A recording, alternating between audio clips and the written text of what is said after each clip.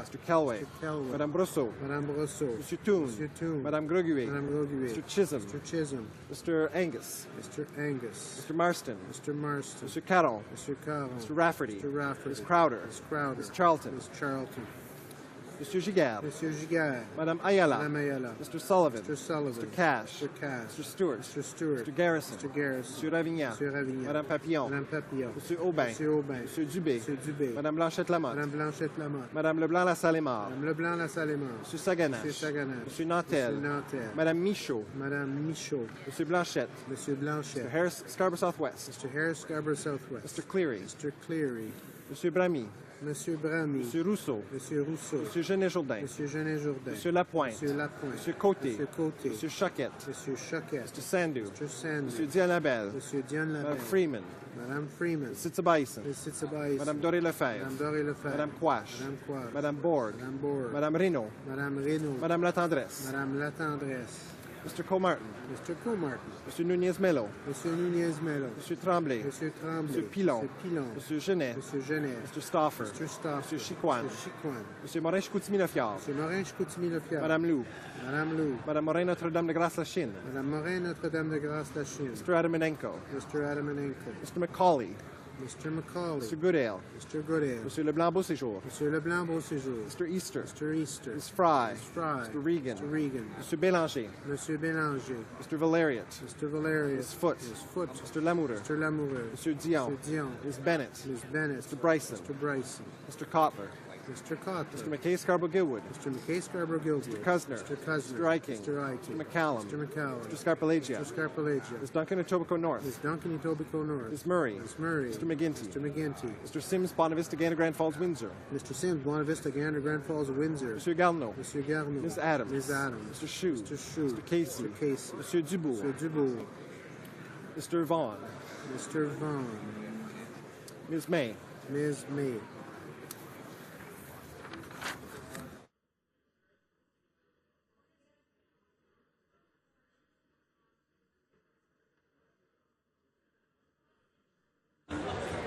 Yeas pour 146, 146. Nays contre 111, 111. I declare the motion carried. Pursuant to Standing Orders 83-4 and 69-1, Mr. Sorensen for Mr. Oliver, seconded by Mr. Van Loan, moves that a bill entitled An Act to Implement Certain Provisions of the Budget tabled in Parliament on April 21st, 2015, and other measures be now read a first time and be printed. This motion is deemed adopted. Reading of this bill, première lecture de ce projet de loi. When shall the bill be read a second time? At the next sitting of the House. Orders of the day, ordre du jour. Orders of the day, government orders, government bill, Senate. Commencing report at report stage. Commencing debate at report stage of Bill S3, Report State Measures Agreement Implementation Act. There being no motions at report stage, the House will now proceed, without debate, to the putting of the question on the motion to concur in the bill at report stage. Monsieur Moore, funny. Mr. Moore of Funded Royal for Ms. Shea, seconded by Mr. Duncan from BC, moves that S3, an act to amend the Coastal Fisheries Protection Act as amended, be concurred in at report stage. The motion. Agreed? Agreed? I declare the motion carried. When shall the bill be read a third time? Right now? Mr. Moore, Fundy Royal, for Mrs. Shea, seconded by Mr. Duncan, Vancouver Island North, moves that Bill S3, an act to amend the Coastal Fisheries Protection Act, be now read a third time and do pass. Debate.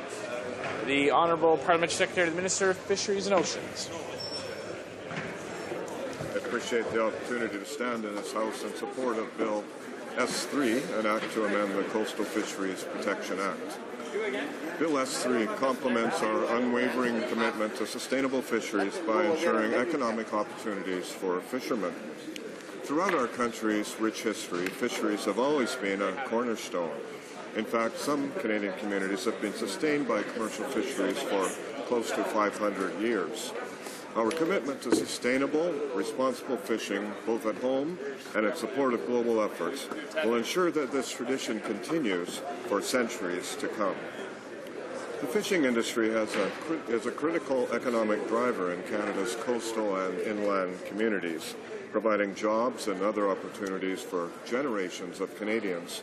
More than 80,000 Canadians earn their living directly from the sea, on inland waters, in processing plants, or in aquaculture operations. The health of this industry is dependent on effective and responsible management of our fisheries. By ensuring sustainable fisheries, our government is investing in the economic prosperity of current and future generations. To support the fisheries, our government conducts extensive research to make informed fisheries management decisions and activities. For example, our fisheries science and the application of the precautionary approach assist in the setting of catch limits for Canada's fisheries. We also ensure that Canadians can have their say. We work as closely as possible with industry and other stakeholders to make sure our strategies and plans are practical and effective to ensure both sustainable fisheries and the maximum economic opportunities for harvesters. We announced as part of Economic Action Plan 2015 funding that will support fisheries, foster trade, protect Canada's environment, and create jobs in small communities. As an example of an investment that will support fisheries research, our government has committed $2 million to the Pacific Salmon Foundation to support the Salish Sea Marine Survival Project. And as a British Columbian, I was very pleased to see that. In addition, our government has also increased the lifetime capital gains exemption to $1 million for owners of fishing businesses, which will keep more money in fishermen's pockets and support the creation of jobs in rural and coastal communities across Canada.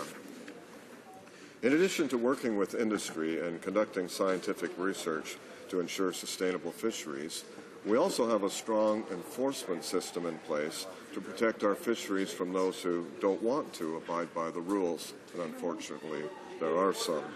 That being said, we know that fish do not stop swimming at the 200 nautical mile limit of the exclusive economic zone, which is why Canada must remain engaged with the international community to ensure global fisheries are managed sustainably. We work with our international partners through regional fisheries management organizations, often called RFMOs, to ensure a consistent, effective approach to the management of straddling and highly migratory fish stocks that traverse Canadian waters and upon which our harvesters rely.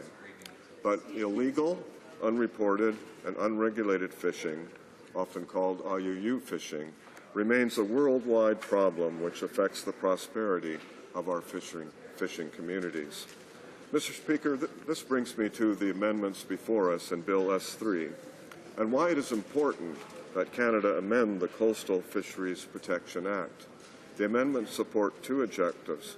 First, strengthening an already robust regime for Canada's ports in order to further close the net on illegal fishing operators. And secondly, by doing that, enabling Canada to ratify and implement the International Port State Measures Agreement. Fish are a major commodity and source of economic opportunity and trade throughout the world. According to the United Nations Food and Agriculture Organization, of the approximately 158 million tons of fish and other aquatic animals that are wild-caught and grown in aquaculture operations each year, 37% are traded in international markets. This is a large share of the total fish production that is going into international trade, especially when compared with 21% of wheat being traded internationally, or only 10% of meat products. The value of the international trade in fish products is almost $130 billion annually. As a major exporter of fisheries products, Canada is inevitably affected by international trends, policies, and enforcement activities of other nations. Canadians are not immune from the economic impacts of illegal fishing on international trade. In fact, around 85% of Canadian fish and seafood products are exported to the tune of over $4 billion annually in export value. Global illegal fishing activities undermine the livelihoods of legitimate fish harvesters, both in Canada and abroad, by distorting prices and profits that legitimate harvesters receive. Our industry has to compete in a global market where illegal fishing activities manipulate international pricing. So we must stand up for our hardworking fish harvesters by supporting the international effort to end illegal fishing. Canada also imports fish and seafood from around the world, and as a responsible fishing nation, we want to make sure that the fish on our plates comes from legal and sustainable sources, from those that respect the environment from which the fish are harvested, and that also respect the rights of the crew on board these vessels. Preventing illegally taken fish and seafood products from entering the market has been a priority for Canadians, and it's also a priority for Canada's key trading partners, such as the European Union and the United States. Making these changes will ensure Canada is on the same page as our key partners in this endeavor. If enforcement on the high seas is lacking in some areas, then strong port state measures ensure nations can take actions in their ports to ensure that illegally harvested fish are not traded. If there is no trade, then there is no profit for the illegal fishing operators. The Port State Measures Agreement creates a global standard for what action should be taken in ports to combat illegal fishing. This new international treaty aims to prevent, deter, and eliminate illegal fishing through the implementation of effective and globally consistent measures, and that's a very important point. In 2009, Canada and other countries approved the Port State Measures Agreement that had been negotiated at the Food and Agriculture Organization of the United Nations. The goal of this treaty is to make it extremely difficult and ideally impossible for a fishing vessel to land and profit from any illegal catch.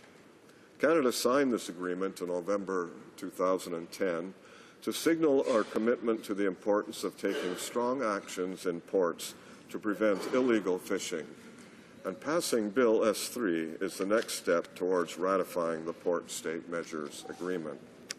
11 countries have already ratified or otherwise become party to the treaty, and another 16, including Canada, have indicated they intend to become parties as well.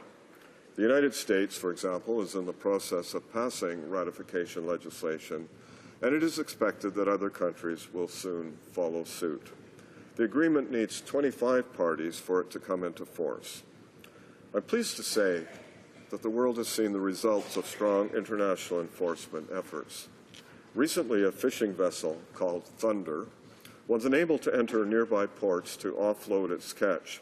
It had been identified as possibly fishing illegally in the Southern Ocean off Antarctica, and countries in West Africa, a long ways away, agreed to take action once it tried to enter their ports. Facing few alternatives, the vessel was seemingly abandoned by the crew. It's important to note that Canada already has a robust system in place to manage foreign fishing vessels. The Coastal Fisheries Protection Act and its regulations contain a range of prohibitions and controls in relation to foreign fishing vessels entering Canadian fishing waters and ports. But in order to ratify the Port State Measures Agreement, Bill S3 proposes some amendments to the Coastal Fisheries Protection Act to further strengthen these important controls. There are three major groups of amendments to the Coastal Fisheries Protection Act that are proposed here in Bill S3. First, the amendments ensure that Canada has clear authorities in relation to inspecting, searching, and seizing, and other enforcement activities when a foreign vessel is directed to enter a Canadian port by its flag state for enforcement purposes. The Port State Measures Agreement normally requires that fishing vessels engaged in or supporting illegal fishing should be prevented from entering a port, in the case of the Thunder, for example. But there are occasions when a flag state might need help with enforcement. As a strong and responsible fishing nation, we do not want to encourage moving the problem to other jurisdictions. However, our current rules under our current Coastal Fisheries Protection Act require a ship to voluntarily apply for a license to enter Canadian waters. In the case of a ship being directed to port by a flag state for enforcement purposes, it's highly unlikely that it would wish to apply voluntarily for a license. This bill before us today will resolve this issue by allowing a vessel into port for enforcement purposes at the request of the flag state. Secondly, fisheries enforcement relies on sharing information with other appropriate legal authorities.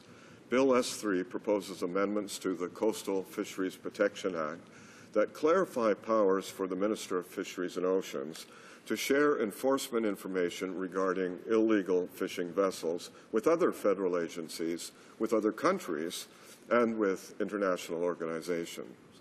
This information sharing will allow countries to recognize offenders and take action to protect their fisheries and marketplaces.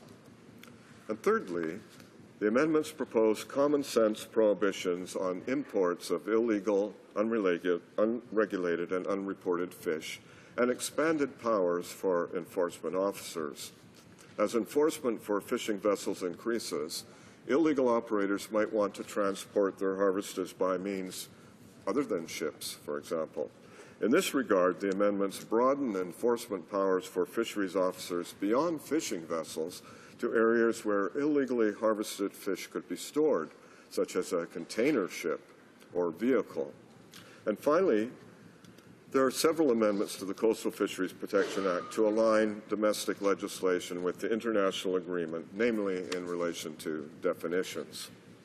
And furthermore, during the study of the bill in committee, additional technical amendments to Bill S3 were proposed to further strengthen it. As to the first new amendment that was introduced, it enables Canada to make regulations that could specify documentation requirements for imports of fish and seafood products from fisheries management organizations to which Canada is not a party. These amendments will protect the Canadian marketplace from illegally harvested seafood in parts of the world where Canada does not fish, but from which we import. If a regional fisheries management organization in another corner of the world implements new certification measures for fish we import, we will also be able to require this documentation. This change will further strengthen our import controls and support our international partners. As to the second committee amendment, it's a technical clarification to the amendments to ensure that seafood that is being seized will not be required to be returned to the offender upon conviction. Mr. Speaker, it's clear that countries have to cooperate to manage fisheries and oceans resources. Regional fisheries management organizations have been established to meet this challenge. These organizations present a realistic means of governing fish stocks that occur either as straddling or shared stocks between zones of national jurisdiction or between these zones and the high seas. Regional fisheries management organizations apply global standards for the conservation and management of fish stocks. Canada is active in several regional fisheries management organizations and constantly promotes science-based decision-making and the precautionary approach. As I have stated, Mr. Speaker, the Port State Measures Agreement has introduced no new global standards for the fight against illegal fishing. Regional fisheries management organizations are aligning their port state measures with the agreement as part of their overall fisheries management. In addition, some of these organizations are now developing trade tracking systems, such as mandatory catch documents for key species like tuna. Canada can continue to play a leadership role in these organizations by ensuring our domestic port state measures set an example for other responsible fishing nations worldwide. Canadian communities have a large stake in our fisheries and in the health of our fish and seafood exports. Strong port state measures are one tool in the fight against illegal fishing, but we must and will remain vigilant on all fronts. Canada is recognized as a global expert in the areas of intelligence-led enforcement and the use of advanced techniques, including forensic analysis. And Canada is committed to working with other countries to share our technical expertise to build global capacity to fight illegal fishing. When we work to combat illegal fishing that takes place elsewhere in the world, it has far-reaching positive effects here in Canada in the long term. Mr. Speaker, Our government is committed to protecting Canadians' interests at home and on the world stage. We need to ensure that the responsible harvesters who play by the rules and compete in the global marketplace are on a level playing field. This bill, along with the additional amendments presented in the committee report to the Coastal Fisheries Protection Act that are before us, will strengthen our ability to protect fishermen's interests. This bill ensures we have a consistent framework in place to work in collaboration with other responsible fishing nations to fight illegal fishing. So I'm proud to be part of a government that is taking action against this global problem and one that stands up for fishermen here at home. Thank you, Mr. Speaker. Questions and comments? The Honourable Member for New Westminster, Coquitlam. Thank you, Mr. Speaker, and I listened to my colleague with interest, and he talked about Canada's, the government's commitment to protecting Canada at home and on the world stage in terms of our fishery and strengthening our fishery. And I want to ask the member then, why has the government gutted our Fisheries Act and not only done this through separately, which should normally be handled through a committee and looked at separately, but done this through an omnibus budget bill? So I'm very concerned about how that was done and how it was specifically the government went after a specific section of the government of the Fisheries Act, as well as also the government has cut resources to DFO, especially to habitat and to science. And why hasn't the government implemented the 75 recommendations from the Cohen inquiry, where the government spent nearly $30 million on doing this inquiry? And I remember this inquiry well because when I first was running, this was a huge issue in my riding and on the West Coast. We had just had a collapse of the sockeye salmon, and that was almost 6 years ago, and we have had no action from the government on the 75 recommendations. I'd like to hear from the government or the Parliamentary Secretary on that, Mr. Speaker. The Honourable Parliamentary Secretary for Fisheries and Oceans. Well, thank you, Mr. Speaker, and it won't surprise the member to know that I disagree with the premise of, I think, all of those questions. With respect to the Fisheries Act, we put in place some common sense provisions to focus on the fish and the habitat that supports them as well. And in fact, as we've introduced these new changes and developed the policies and structure around those changes, I think it's going very well. I encourage him to speak to some people that are working on the ground.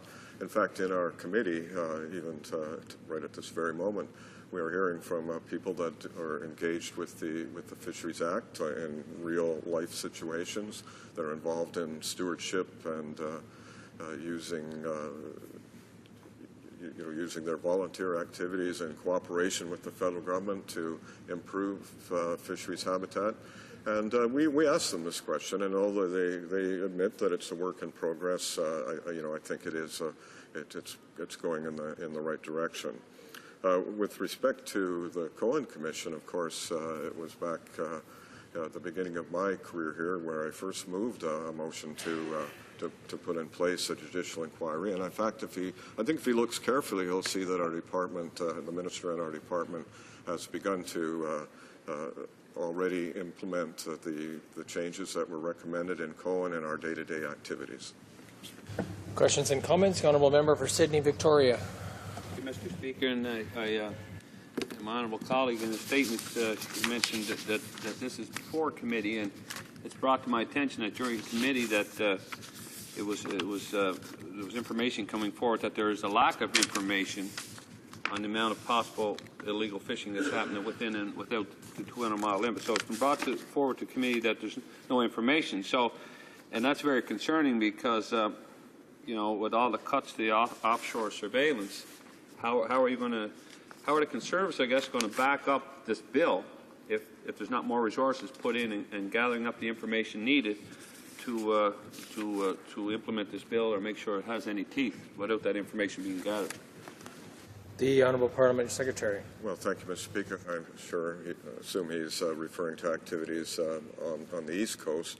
And in fact, we are still a very important partner in NAFO, and we make a very large commitment to the enforcement activities off of the East Coast. And in fact, although there was some streamlining involved there because we needed one less vessel, we are still engaged in all still very effective enforcement activities. And if he looks at the results, he'll see that over the years, the number of serious infractions has considerably been reduced as we've been involved in that activities. And so we have no concerns about the ability to enforce these changes that are presented in this Act. Questions and comments? The honourable member for Gaspésie et La Madeleine. Secretary, for his presentation. It's a bill that's worthy of support, certainly. But there are some questions, and they were raised at committee. And I do want to raise the one point that he raised during his speech, that currently ships need to voluntarily request a license to be able to come to Canadian port. And with this bill, we could in fact react to a flag state making that same request of a ship that's possibly carrying illegally fished product. I'd like to ask the parliamentary secretary, how often does a flag state actually ask Canada to inspect one of its ships? It strikes me from the reports that were brought to committee that this is something that doesn't happen ever, or if it does, it's extremely infrequent. So what will this bill actually do regarding bringing ships to our ports for inspections? The Honourable Parliamentary Secretary. Well, technically what this bill does is provide authorization for the minister to allow these these ships into port, even if they have not voluntarily applied. So if the flag state hears from whatever sources, international organizations, for example, or perhaps an RFMO, that this particular vessel that flies their flag is engaged in illegal activity, and that state wants that vessel into port.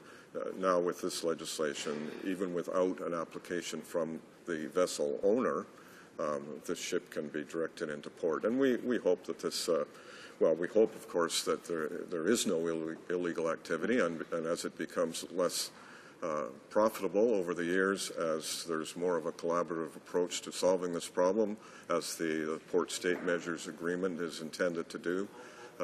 We hope that there isn't any illegal activity, but this, in those, I hope, rare cases where a vessel is identified, this will allow that vessel to come into port and be involved in enforcement activities here in Canada. Questions and comments. The Honourable Member for Charlebourg-Haute-Saint-Charles. Thank you, Mr. Speaker. Canadians trust the Leader of the NDP to ensure the proper management of the economy while protecting the environment. Now, IUU fishing harms the economy and also fisheries in Canada. Can the Secretary of the Parliamentary Secretary explain why this bill was not presented in the House of Commons but in the Senate instead? Secretary. Well, thank you, Mr. Speaker. I know they have some aversion to the Senate over there, but it is part of the Parliament of Canada, and bills are introduced in both places, and they have to be considered in both places wherever they're introduced. So, and in fact, this bill was originally introduced as Bill S13, and made it most of the way through the process before having to be reintroduced as Bill S3, and so we're pleased by it, and we're pleased for the support of the NDP on this bill as well. Questions and comments. The Honourable Member for Chicoutimi-Le-Fjord.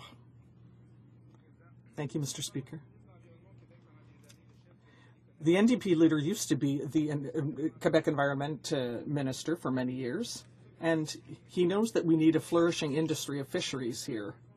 So what is the Conservative government going to do to stop illegal, unreported, and unregulated fishing? Because this bill is a step in the direction, certainly, but it's not going to completely prevent IUU fishing. Parliament Secretary. Well, thank you, Mr. Speaker, and I thank my colleague for the question. I suppose it's difficult to argue with that point. It is difficult to stop illegal, unregulated, and unauthorized fishing, and the only hope of stopping that is to have a global approach to it, and that is the approach that Canada is taking. It's a relatively small problem within Canadian jurisdiction, but it is a large problem around the world. And if we can, if the nations around the world can make it difficult or impossible for these illegal operators to land their fish and then sell it, then I think you'll see that we're going to make some very serious progress on this. Thank you. Reprise de débat. Resuming debate, the honourable member for Gaspésie, Île-de-la-Madeleine. Thank you, Mr. Speaker. Thank you. I'm very pleased today to rise to expose my ideas and to speak to Bill S3. As the Parliamentary Secretary said, this is an act to amend the Coastal Fisheries Protection Act, otherwise known as the Port State Measures Agreement. I would simply like to begin because we're not talking about protecting coastal fisheries as such, but instead the control of fisheries that are illegal, unregulated, and unreported. Now, this is a very good thing. I think that the bill is a step in the right direction, and it certainly deserves our support. It is high time that for this to be done. As the Parliamentary Secretary said, a number of aspects of these bills have already been put forward by the United Nations, some time ago, in fact, and so we should be able to ratify the UN convention with this, and that really puts a smile on my face, because I'm very grateful that the government is doing this, because it seldom thinks of the UN when it is developing legislation. So I'm very happy that it's going to be supporting an international agreement, because the Conservative government does not seem to be very favorable to UN agreements, whereas we on this side take them very seriously. Now, before getting into my topic, I just want to point out an answer given by the Parliamentary Secretary with regard to vessels that come into our ports, whether it be in the past or today. Vessels must do this voluntarily, and under this bill, it is true that the minister would have discretionary power to authorize an inspection, but once again, this is only if the state in question, the state which licensed the vessel, gives its approval and makes the application at the outset. So it's not just a question of ministerial discretion. It's that the foreign country has to authorize such inspection. And according to the testimony we heard in committee regarding this bill, it is extremely rare that a country calls for authorization to have Canada inspect a vessel with regard to illegal fishing, and I don't see anything in this bill that is going to improve the situation. This was mentioned, and it's true that illegal fishing in Canada is pretty much under control, but the problem is in Canadian regions where they go beyond the 200-mile limit. I'm thinking of the Grand Banks east of Newfoundland, which are beyond the 200-mile economic exclusion zone, and Canada doesn't really have the power to monitor these vessels and to prevent them from fishing illegally.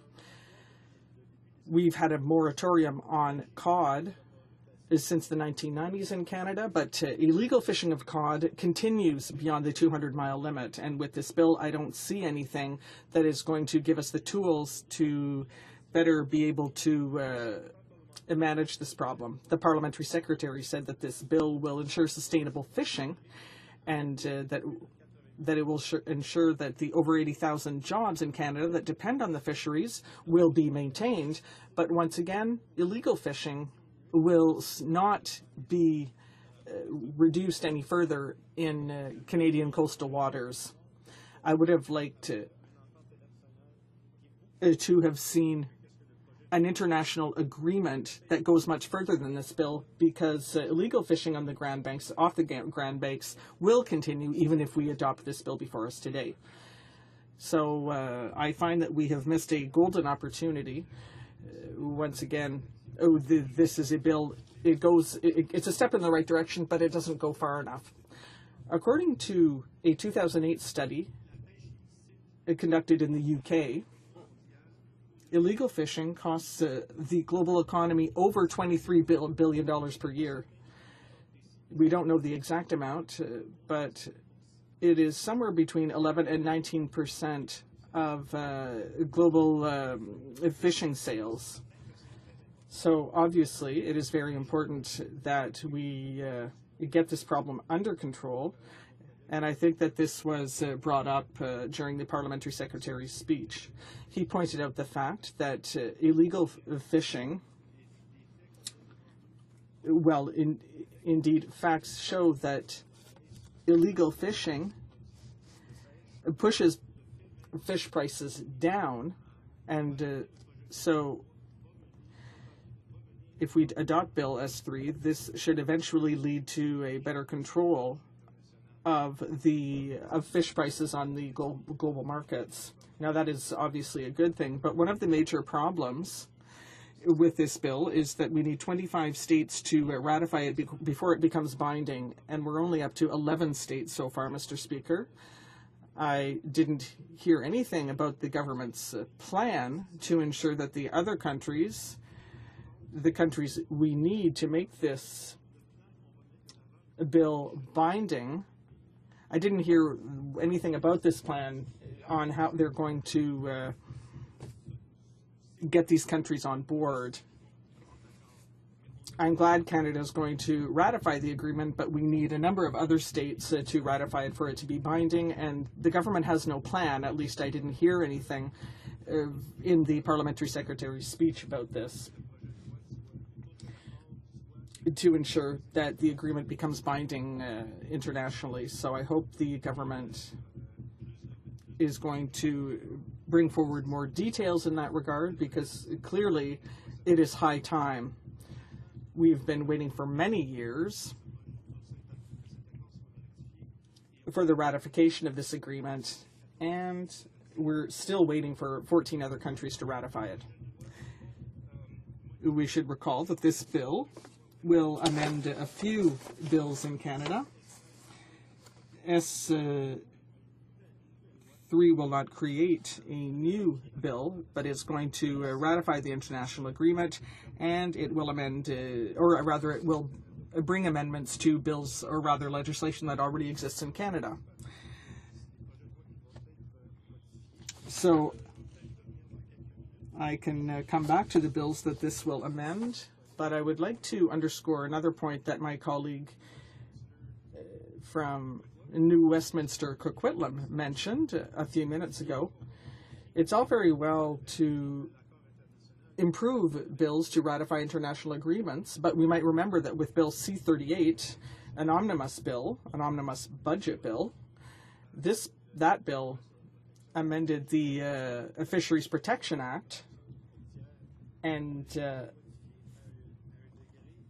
they were amended so much that we are actually wondering whether the government intends to protect the environment and the fisheries industry. It is clear that with the amendments we saw in Bill C-38, we're at the point where the federal government is simply abdicating its responsibilities to protect the fishing industry. So when I hear from the government side that with Bill S3 we're going to ensure sustainable fishing, well, I have a lot of trouble believing that Canada can ensure sustainable fishing if we're at the point where we can inventory the state of the species in question. This was mentioned during the debate in committee. It was pointed out that the bill has not fixed the problem, the fact that DFO has saw its budget cut extensively, and we're talking about oversight. That's really the crux of the matter with S3.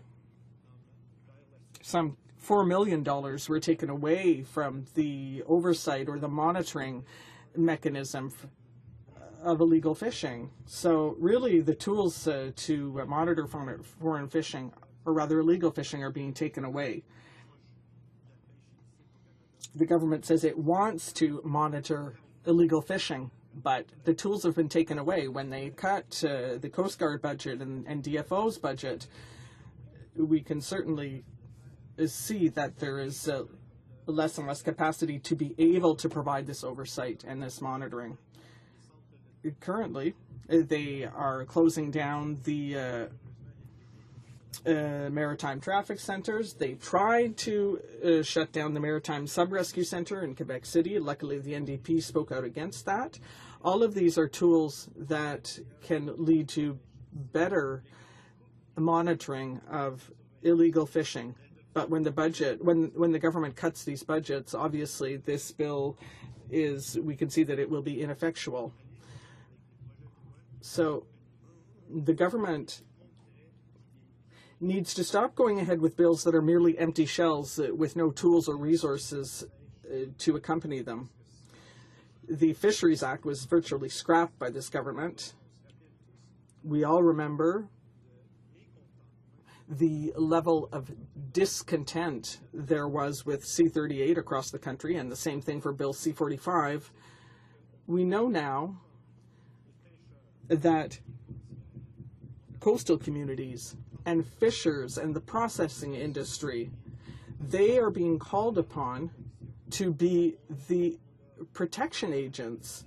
They're being mandated to do the work that the Department of Fisheries and Oceans is supposed to do. These people,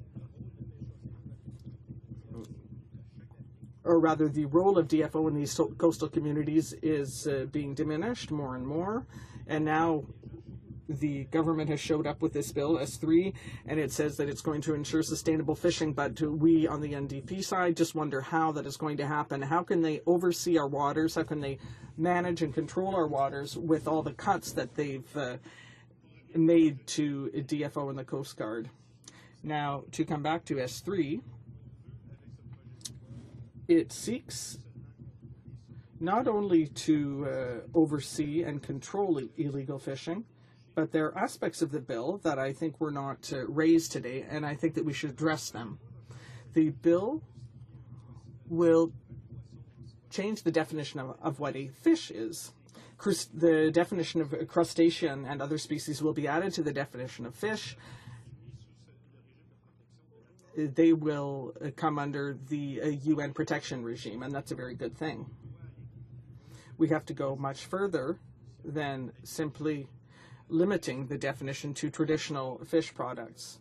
We're not in the 1980s anymore when virtually only cod was being fished. Crustaceans have become more and more popular on the global market, and I think that the government is right to build on this definition to broaden the scope of the bill. But once again, where is the support for this? Where are the resources? When we talk about the protection regime, if we want to protect the shellfish and crustacean industry in Canada, we might remember this year the coastal communities had a great deal of difficulty because of the very harsh winter that they experienced, and unfortunately the Canadian Coast Guard was much less present. The icebreakers were not as available to help the coastal communities to prepare for their fishing season. And that is why in Eastern Canada there were major delays with the beginning of the fishing season, and this will have an impact on the profitability of this industry and for many, many fishers. Obviously, we can control illegal fishing as much as we want, but if the market is already saturated with products, legal products from other countries, well, then we're going to have difficulty competing on global markets. Bill S3 supposedly enhances the protection of legal fisheries, but we need tools on site, on the ground, so that the fishers can take advantage of them. I am just wondering why this government believes that with a bill like this one, Why does the government think that it is helping out the coastal communities? Today, even as I speak on the Magdalen Islands, the fishers find that DFO has not consulted with the fishers enough. And I hear this over and over again from my constituents. Consultation basically doesn't happen anymore. Now, this bill was the object of consultations, but, you know, for example, we saw the Standing Committee on Fisheries and Oceans. It had the opportunity to study this bill, and it heard from witnesses who testified, who expressed their viewpoints on this bill, and that's a very good thing.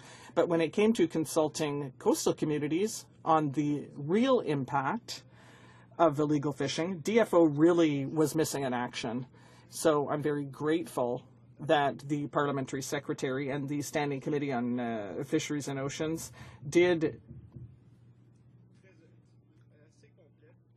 study the bill before us today very extensively, but I would like it to go much further when the Parliamentary Committee is called upon to debate the impact on the other impacts, or rather on the other amendments of bills introduced in Canada. Well, I'm just thinking of the amendment that was brought to Bill C-38 and to Bill C-45 as well. Coming back to the bill before us, let's remember that on the world market, on the global market, we're talking about a $130 billion industry. The fisheries are a huge business, but illegal fishing is almost inexistent in Ottawa, non-existent. And when I think of the testimony we heard at committee when the question was asked of departmental officials, they were unable to answer us. And they weren't able to say what kind of illegal fishery exists in Canada because they don't have the facts. If I understood correctly, it's really because there's a lack of surveillance. So the bill's going to have a lot of difficulty improving our surveillance capacity and putting a number on illegal fisheries in Canada if there aren't any resources on the front lines really doing the work and studying what illegal fishery exists. So it's all well and good to say that the government, or the minister rather, will have discretionary powers, but it always requires a boat to be out there doing surveillance if Canada is going to be able to go and do this and search a vessel that's suspected of having been guilty of illegal fisheries. So it's a bill that kind of goes in circles. And I would have liked to have seen measures in the bill that would be much more beneficial directly to the fishery. And I want to emphasize the testimony of a representative from the Ministry, or the Department of Fisheries and Oceans, Mr. Alan McLean. That was on the 12th of March, 2015, so quite recently, when a question was asked when a member from the NDP asked, and it's in English, I will quote it. Illegally caught fish from coming into Canada. Do you have any estimates on how much fish is coming into Canada, or any idea of what kind of problem it is, or the extent of this problem? La réponse de Mr. Rosser's answer was? Excuse me. It's hard to be certain about the level of illegal activity. Encore une fois. So once again, the department's simply not in a position to tell us of what the problem is. Today we're talking about a bill, we're discussing a bill that the Parliamentary Committee took a lot of time to study. And the department itself cannot answer the simple question, what is the scale and scope of this problem in Canada? They don't even know. It's important to ratify United Nations agreements, and I'm glad that the federal government, Conservative government, is going to ratify this agreement, because I think they really have a problem, generally speaking, with UN agreements. So we're going to support this bill, but I wonder if the federal government does not even know what the scope of the problem is. Would this not be the time to launch an investigation? Should we not improve the resources that DFO has so that they can do the work they're being asked to do with this bill? They have seen a drastic cut in their budget for surveillance, for maintenance. They've been cut back in terms of search and rescue centers. We should increase their budget, Mr. Speaker. We're putting sailors' lives and mariners' lives at risk, and we're risking the value of the fishery if we reduce the amount of money that DFO has access to. But this is a good first step, this bill. We're headed in the right direction, but the government really needs to start investing in the fisheries and not just passing bills that are empty shells. For Sydney, Victoria. Well, thank you, Mr. Speaker, and I thank my colleague for his speech in the House about this important matter. I got two questions for him, I guess, pertaining to the committee. And one is, he mentioned quite a bit about the committee seemed to have a hard time trying to get the scale and scope of what's happening out there with illegal fishing. What was the problem there? Was there was it a lack of witnesses, or a lack of the witnesses didn't have the knowledge? And did you ask any international witnesses to come forward? And my second question would be more, why is it taking so long for this bill to finally come forward? Has the committee been pushing this over the years to get it? Because it seems like this could have been done a long time ago, because other countries seem to be ahead of us. Honourable member for Gaspésie, Île de la Madeleine.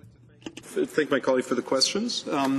Certainly, if I start with the last question, the committee could have moved this forward. We remember that this bill was initially presented to the House as Bill S13, but due to prorogation, the bill died on the order paper. Certainly, when it comes to ratifying international agreements, we should be more timely. I think it would be best to ask the parliamentary secretary why the government hasn't been more forthcoming in bringing these bills forward. But I'd also like to bring back his first question, how it can be that fisheries and oceans, when they're brought to the committee and they testify and they're asked direct questions on the impact of this bill and the value of illegal fishing in this country, that fisheries and oceans cannot answer that question is abhorrent. It's unfathomable to me that our ministries do not have the resources at their disposal to be able to know the state of the fisheries in Canada. If we ask them specific questions, they should be able to come up with specific answers. To this date, they still have not. I'm still waiting, and I would love to hear from the government more precision regarding fisheries activities in this country, because I know that they've gutted the Fisheries Act, and I know they've gutted resources to the ministry. It's about time that they start investing. Questions and comments? The honourable member for New Westminster Coquitlam. Thank you, Mr. Speaker, and I listened to my colleague make some excellent points about this bill, and while we are, and he acknowledged, we're supporting, and it is a small step in the right direction, he listed quite a few concerns in terms of illegal fishing, what our government is doing, and what could be done, including increased surveillance and the lack of surveillance that we currently have. And he talked about the cuts to the Coast Guard. And certainly on the West Coast, we've lost, in the busiest port in the country, we've lost the Kitsilano Coast Guard Station, shut down. He also pointed out the Marine Communication and Traffic Service centers being shut down on the West Coast again. We've had 5, consolidated down to 2. We've lost 3.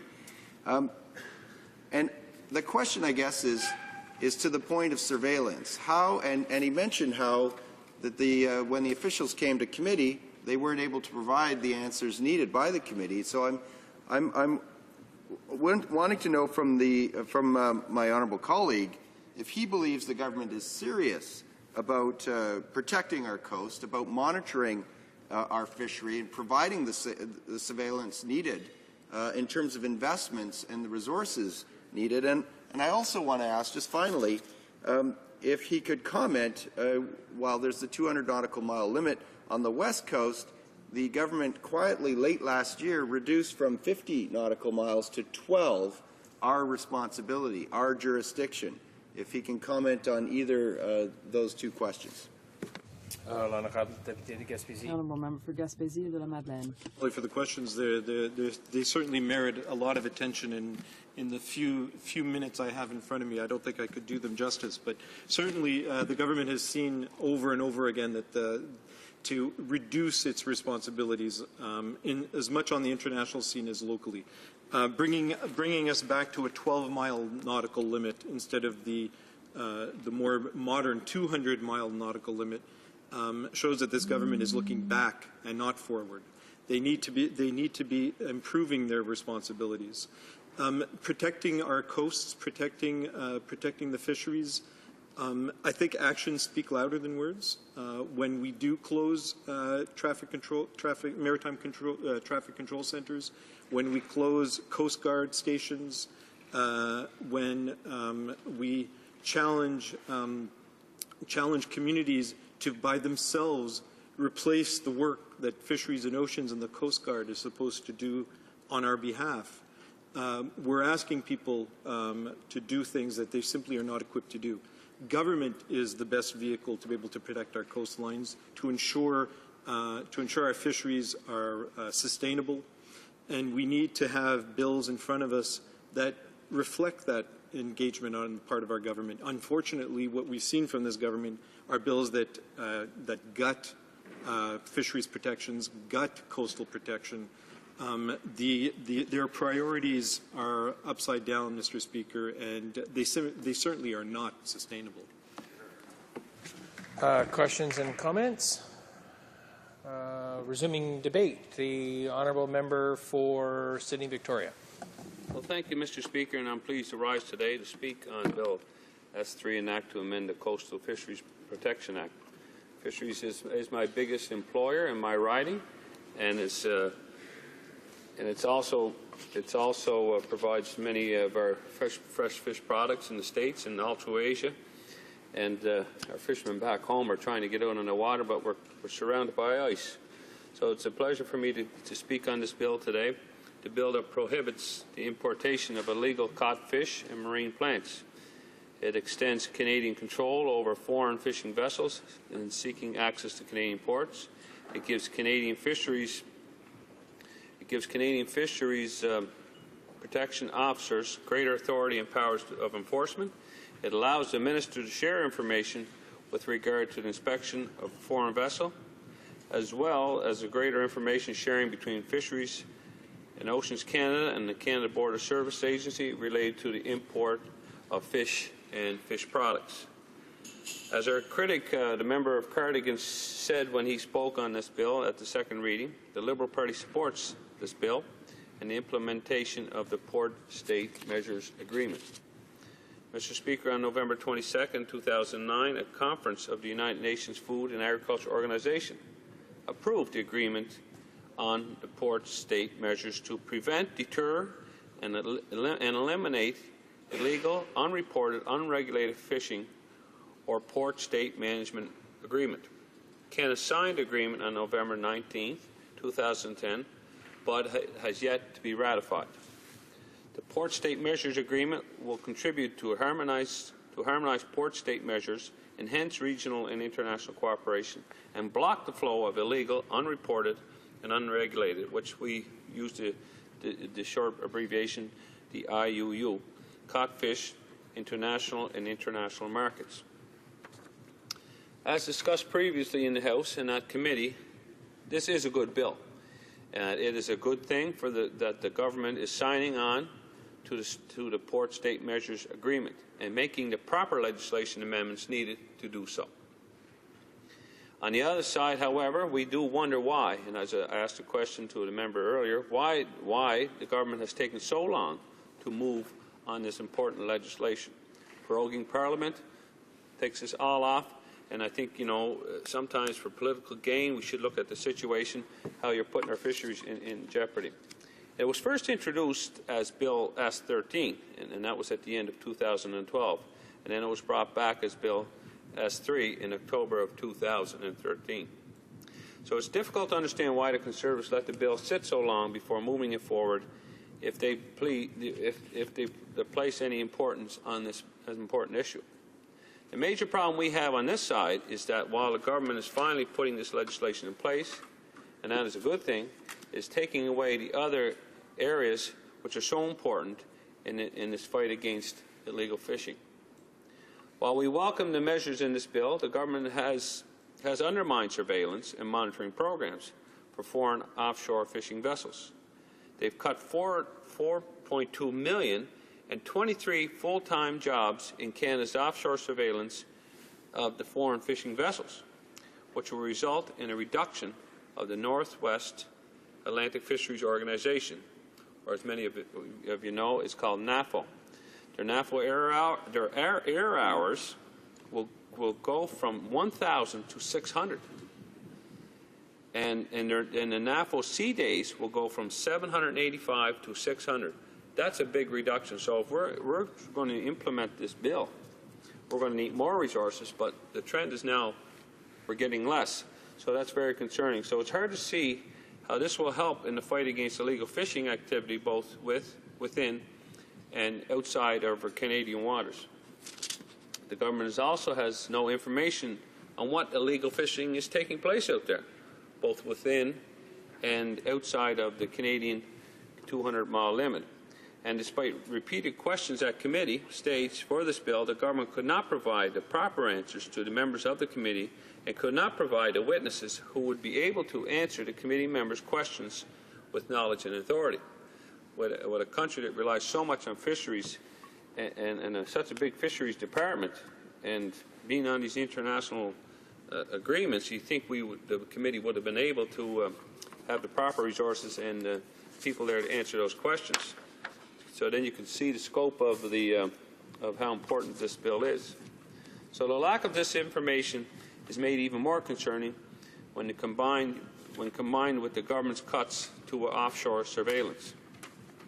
These are serious concerns, and the issue of illegal fishing inside or outside waters and illegally caught fish entering this country are very serious issues. I wish the government would take these things more seriously and have the proper answers as to what kind of activity is taking place and what is going on in these areas. Members of this House and Canadians deserve answers to questions like this. We're all here to represent people who sent us to the House of Commons, and if the people in our ridings depend on fishery, they deserve to have more answers. As I stated before, in communities also in northern Cape Breton I represent, it's a lifeline. I mean, tourism is important in our area, but fishing is the mainstay, and it was always the mainstay, and that's why people originally came to Cape Breton, was for the fish. Before the coal and steel, the fish was the thing, and it came for the ground fish. And now the shellfish, whether it's a crab, lobster, or shrimp, these are the big fisheries now in our area. And the fish move. So when they're moving in and out, and people are catching them offshore, it's a problem. People involved in the fishing industry and all those concerned with illegal fishing activity deserve to have the answers. If the government has some details on these questions, perhaps they could provide them to the members here today. Just how much illegal fishing activity is taking place in Canadian waters, and how much is happening outside the 200-mile limit? I was very concerned with some of the members bringing up how our surveillance is getting shorter, the limit out there, than expanding. So how much illegally caught fish and seafood enter into our ports? These figures are very important to the members of the House and anyone involved in the fisheries. So if the government could shed some light on that, it would be much appreciated. So as long as I have been in this House, Mr. Speaker, I've been involved in the fisheries, representing men and women who are living in our area. When you look at my area in northern Cape Breton, there's at least 20 fishing communities from Pleasant Bay all the way to New Waterford. And they fish right outside there. And the average community is probably have 25 lobster boats, but they also catch crab. They also catch some ground fish. They catch some halibut. So you know, and plus, I think we have 4 fishing plants there. And, you know, you take everybody that's involved, whether it's the skippers on the boat or the helpers or the guys and girls who are on the wharf sorting their lobsters, the people are bringing ice, people are the truck drivers. It's very, very important. Like when you look at the area that I represent in Cape Breton, how important fisheries is. So all of these fishers, and you know, they employ thousands. You know, others in Cape Breton, for instance, rely on that. Whether the fishermen are buying trucks in the area, or you know, whether they're buying rope. We have a rope manufacturer plant in Cape Breton, so it's more than what you see down at the harbor or at the port. There's more of an impact directly and indirectly from all those jobs in the fisheries. I mean, it was such a big thing for us at that time to get the 200-mile limit, but now we have to go one step further. You know, we catch mackerel in our area. Well, mackerel swim. They go outside the 200-mile limit. They come back, and if they're getting caught out there, we're not going to catch them inside. So we use them, you know, not only for eating, but they're used for bait. So sometimes it can be hard to get people in this part of the country, in central Canada, and the west. Sometimes, you know, that are thousands of miles away from our coast to fully understand just how important fisheries is to us down home. And many come down there for, you know, during our tourist season, and they can see it. And we appreciate when they come down to the East Coast and see not only our beauty, but how our small fishing communities. And it's not by coincidence we still have those small fishing communities. It's part of what was installed years ago by the late Romeo LeBlanc when he set up the quota system and the owner-operator system. Those are key pillars to our fishing communities. So sometimes, you know, we got to look at that. It's a major economic driver, not only in my province, my riding, Atlantic Canada, and you know what? It's very important to all Canada, as you can see. So we produce some of the best seafood products in the world down home, and it's very concerning that if there's any illegal fishing taking place, which could be contributing to lower prices of their products or weakening for demand at home or abroad. See, it's not only taking the fish away, but it's dumping them on markets and bringing the prices down. Now, the government made some amendments at committee, some needed amendments, which brought this bill in line with what it sets out to do. So I would like the government side to maybe clarify that the fines set out in their amendments and in this bill put a cap for fines and punishments at least $500,000 upon conviction, or if they can impose heavier fines if needed. The members of the Fisheries Committee tried to get these answers, and since the government was unable to let the committee hear from any legal experts on this, I'm sure that they have gotten the proper legal opinion since last week at the committee, you know, to get these answers. So it's fine great, you know, to catch somebody, but we, you know, what's going to deter them? There has to be major fines. For example, if the amount of illegal caught fish, imagine if the amount of fish caught was in the millions of dollars. So it's like catching somebody speeding. They could be doing it all the time. So if the catch is $1 million, so those convicted have millions of dollars in capital, a fine of $500,000 might not even be enough to deter them from doing it again. So, you know, it's one thing to catch somebody. You're going to have the surveillance and people there to catch them. Well, then when they get caught, there has to be a quick process till they get major fines, and you know, to get blacklisted, you know, around the world for illegally catching these fish.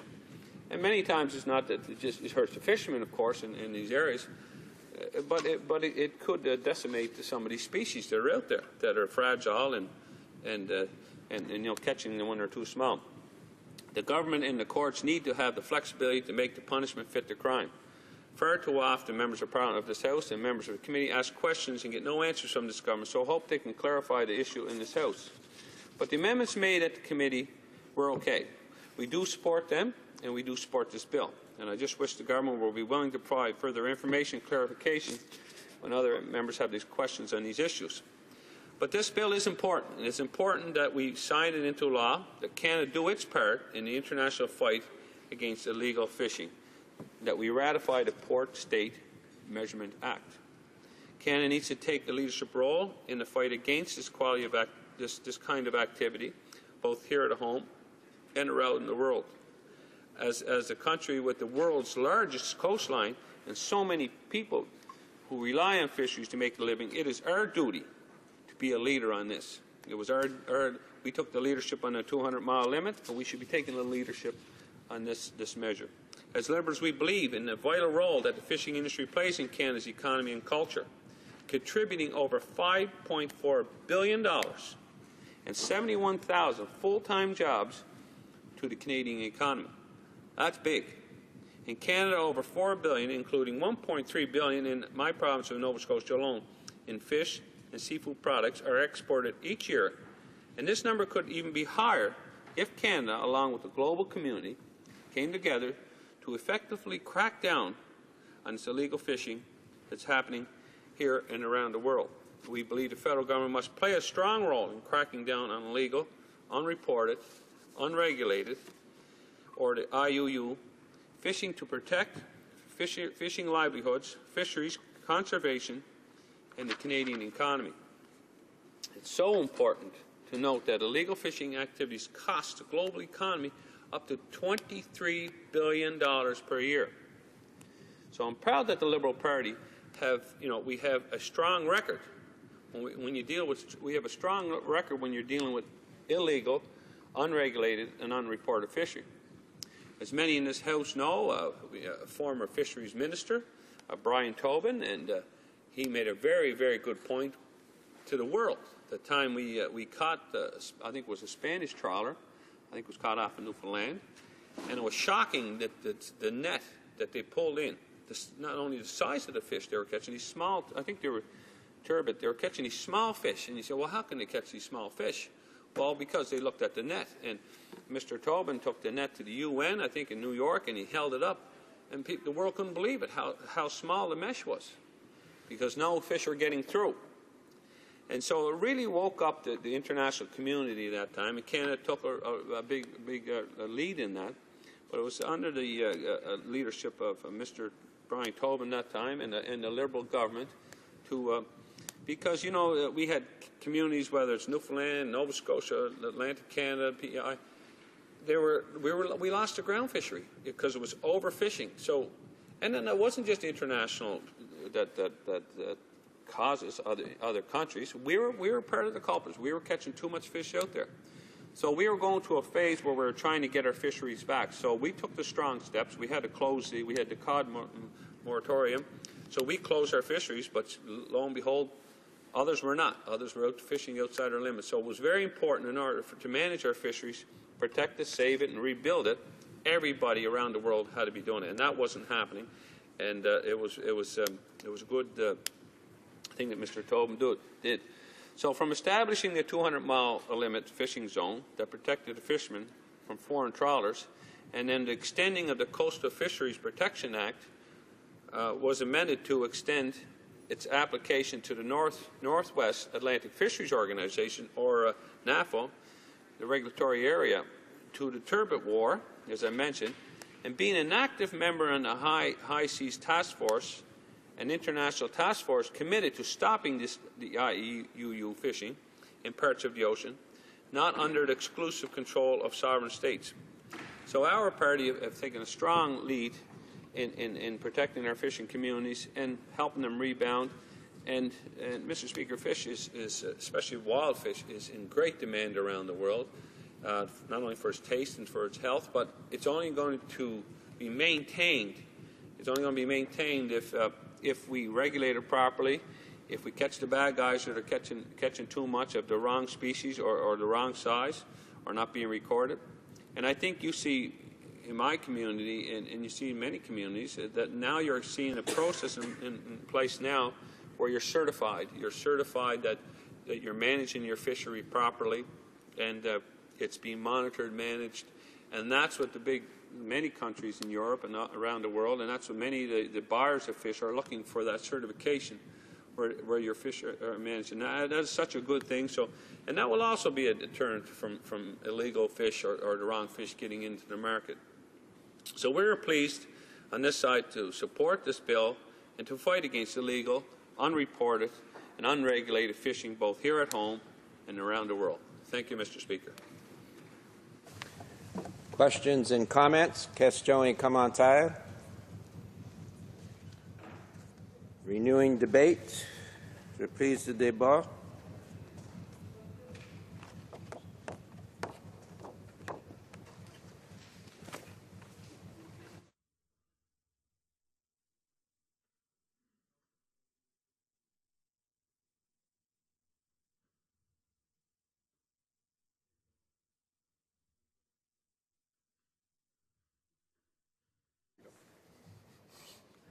The Honourable Parliamentary Secretary to the Minister of Agriculture. Thank you, Mr. Speaker. I'm certainly pleased to be here today to speak on this important piece of legislation, Bill S3, an act to amend the Coastal Fisheries Protection Act. And Mr. Speaker, as it has been stated by my honourable colleagues, illegal, unreported and unregulated fishing is a very serious problem both around the world and here at home. It is one of the main impediments to the achievement of sustainable fisheries worldwide, and it depresses the market prices for our fisheries exports. As a Nova Scotian, former chair of the Fishery Committee, I understand the critical importance of our fishing industry and the role that it plays in our economy both at the local level and nationally. Hard-working, law-abiding fishermen are committed to ensuring that Canada's marine resources are sustainably harvested and continue to be available for future generations. We invest in extensive fisheries science to monitor the status of fisheries and make decisions on how much catch can be allowed in a given season to ensure the health of the fishery. However, those vessels that undertake illegal fishing operations have no regard for the sustainability of the fisheries they target.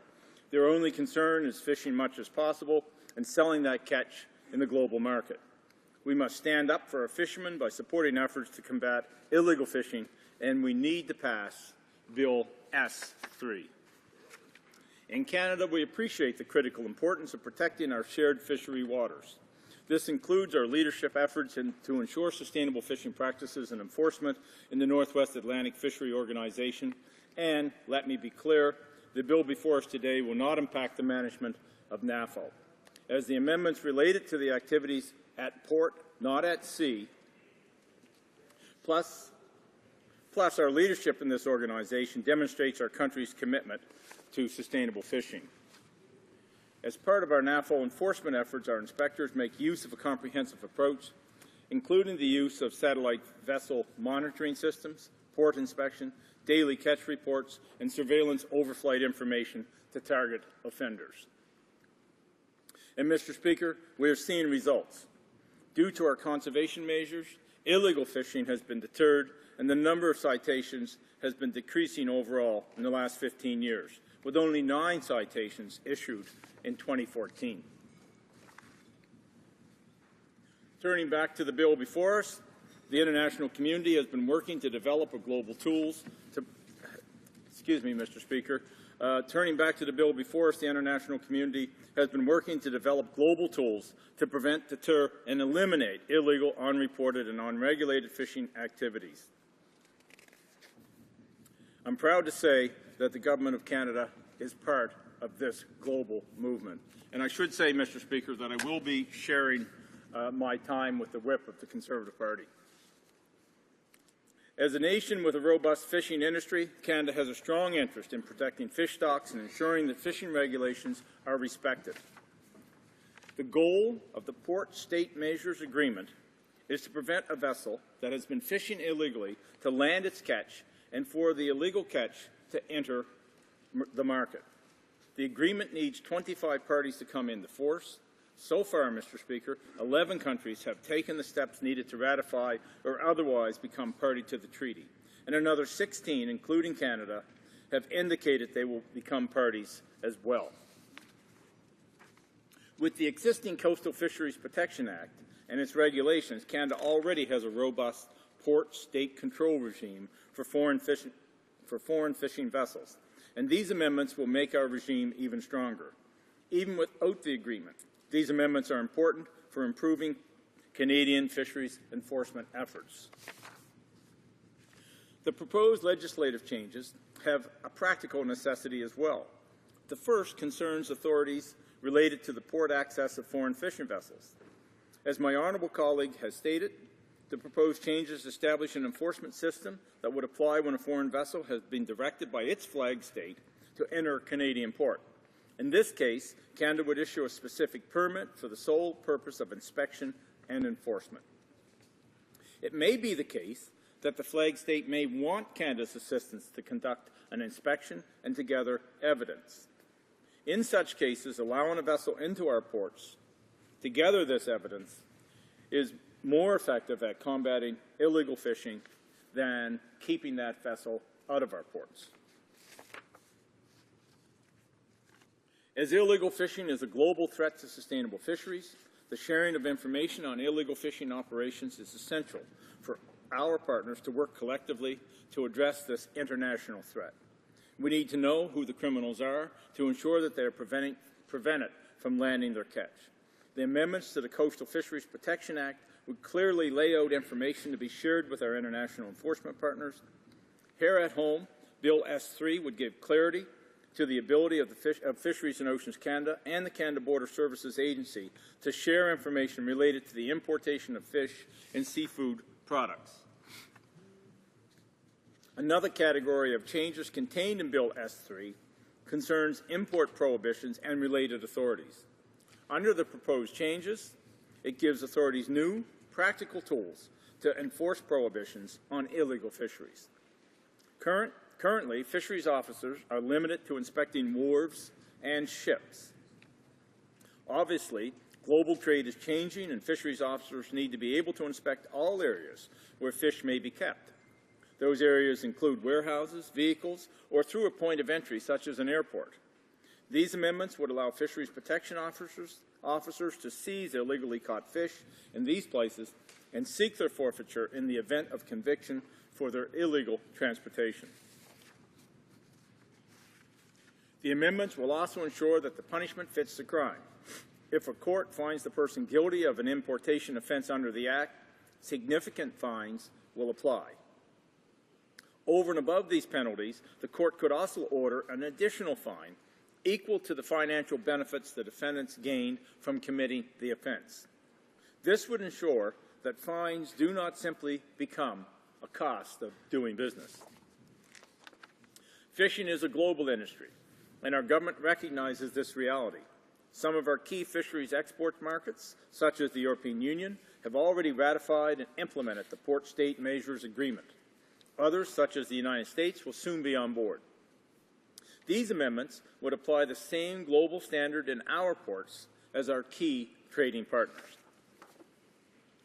In conclusion, Bill S3 will strengthen the Coastal Fisheries Protection Act, aligning it with the new global standard articulated in the Port State Measures Agreement as part of meeting our international obligations. The bill would allow us to protect the livelihoods of legitimate fish harvesters in Canada more effectively by limiting the amount of illegal fish that enters the world markets and that undermine the profits of responsible, law-abiding fish harvesters. Our government is committed to ensuring sustainable fisheries and maximizing economic opportunities for our harvesters. Part of that commitment is supporting the global fight against illegal fishing. Mr. Speaker, in closing, I urge all honourable members to join me in supporting these critical amendments to the Coastal Fisheries Protecting Act.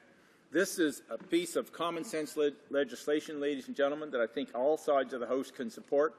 It enables our fisheries officers to actually board foreign vessels, not just at the wharf, but also when that fish has been landed at the wharf and is en route to a market somewhere in Canada or in North America. The importance of this should not be understated, Mr. Speaker. It is one more tool in the tool belt of our enforcement officers. They have a tough job as it is. This enables them to shut down on overfishing and specifically foreign overfishing, allows them to go on board foreign vessels. It encourages those flagged owners of those vessels to force those vessels to port in Canada, and allows our fishery officers on board. This is a win-win for not just enforcement in Canada, it's a win-win for the global fisheries and sustainability everywhere. Thank you, Mr. Speaker. Questions and comments? Question commentaire, l'honorable député. The honourable member for Chicoutimi-Fial. Thank you, Mr. Speaker. I have a question for my Conservative colleague. This bill is definitely a step in the right direction in order to protect our fisheries industries. However, we're addressing a global issue here, and so I'd like to know whether the Conservative government is going to ask other countries to ratify the port measures agreement, because we know that there are other countries, such as Mexico and Panama, that are recognized for practicing IUU fishing. Honourable Parliamentary Secretary to the Minister of Agriculture. Thank you, Mr. Speaker, and thank the honourable member for the question. And I agree with him. This is a global problem. This problem isn't as bad in the North Atlantic as it is in some areas of the world's oceans, especially off of Africa and in Southeast Asia. But it's not as if it is not a problem off of the East Coast and the West Coast of Canada. It is a problem. And what this allows, Mr. Speaker, is for the first time, we'll be able to encourage those flagged owners of those vessels, those countries where those vessels are flagged, to force them through pressure, through international agencies, to bring those vessels ashore. And you know what? If there's no illegal fish on board, good for them. If there is, it can be seized and reasonable penalties can be applied. Questions and comments? Question commentaire. The honourable member for Labrador. Thank you, Mr. Speaker, and I thank the member for his presentation. Obviously, we feel that any measures that we can take to combat illegal activity in our waters, illegal fishing, unreported, unregulated foreign fishing, Mr. Speaker, we certainly support those measures. However, Mr. Speaker, my question goes back to the cuts that we've seen within the fisheries sector, in particular, Mr. Speaker, in surveillance and monitoring, and also in other services. I know throughout Atlantic Canada we've seen fisheries offices closing up, many people losing their jobs that were enforcement positions. We've seen this government cut about $4.2 million from offshore resources in terms of surveillance and monitoring. They've cut 23 positions in foreign monitoring, Mr. Speaker, and surveillance as well for the offshore fishing vessels. So I asked the minister, in developing these new measures, and asked a member, are they also prepared to put adequate resources in there to ensure that the job gets done properly? Honourable Parliamentary Secretary to the Minister of Agriculture. Thank you, Mr. Speaker, and again I thank the honourable member for her question. And I think I'll reply to it this way. I represent one of the largest and most valuable fishery ridings in the country.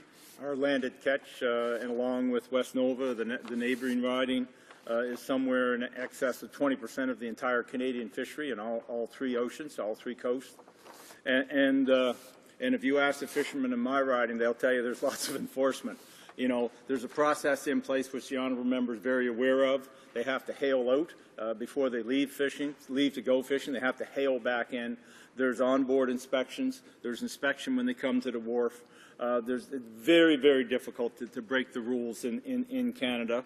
And there's much more electronic surveillance available, plus a good part of the fleet carries a black box. So they have geographical positioning at all times.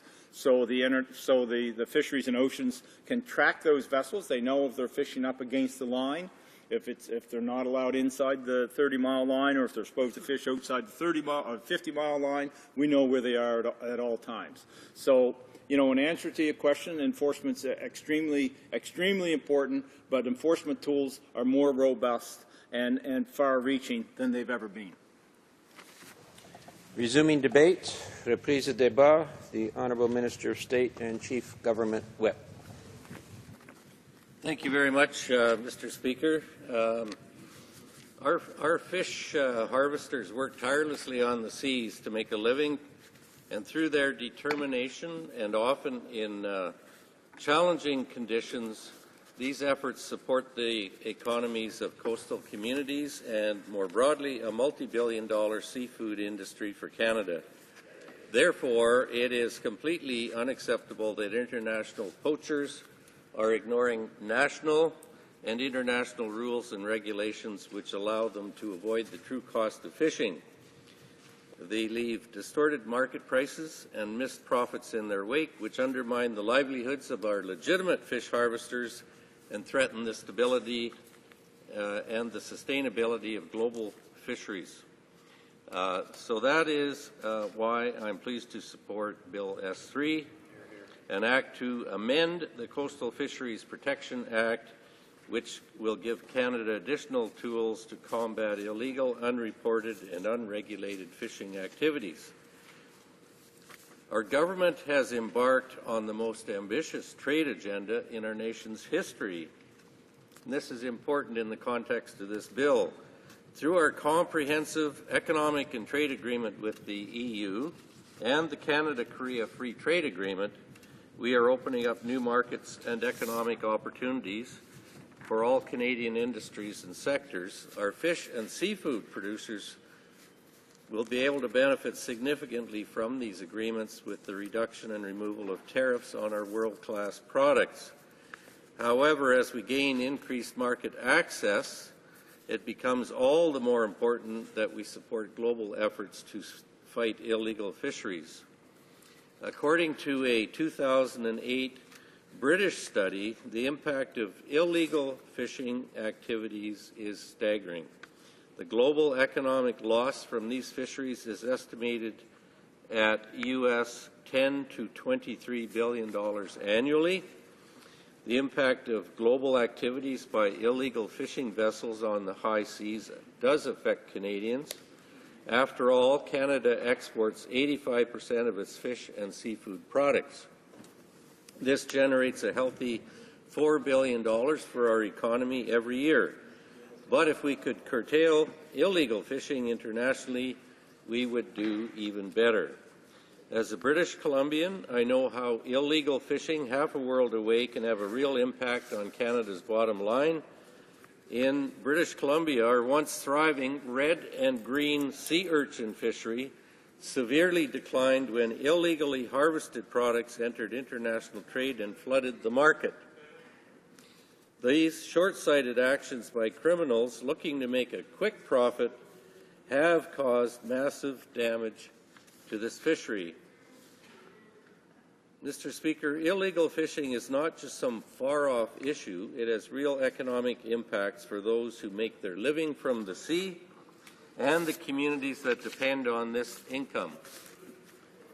The strong economic argument is one reason why Canada joined other countries to adopt the Port State Measures Agreement. There are strong environmental reasons why Canada supports the agreement. Illegal fishing undermines the sustainable management of both fisheries and the ecosystems and habitats upon which those fisheries depend. The Port State Measures Agreement is a logical step in the global effort to improve fisheries conservation by ensuring that only legally harvested fish can enter ports for domestic markets and international trade. This is what this bill, S3, is all about. Canada already has many of the core requirements in place to ratify the Port State Measures Agreement. However, there are a few areas we need to align our legislation with the new global standard. Specifically, these amendments would expand inspection and enforcement powers beyond the traditional fishing vessel, strengthen prohibitions and international enforcement against imports of illegally harvested fish products, and create an enforcement regime for foreign fishing vessels ordered to port by the flag state for enforcement purposes. I'll speak to two of these important amendments: the ability of flag states to order their ships to port and improved information sharing among enforcement partners. Under the Coastal Fisheries Protection Regulations, a foreign fishing vessel must apply for a license to enter a Canadian port at least 30 days in advance of its entry into Canadian fisheries waters. However, a vessel that has been fishing illegally has good reason to avoid our ports, and therefore the vessel may not apply, is unlikely to apply for entry. Even if the nation responsible for the vessel, the flag state, orders the vessel to enter a Canadian port for inspection, the current legal system requires the vessel itself to apply for a license. So to address this, Bill S3 authorizes fisheries protection officers to take appropriate enforcement action when the circumstance is such that the vessel is directed to port by its flag state solely for inspection purposes. It's important to note that this amendment does not change Canada's ability to refuse port access to any illegal fishing vessel that violates conservation and enforcement measures of regional fisheries management bodies. What it does is implement a key provision of the Port State Measures Agreement. Generally, the agreement requires parties to refuse entry to vessels involved in illegal fishing. This is now an exception in order to enable a party to allow such a vessel to enter port for the purpose of inspecting it, gathering evidence, and taking other appropriate enforcement action on behalf of the flag state. To crack down on illegal fishing internationally, we need intelligence and better sharing protocols among our enforcement officers at home and leading nations when it comes to tracking offenders. That's why the second area of amendments focuses on improving information sharing. Through this bill, for example, Fisheries and Oceans Canada and the Canadian Border Services Agency would gain new express authority to share information with each other. Similarly, Canada would gain clearer authority to share information regarding actions taken against illegal foreign fishing vessels with other responsible states, regional and international organizations.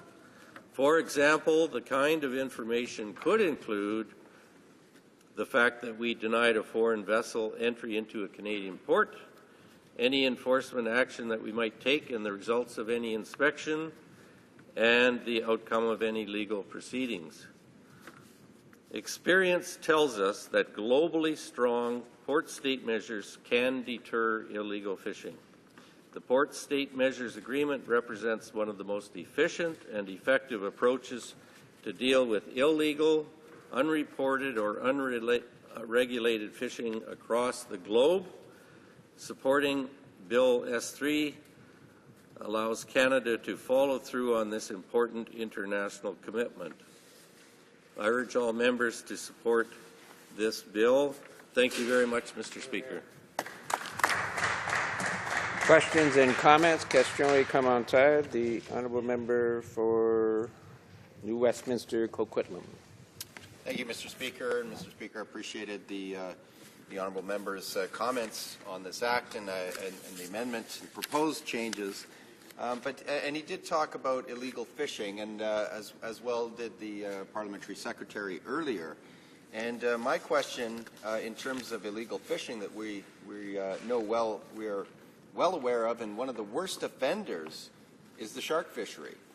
And scientists tell us that over 100 million sharks a year are being fished out of our seas, and they're being targeted for their fins. And it's a very brutal fishery where the fins are cut off and the shark is then tossed back into the ocean, often alive and left to suffocate. It's a brutal way for this fishery to do that to these animals. And sharks, as you know, play a key role in maintaining the health of our oceans. And I'm wondering why, if the government is serious about illegal fishing, why we haven't been able to make more inroads. And for instance, I put forward a private member's bill to ban the importation of shark fin to Canada. And the government had an opportunity to vote on this, to make a difference in the illegal fishing, which we know this fishery is mainly composed of illegal, and this government could have made a difference by voting against or voting with me and with the opposition, but they didn't. I wonder if the honourable member could explain why they didn't do that. The Honourable Minister of State.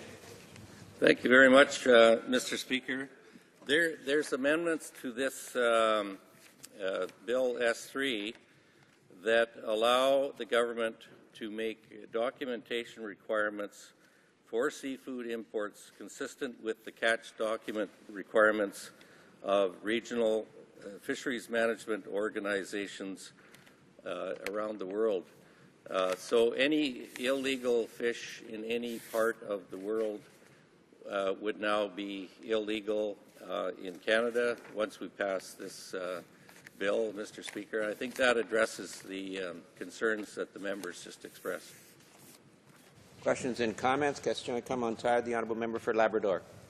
Thank you, Mr. Speaker. And I think it's no surprise that Liberals would certainly support any measures that helps prevent overfishing in our waters and illegal fishing. After all, we were the people who introduced a 200-mile limit off Canada to protect our fishing industries. We were the ones who fought the Spanish and the turbot wars to protect the Canadian fisheries and to shut out foreign interests. But, Mr. Speaker, we also know it's equally important to protect our own fishing people in this country. And the government opposite have cut things like Marine Coast Guard centres in St. John's, Newfoundland, Coast Guard radio operations in places like St. Anthony, where people in the industry depend upon it. When the member spoke, he talked about protecting our fishermen who put their lives on the line, who go out there on the sea. So I asked him today, would he support reinstating those services so we can ensure that lives of fishing people are protected in this country? The Honourable Chief Government Whip. Yes, thank you very much, Mr. Speaker. Like the member from Atlantic Canada that spoke before me, St. Margaret's? From the member from St. Margaret's. I come from a large coastal riding with a lot of fisheries, commercial fisheries.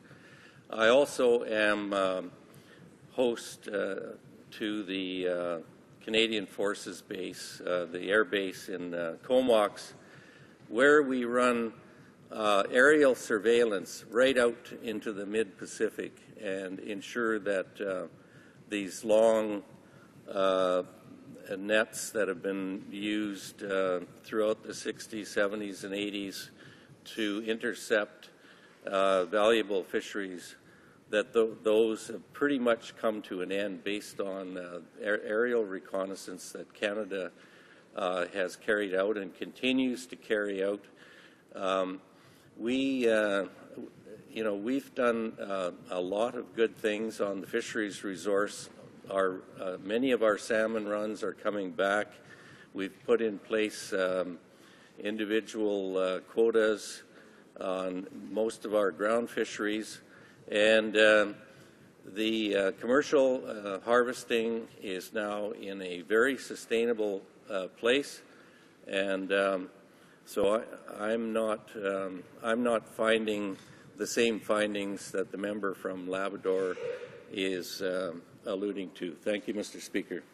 Resuming debate, reprise de débat, the Honourable Member for Vancouver, Kingsway. Thank you, Mr. Speaker.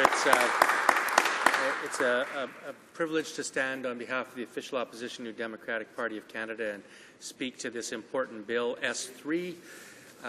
This is a bill called an Act to amend the Coastal Fisheries Protection Act, Port State Measures Agreement Implementation Act, and behind that rather anodyne title, I think, resides some very important principles. And I should say at the outset, Mr. Speaker, that I'm proud to be sharing my time with the honourable member from New Westminster, Coquitlam, Port Moody.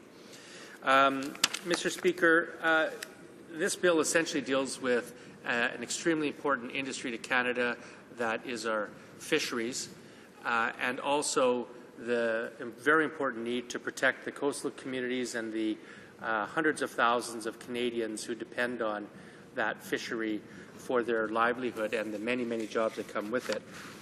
A couple of statistics, I think, Mr.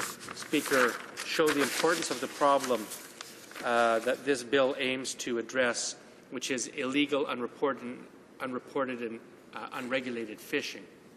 A 2008 study estimated that the economic loss worldwide due to pirate fishing ranges from U.S. $10 billion to U.S. $23 billion every year. Illegal, unregulated, and unreported fishing produces between 11 and 26 million tons of seafood annually and can represent as much as 40% of the total catch in some fisheries. Canada's commercial wild capture fisheries, aquaculture, and fish and seafood processing contributes $5.4 billion in total GDP annually and supports 71,000 full-time equivalent employees to this country's economy. So the official opposition, New Democrats, want to focus on the importance of this bill in protecting our fisheries resources, in starting to tackle illegal fishing, because it undermines conservation and management efforts put forth by Canada and others to ensure that the fishing industry remains sustainable. And, of course, underlying everything is the important need to protect our ocean ecosystems. The changes proposed in this bill, we believe, will help protect fishers and their communities from unfair competition, and we support this bill accordingly.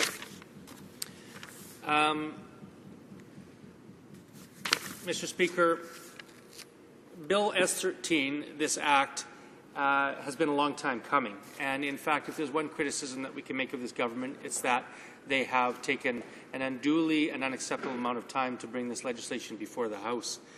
And with the numbers that I just went over, you can see that every year of delay costs our economy billions of dollars and harms the ecosystems of the world. This Act was introduced in the Senate and passed third reading on March 7, 2013, some 2 years ago. After prorogation, the bill was reintroduced as S3 and it passed through the Senate again. It was introduced in the House of Commons on February 11, 2014.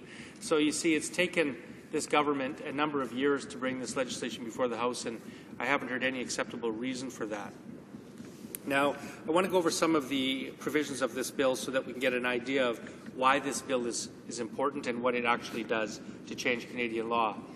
The Coastal Fisheries Protection Act, one of the pieces of legislation that this bill amends, regulates foreign fishing vessels that are fishing in Canadians' fisheries waters, as well as harvesting sedentary species like oysters and clams on the continental shelf of Canada beyond Canadian fisheries waters. This Act also extends its applications to the Northwest Atlantic Fisheries Organization regulatory area, and it prohibits specific classes or sizes of foreign fishing vessels from fishing for straddling stocks, that are fish that move between international waters and the regulatory domestic area. The Act would also prohibit fishing vessels without nationality from fishing in Canadian or NAFO waters. Now, I'm going to stop there for a moment, Mr. Speaker, because this reminds me of a very concerning provision in the Comprehensive Economic Trade Agreement, or CETA, that is currently being discussed between Canada and the European Union. And contrary, by the way, to what the Conservatives say, that treaty is not concluded. We have no final official text yet, and it's still being worked on, although it's expected to come sometime this year or perhaps next. There's a provision in CETA that deals with cabotage that has many people in this country that deal in the seafaring industry concerned, and that is a provision that would allow European-flagged vessels to move containers on inland Canadian waters, primarily between Newfoundland and Montreal.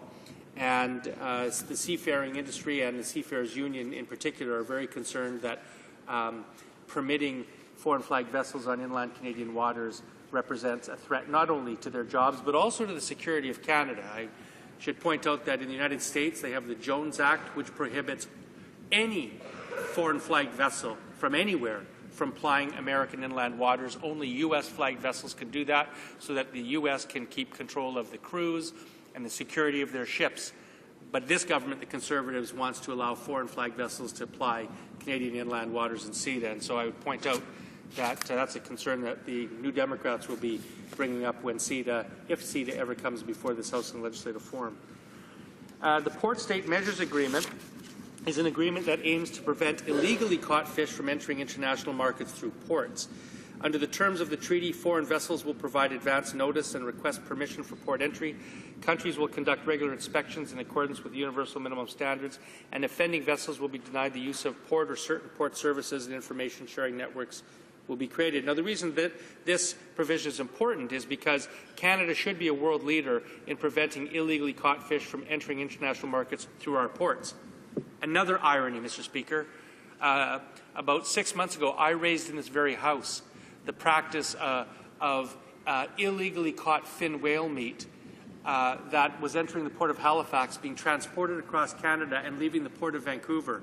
Fin whale meat is an endangered species, and Canada is signatory to international conventions that prevents us from engaging in the trade of fin whale meat. I raised that in the House, that Canada was being used as a conduit for Scandinavian country to ship their illegally caught whale meat through Canada to Japanese markets, and this government has done nothing to stop that ever since. So it's ironic that they stand in this House and want to look like they're preventing illegally caught fish from entering Canada or markets through our ports when they are permitting endangered whale meat at this very moment by going through our ports. Now, Mr. Speaker, I also want to bring up a couple of points, too, that point to this government's failures in regard to taking care of our oceans and fisheries.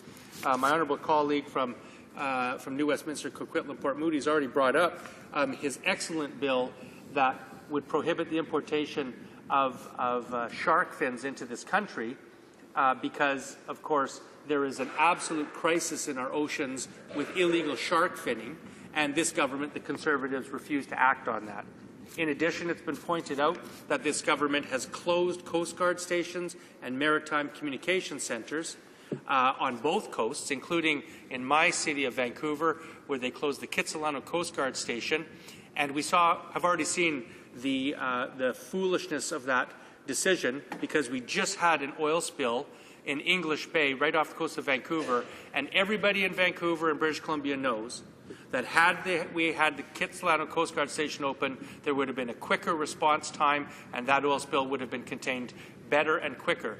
Yet, as a result of the Conservatives' mismanagement in this area, they actually caused toxic damage to be done to the ocean off the coast of Vancouver because of their short-sighted decision. I also want to talk a little bit about fish stock conservation. The fishery on both coasts, in fact all three coasts in this country, is extremely important. It's important to our Aboriginal people, it's important to coastal communities, it's important to Canadian consumers, it's important to the fishing industry. Thank you, Mr. Speaker.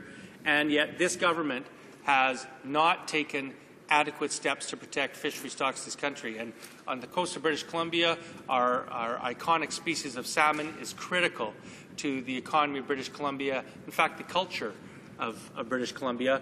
And I know that the people of British Columbia want to see their federal government taking every step possible to make sure that we have sustainable fish stocks in every species on all coasts for today and for generations to come. And with an NDP government that is going to happen this fall, they will see a government that actually will take better steps to conserve fish stocks on the East Coast, on the West Coast, and in our North, and in our inland waterways, where this government has gutted navigable waters protection.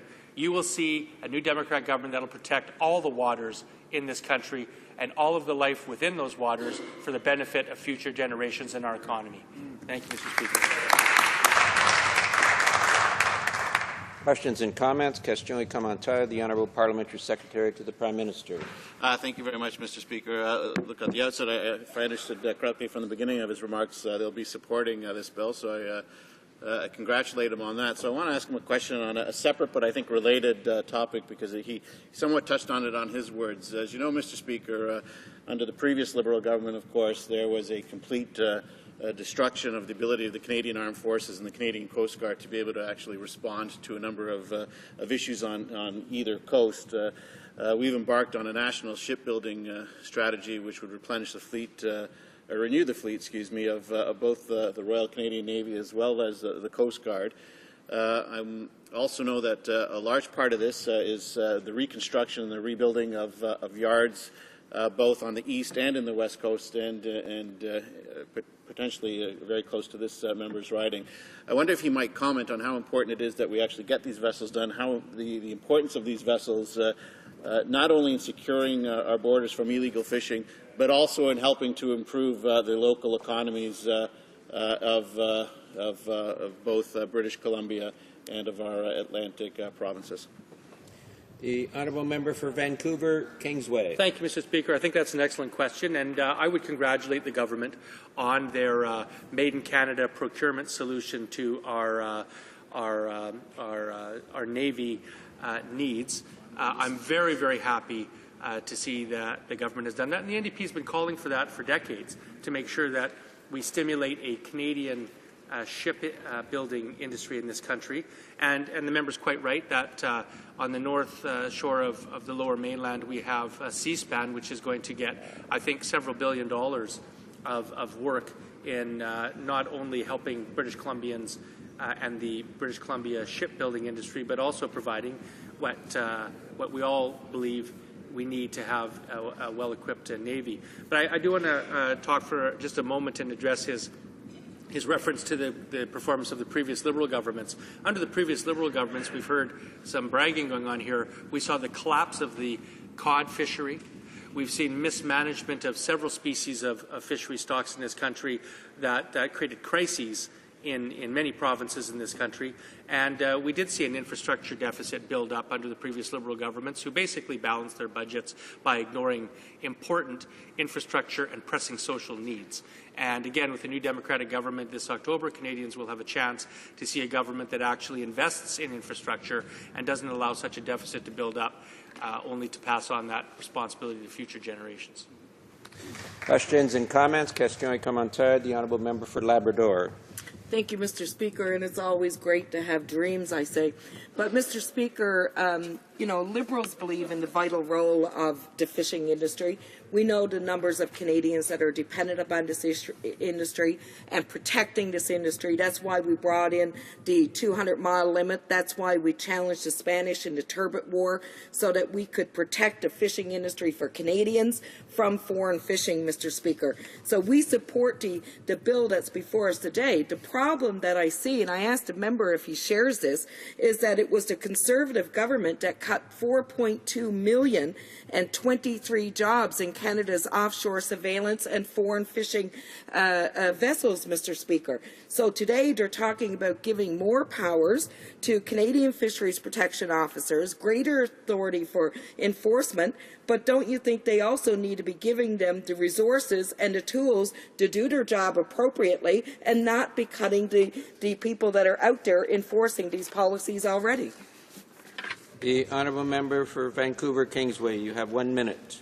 Thank you, Mr. Speaker. Well, I think the member is correct in the sense that we can pass all the laws we want in this House and we can put words on paper, but really it comes down to providing the actual resources on the ground to the civil service and to the regulatory bodies that are charged with actually making the goals of these pieces of legislation a reality. I do want to stop for a moment, though, that my honourable colleague mentioned it's good to have dreams. And it is. Tommy Douglas, one of the founders, towering figures of Canadian politics, said, don't dream little dreams. And what we saw yesterday in Alberta was we saw what happens when people can come together and choose a politics of hope and a politics of investing in our communities and choosing a new democratic government that will actually provide a better form of government, not like the Conservative and Liberal failures that have marked this country for far too long, and it'll change this October, Mr. Speaker. Resuming debate. Reprise de débat. The honourable member for New Westminster Coquitlam. Thank you, Mr. Speaker. And I rise today to talk about Bill S3, an act to amend the Coastal Fisheries Protection Act, the Port State Measures Agreement Implementation Act. And I just want to provide a little bit of background. It's an act to amend the Coastal Fisheries Protection Act. It was introduced in the Senate, which of course we have some serious concerns not only about that body in the upper chamber, but how this bill was introduced. However, it was passed at third reading on March 7th, 2013 after prorogation, and the bill was then reintroduced as S3 and passed through the Senate again, and it was introduced in the House of Commons on February 11th of 2014. So the bill amends the CFPA to implement the United Nations Food and Agriculture Organization's 2009 Agreement on Port States Measures to Prevent, Deter, and Eliminate Illegal, Unreported, and Unregulated Fishing. In addition, Bill S3 adds to the Act prohibitions relating to importing illegally acquired fish and marine plants and clarifies some of the Act's administration and enforcement provisions. And under the CFPA, the Act also prohibits fishing vessels without nationality fishing in Canadian or NAFTA waters. And just to mention under the PSMA, Mr. Speaker, the United States has introduced similar legislation in Canada in an effort to ratify the PSMA, but it should be noted that the agreement can only come into force after it has been ratified by 25 nations. So, Mr. Speaker, this is certainly, we in the official opposition think this is a small step in the right direction. We, in fact, support this bill and support this measure, but we have some serious concerns. We have some concerns about how this bill will be resourced and how it will actually come into effect and be implemented. And I want to talk about some of those concerns, whether it's the fisheries, the Coast Guard, or dealing with our oceans. So under the fisheries, and this really, I think, speaks to the commitment from the government to invest in the real concern of illegal fishing, which is surveillance. And you look at past actions of this government. When it comes to the fisheries, they've gutted the Fisheries Act. And this is a critical piece, a critical tool that's been used to protect our fishery for over 100 years in this country. It's a powerful piece of legislation. And under this watch, under this government, it has now been gutted. And they specifically went after a section under Habitat where they've made very significant changes that weaken the Fisheries Act and the protection of our fishery. Also, the resources to Habitat, and this is critical because I think it speaks to what the government's agenda is, which is really focused on getting oil to the coast, and we on the West Coast certainly know that that is a clear agenda the government has. They've been open about the Enbridge Northern Gateway pipeline, which would traverse across northern British Columbia through watersheds that are critical to fish and fisheries. And that is a clear objective that this government has, and it's overriding the fisheries and our commitment to a sound investment in fisheries. You can also see that in terms of their lack of investment on science or hearing from scientists, and we're not getting that information from science because the government is muzzling those scientists. They're not able to speak out on some of these serious concerns that once they do find through their studies, getting that to the public is made even more difficult. The government has made significant cuts to the department in terms of its resources over the years and not spent some of the budgeted funding that's available. So we're seeing a pattern here, Mr. Speaker, in terms of the fisheries. When you look to the Coast Guard which is there to protect our coast, to look after illegal vessels or prohibit that coming into Canadian waters, we're seeing cuts there as well. We're seeing cuts in the busiest port in the country, in Vancouver, the Kitsilano Coast Guard Station. There's been a huge outcry from many people across the political spectrum, from the province to cities to health concerns to mariners, to recreational boaters, all have said the same thing, that closing that station in a strategically located station in a key position in that port is going to not only cost lives, but it will make a difference. And my honourable colleague from Vancouver Kingsway mentioned we just recently had a very small spill in English Bay. And that station could have played a key role in maintaining and confining that spill, and unfortunately wasn't able to do that. It's closed. The equipment that was there wasn't obviously able to be used. And these are indications, Mr. Speaker, of a government that is not serious about investing in the resources needed to protect and to investigate and to do the surveillance needed for an illegal fishery. And I come back to our Coast Guard. When you look at, again, the West Coast, I'm from the West Coast, my riding of New Westminster Coquitlam and Port Moody, right on the Fraser River. It also touches Burrard Inlet. So I'm nestled, obviously, in a coastal waters and an important riding that is part of the fisheries on the Fraser River, one of the greatest salmon rivers in the world. So it's important to my riding that their federal government is investing in coastal protection. And we have 5 MCTS stations on the West Coast.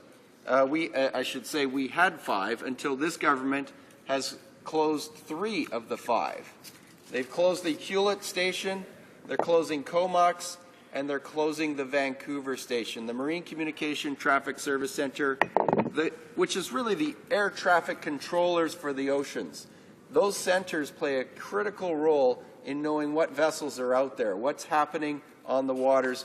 They're closing 3 of the 5, leaving 2, one in Victoria and one in Prince Rupert near Alaska, to do the entire coast. This is unacceptable, Mr. Speaker. This is going to cause problems. You have, after this closure in Vancouver, you will have 0 Coast Guard presence in Vancouver. Mr. Speaker, that is what Canadians and those on the coast in British Columbia and in Vancouver find is completely unacceptable and will lead to problems, and have been speaking out for years. In the case of the Kitts closure, for years, and the government has refused to listen. In terms of our oceans, we have a lack of science and knowledge about the changing of the ocean and the impacts that climate change, for instance, is having on our oceans. Acidification, the ocean is increasing in acid, and that is playing a key role in how things change. That speaks to a lack, again, of investment to find out, to know about those changes, what those key changes will be. I spoke about, earlier I asked a question about why the government did not support my private member's bill to ban the importation of shark fins to Canada.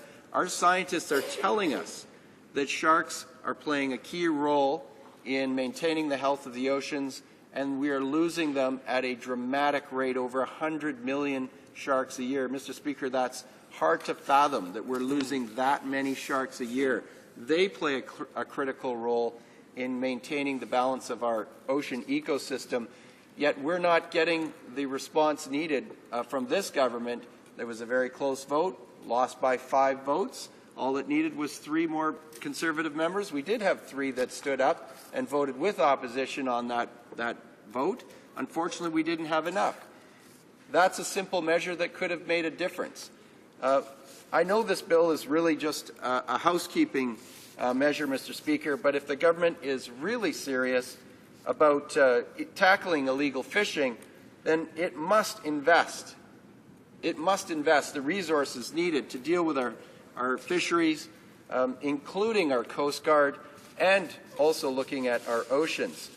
Mr. Speaker, I think it's important just to mention some of the validators that have come forward to lend their concerns, and I just want to quickly finish with mentioning 2.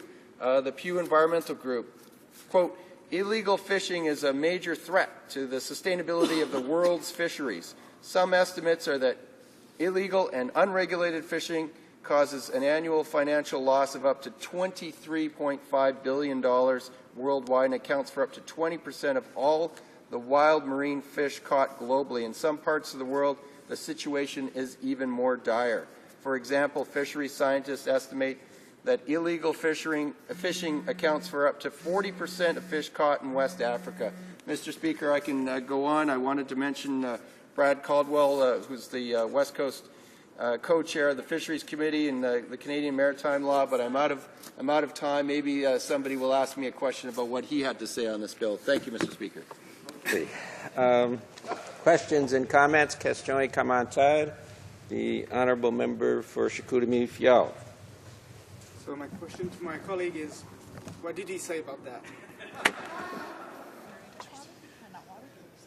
Sorry, the honourable member for New Westminster Coquitlam.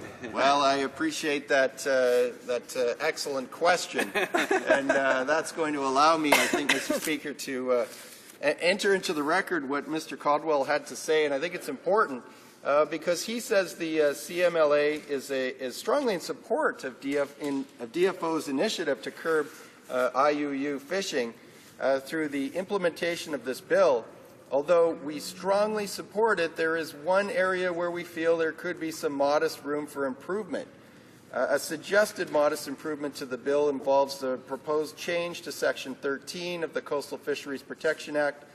Their proposal, he says, our proposal would be very similar to a change that was proposed by the Government of Canada in Section 71(2) of the Fisheries Act back in 2007 when it was tabled as Bill C-32.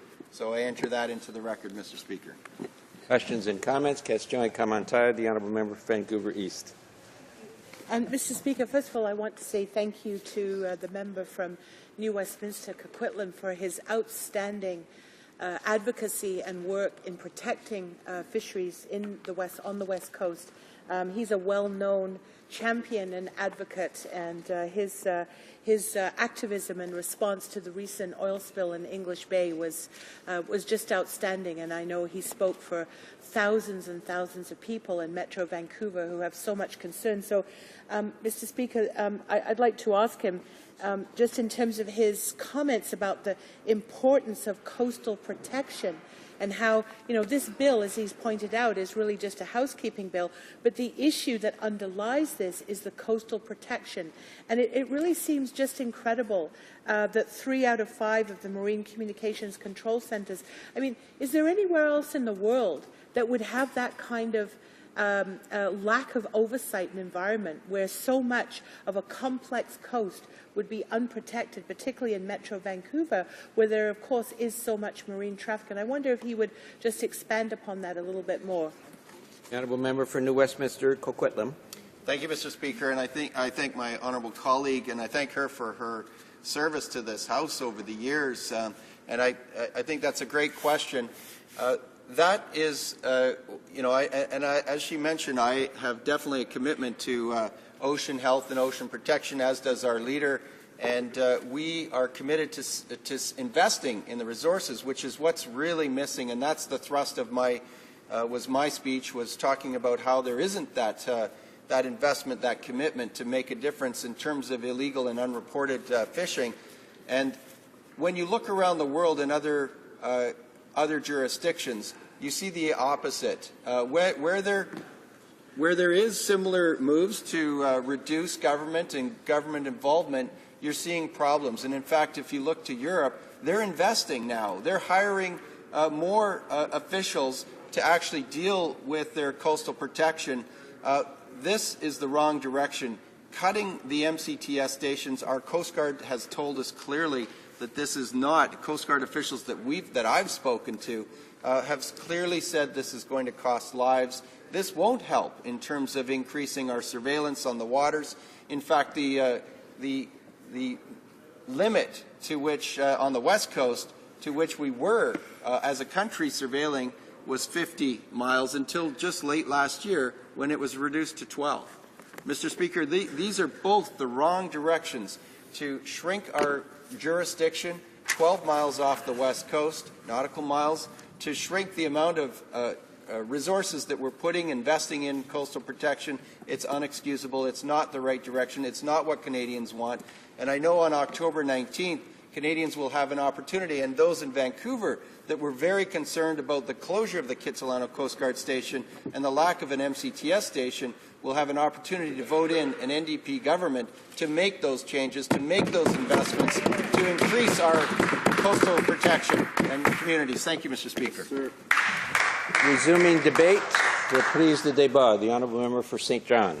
Well, thank you, Mr. Speaker. And before I begin, I'd like to note that I'll be sharing my time today with the honourable member from the Yukon. Mr. Speaker, I'm pleased to stand in this House today to support Bill S3, amendments to the Coastal Fisheries Protection Act. As my honourable colleagues have stated, these amendments will give Canada and our global partners the tools to combat illegal, unreported and unregulated fishing activities more effectively. When it comes to foreign fishing vessels, Canada already has a robust port control system. The vast majority of annually docked fishing vessels are Canadian, as our comprehensive port licensing and inspection requirements mean that vessels fishing illegally on the high seas already avoid Canadian ports. Nevertheless, Canada has made a commitment to implement additional measures in order to support global efforts to combat illegal fishing worldwide. Once approved, the proposed amendments to the Act would allow us to better protect the economic interests of our hard-working, legitimate Canadian fishermen and their families by strengthening the global effort to combat illegal fishing and further preventing access to the Canadian marketplace. Of course, Mr. Speaker, Canada is no stranger to strong fisheries enforcement and conservation. It's an area that we already take very seriously. For example, our domestic conservation and protection program applies to a rigorous standard of scrutiny to our fisheries to ensure that practices are responsible and consistent with legal or regulatory requirements. There are approximately 584 fisheries officers in the conservation and protection program, which continues to recruit new dedicated talent. In fact, Mr. Speaker, a new class of 22 recruits is currently training and is scheduled to graduate this month. We support the crucial work these officers do with the ongoing development of a National Fisheries Intelligence Service, which complements existing enforcement efforts and will address the areas of greatest risk. Additionally, 5 new specialized midshore patrol vessels were built and deployed on the east and west coasts, specifically to conduct fisheries enforcement patrols. These efforts to protect our domestic fisheries are garnering real results. From 2012 to 2014, fisheries officers, they detected over 23,000 violations. They issued over 5,500 charges, which resulted in issuing over 2,600 tickets, and they obtained over 2,900 convictions and overall $6 million in fines. In the case of the Atlantic halibut, Mr. Speaker, our government recently announced that over the past 5 years, our enforcement efforts have resulted in over $1 million in fines and 164 convictions. As you can see, Mr. Speaker, when it comes to ensuring the sustainability of our fisheries, our government is delivering for Canadians. Now, Mr. Speaker, turning to the amendments that we're discussing today, it's important that we take the same dedication to enforcing protections in our fisheries as we do to protecting the port activities of our country. As has been stated by my colleagues earlier, the proposed changes would make it an offence to import illegal, unreported and unregulated fish into Canada, cutting off potential trade of illegal and unsustainable catches. And on top of the penalties and charges, these amendments ensure that courts have the power to fine those convicted under the Act for importing illegally harvested fish and seafood products with a penalty equal to the financial benefit of their illegal activity. This is in addition to strict penalties under the Act, which include a summary conviction that would land an illegal harvester a fine of up to $100,000, a conviction or indictment costing vessels up to $500,000, and subsequent convictions that would garner up to double these fines. The purpose of the Port State Measures Agreement is to create an economic disincentive for this illegal activity. That's why the amendments have included the provision for the courts to order the convicted party to pay an additional fine equal to the estimated financial benefit they expected to gain from committing the offence. Under the proposed amendments, Mr. Speaker, it would definitely not pay to do the crime. The species of fish that tend to be targeted for illegal fishing are those of the highest of value. bluefin tuna and albacore tuna are great examples, Mr. Speaker. And from an international perspective, the cost of not taking these actions is too grave to risk both for our economy and the environment. We must continue to support the efforts of the responsible international fishing community. The amendments also cover several changes in definitions for consistency with the Port State Measures Agreement. These definitions are phrased carefully to avoid catching the wrong vessels in the enforcement net. While we are broadening our international leadership, we will not saddle our legitimate industry with unnecessary bureaucracy. As an example, the amended definition of fishing vessel would include any craft used in transshipping of fish or marine plants, but it would not include vessels merely equipped to transship at sea that are not involved in fishing activity and are not carrying fish nor previously controlled in another port. Naturally, Mr. Speaker, it's not our intention to search for illegal fish on vessels that ship wheat or manufactured products. The proposed amendments would also redefine the term fish. In keeping with the Port State Measures Agreement and in alignment with the Fisheries Act, fish would include shellfish and crustaceans as well. These amendments would also add a definition of marine plant to reflect the broad scope of the international agreement. Mr. Speaker, Bill S3 would strengthen the Coastal Fisheries Protection Act greatly, aligning it with a new global standard articulated in the Port State Measures Agreement. As part of meeting our international obligations, the bill would allow us to protect the livelihoods of legitimate fish harvesters in Canada more effectively. Canada is a net exporter of fish and seafood, and our world-class products increasingly find their way onto dinner plates of customers right around the globe. The European Union and the United States are our key export markets, to the tune of over $3.5 billion per year. For them, as for us, combating illegal fishing is a high priority. We want to work together with our global allies to combat this scourge, and these amendments will allow us to be able to be at the forefront with our international partners and our customers. I want to take this opportunity, Mr. Speaker, to urge all honourable members to join me in supporting this bill to protect the livelihoods of legitimate, hard-working fishermen who play by the rules and to ensure the sustainable management of our fisheries for generations to come. Thank you very much, Mr. Speaker. Questions and comments? Question et commentaires. L'honorable député de Charlebourg-Haute-Saint-Charles. The honourable member for Charlebourg-Haute-Saint-Charles. Thank you, Mr. Speaker. Very few people know this, but I was born in a coastal village in the Gaspé, and my father worked in the fisheries industry, so we talked about it at home, and soon this bill will be passed. We've seen the fisheries change over the past 50 or 60 years. It's become much more industrialized, and Canada has, we've had to go further and further offshore to fish. But I'm concerned because I heard the whip saying earlier that one of the solutions in their action plan is to share information with other countries. But could we have a more specific action plan to protect our fisheries? The honourable member for St. John. Well, thank you very much, Mr. Speaker. And like the honourable member, I too was born in a coastal fishing community, and I certainly have a great deal of respect for those who earn their living at sea. And certainly we wouldn't want to do anything that would jeopardize that livelihood in any way, shape, or form. And as per the Port State Measures Agreement, we will participate with other countries that share the same beliefs that we have, that share the same goals that we have in protecting a livelihood that we value and cherish for many, many years to come.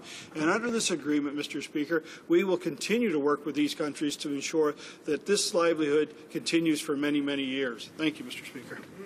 Questions and comments? Question et commentaire. The honourable member for Winnipeg North. Thank you, Mr. Speaker. And coming from the prairies, I can tell a member that actually Manitoba has a very active fishing industry, very strong commercial fishing industry that employs several thousand Manitobans. and provides a substantial income. And whether it's on our many lakes or ultimately in the Churchill area, that there is very much a great deal of concern, whether it's overfishing or the types of fish that are being brought into Canada, potentially illegally. And I'm wondering if the member might want to just make any sort of reference as to how he believes this legislation might actually impact Manitoba's commercial fishing industry. Member for St. John. Well, thank you very much, Mr. Speaker. And I certainly do recognize that the province of Manitoba has a very vibrant fishing community. As a member might or might not be aware, I chair the Fisheries Committee, and my honourable colleague from Dauphin Swan River is certainly always making myself aware and other members of that committee aware of how vibrant that the industry is in Manitoba.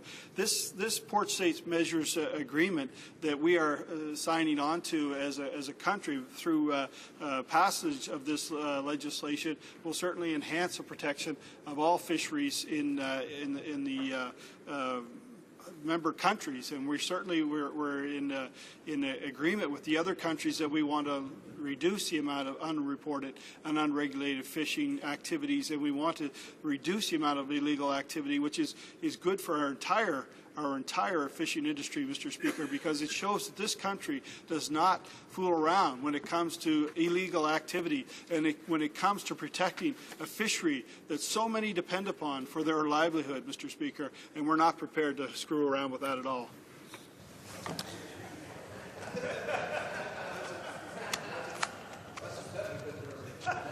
Question et commentaires, questions and comments. L'honorable député de The honourable member for Honoré-Mercier. Thank you, Mr. Speaker.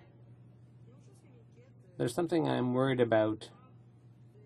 This bill is a step in the right direction, but if the Fisheries Act was nearly dismantled by the Conservatives, the presence in coastal communities is diminishing every year. So how do we expect this bill to be administered or enforced if the resources don't follow? How are we supposed to stop illegal fishing if the resources aren't there to enforce the bill? It's not magic, the honourable member. Mr. Speaker, and I'll be very brief. As a member might have heard or might not have heard in my speech, I did outline that we have a large enforcement agency, and we're continue to expand that on an annual basis. And I said in my speech, Mr. Speaker, that this month we anticipate another 22 officers graduating, and certainly look forward to training more in the years to come. Thank you, Mr. Speaker. Resuming debate, reprise de débat, the honourable member for Yukon. Thank you, Mr. Speaker. I'm certainly pleased today to stand in this House and add my comments to Bill S3, an act to amend the Coastal Fisheries Protection Act.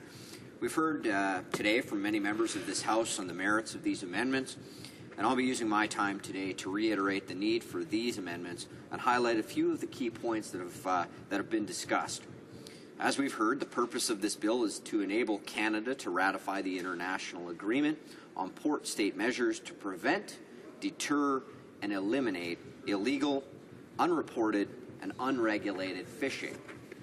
As a former conservation officer myself and as an ex officio fisheries officer, I understand that a strong, sustainable fishing industry supports jobs and economic growth in rural communities, and indeed in all communities in this country. In Canada, the seafood industry is a major economic driver. Canadian fishermen work hard and play by the rules. Our country has a rigorous fisheries management system and measures that are in place to ensure that our fisheries are sustainable and will be present for future generations. Unfortunately, not all of the world's oceans are so well protected, and while Canada's current Coastal Fisheries Protection Act and extensive catch monitoring programs already deter illegal fishing vessels from entering our ports, this bill will further expand our powers to prevent illegal fish from entering the Canadian marketplace and support the global effort to stop illegal fishing. Mr. Speaker, I can't stress enough that globally, illegal, unreported, and unregulated fishing is an issue of grave concern. The Port State Measures Agreement deals with the worldwide problem of illegal fishing, which has serious economic and environmental consequences to Canadians.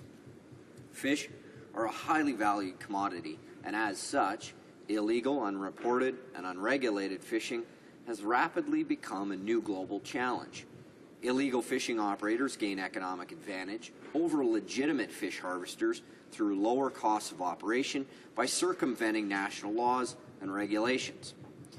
They also undermine conservation and management measures of regional fishery management organizations and other international standards, often including those for labor and safety conditions for the crew, for the men and the women who work aboard those vessels. Illegal fish in the global market can depress prices for fish products from legitimate fish harvesters. Canadian fishermen feel the impacts of illegal fishing, including unfair competition and price fluctuations created by illegal producers flooding the international markets. Canadian seafood exports are worth $4 billion annually, and 85% of all of our fish harvested is exported. Therefore, Canada has a major economic stake in ensuring that illegal fish are kept off the global market. We need to continue to be leaders in the international fight against threats to our fishing industry in order to maintain a fair and stable market environment for our high-quality fish and seafood exports.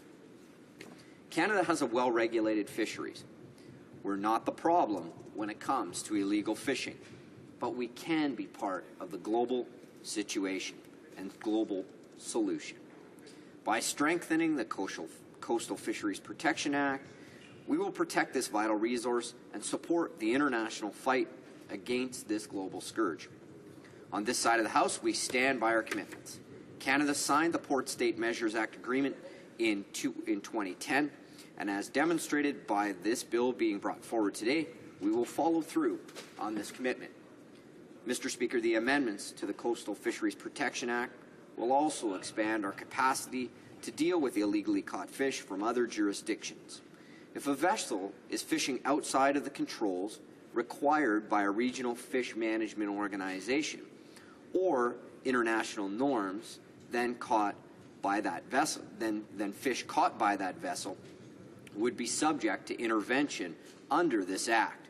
We will now have the ability to deal with illegal fish product imports in an efficient way that supports the intent of the Port State Measures Agreement. We are proud of the already strong port access regime for foreign fishing vessels. Among other measures, Canada does not allow entry to vessels which are on the illegal, unreported, and unregulated lists of the Northwest Atlantic Fisheries Organization or the International Commission for the Conservation of Atlantic Tunas. These lists are a key tool for combating illegal fishing globally. Included on these lists are fishing vessels and any craft that helps fishing vessels engage in illegal acts. For example, crafts providing fuel, transshipping products, or packing materials will be covered and included in the list. With these proposed amendments, we are building on the already strong legislation to protect fishermen and women and our national economy. Arrangements have already been undertaken among several regional fisheries management organizations to share such lists so that members can take the necessary action to deny port entry or services to these listed vessels. This makes illegal fishing more difficult and expensive for criminals. The proposed changes to the Coastal Fisheries Protection Act set out tough prohibitions against the importation of illegally caught fish and other living marine organisms. Contravention of these provisions would be an offense under the amended Coastal Fisheries Protection Act, with strict penalties specified under the Act. Together, these measures will help dry up the profits from illegal fishing activities.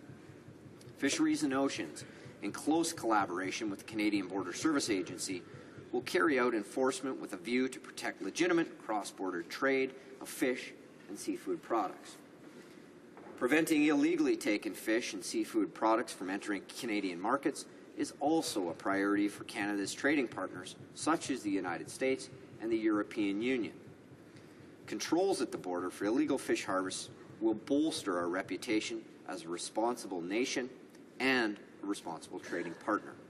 As a member of the Fisheries Committee, during our study of the bill, additional technical amendments were introduced to further strengthen this bill. As to the first new amendment introduced, it will enable Canada to make regulations that could specifically document requirements for imports of fish and seafood products from fisheries management organizations to which Canada is not a party of. This is a practical measure, as these amendments will address the situation of illegally harvested seafood parts from parts of the world where Canada does not fish, but from which we import. Should a regional fisheries management organization in another region implement certification measures, we will have the authority to also require this documentation. This is a common sense measure and a common sense amendment, which we heard on committee, and we're pleased to put that forward. This will also ensure consistency and improve the sustainability of fisheries throughout the world while we're protecting legitimate trade. The second amendment is a technical, common sense amendment to ensure that vessels or goods that have been seized are not returned to the offender upon conviction. Mr. Speaker, the bill, along with the additional amendments presented in the committee, report to the Coastal Fisheries Protection Act that are before you, will strengthen and clarify Canada's domestic rules and reinforce our leadership in the global fight against harmful fishing. This bill demonstrates Canada's commitment to addressing the global challenge of combating illegal, unreported, and unregulated fishing by ensuring a modern legislative framework. I'm proud to be part of the government that's taking action against this global problem, which impacts our fishermen and fisherwomen here at home. We cannot tolerate the illegal exploitation of the world's great resources. Thank you for your time, Mr. Speaker, and I look forward to any questions our members have. Questions and comment. Question come on tide. The honourable member for Dartmouth Cole Harbour. Thank you, Mr. Speaker, and I appreciate the my colleague and member of the Fisheries Committee. Appreciate his contribution to this debate. I wonder if he would share with me, if he shares with me, my disappointment in the fact that this is an important piece of legislation.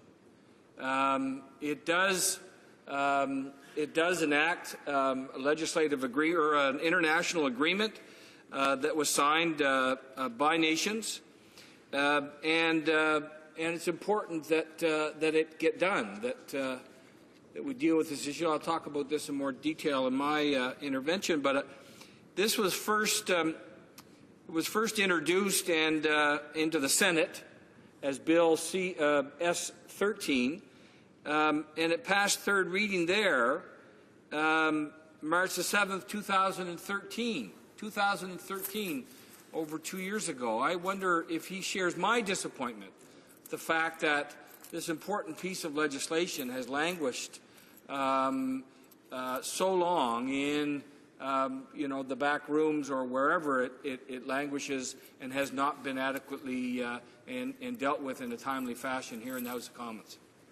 The honourable member for Yukon.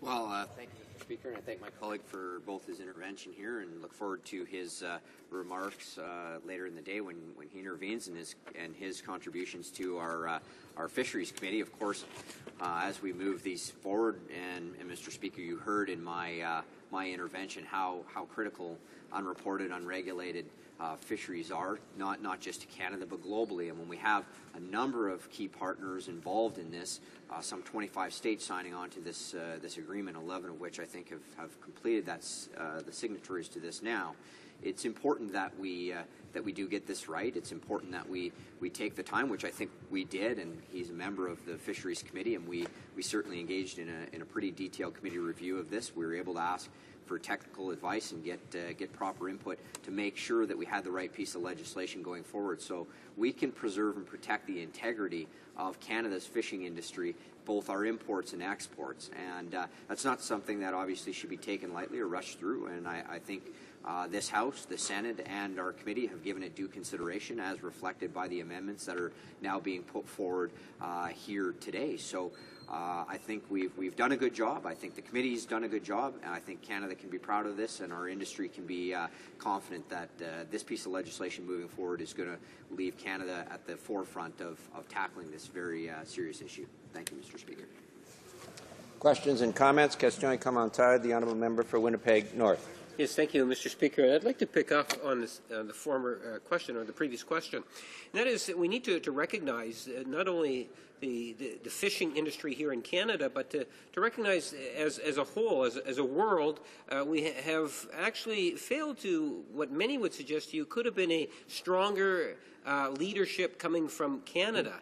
Given just the vastness, the coastlines, in the interest and the strong potential that Canada could be playing at the international scene, and at the end of the day, the reason why we have this legislation before us is because of an international agreement, and so it's more so a follow through from that agreement. And my question to the member is, does he not believe that Canada could actually be playing a stronger leadership role, not only here in Canada, but more so in the world when it comes to the important issue of world fisheries?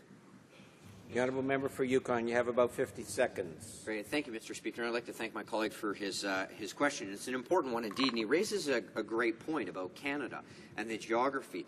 There are 25 states that need to sign this of the FAO that are required. 11 have done so, so we're not quite at the halfway point yet. Canada is moving in there. But Canada is such a massive nation, and the member did point this out, that our coastline is so significant. And when you look at what our not just primary law enforcement agencies are doing to deter, detect, prevent, and enforce regulations on such a broad coastline in Canada, I think they should be commended. In Canada as a nation, as we look at signing these agreements, we need to make sure that we have the legislation right, the tools are appropriate and proper, not just for those agencies, but in context of the geography in which they have to work. Canada has to do land-based patrols, area surveillance patrols, sea patrols, dockside monitoring, electric monitoring, all kinds of things. From coast to coast to coast in this country. It's not an easy task, but they're doing a great job, and Canada is showing significant leadership on this file simply because of the operating conditions that we work in. We're in a vastly different pool of regulatory regimes here in Canada, and I think we're doing a wonderful job at it, and I think other nations can look to Canada to see how we're able to deter, prevent, and detect unregulated, unreported fishing with such big boundaries to protect in our country, and the men and women that are doing that job are doing a fantastic job. Thank you, Mr. Speaker. Resuming debate. Reprise de débat. The honourable member for Dartmouth, Cole Harbour. Thank you, Mr. Speaker. It's my pleasure, privilege to rise and speak about this this legislation, S3. As I indicated in my question to the member who spoke before me, I am disappointed by the fact that it's taken so long for this piece of legislation to work its way through the process. It was introduced in the Senate. First of all, it shouldn't have been introduced in the Senate in the first place. It should have come through the House of Commons. Instead of slipping it through the back door, it should have been dealt with here by us first, Mr. Speaker, by the elected representatives of Canadians. And we, as the member suggested, that we have a significant coastline. We have the longest coastline in the world in this country, Mr. Speaker. We also have important ocean nurseries such as Georges Bank and Lancaster Sound, which is why it is that I am continually frustrated by the lack of leadership that this government shows on issues like this, on issues with respect to dealing with our fishery, dealing with oceans, ocean health, the ocean ecosystem, Mr. Speaker. They committed to another international agreement through the UN to commit to that 10% of our coastal ecosystem would be protected by marine protected areas by the year 2020. There's not a hope, if we continue along at this pace, that we're ever going to achieve that commitment, Mr. Speaker. Luckily, as a result of the election that is about to be upon us on October the 19th, a new Democrat government is going to be able to start putting things into place to make sure that we fulfill that commitment and we protect our 10% of our coastal ecosystem in marine protected areas by 2020. It can be done. It's just about the will, Mr. Speaker. New Democrats will show this government how that's done. Another important issue before I get into the significance of the bill and the lack of leadership that we've seen by this government is their failure to support my colleague's bill C-380 on shark finning, Mr. Speaker. My colleague, the MP from New Westminster, Coquitlam and Port Moody, has worked tirelessly on this issue, and he's worked tirelessly, Mr. Speaker, on it because it's important, because it's estimated that 100 million sharks are killed each year for their fins alone. Now, he worked this House, he worked with members opposite, he worked with members on all sides of the House to get their support, and it was close. But too many members on the opposite side, on the government side, bailed. They would not stand up. They said, we're going to bring in stronger protection against enforcement against shark finning, Mr. Speaker. But guess what? That simply hasn't happened. So there is another example of the lack of leadership on this important issue by this government. Let me not forget the government has cut the Department of Fisheries and Oceans responsible for this area and Coast Guard well over $100 million over the last couple of years in the area of science, in the area of enforcement. It's been one thing after another, and it's frankly laughable when members opposite stand up and talk about the leadership role that they show in fisheries management and protecting our oceans, contributing. They don't, as I've suggested, they don't contribute in any way in a leadership manner on the issue internationally of healthy oceans. Let me get in a little bit to the question of S3. S3, of course, was last debated in this House February 2014. I don't know why it was. We had two committee meetings to deal with this, so it wasn't the committee that held it up. That's for sure, Mr. Speaker. And as it was, we dealt with a few technical amendments and then voted to pass it on. Let me just tell you this. Illegal, unreported, and unregulated fishing continues to be a very important global issue that affects not only the health of our ocean ecosystem and issues of conservation and stock management, but it also affects our economy. Illegal, unreported, and unregulated fishing is a major contributor to declining fish stocks and marine habitat destruction. Globally, IUU fishing takes many forms, both within nationally controlled waters and on the high seas.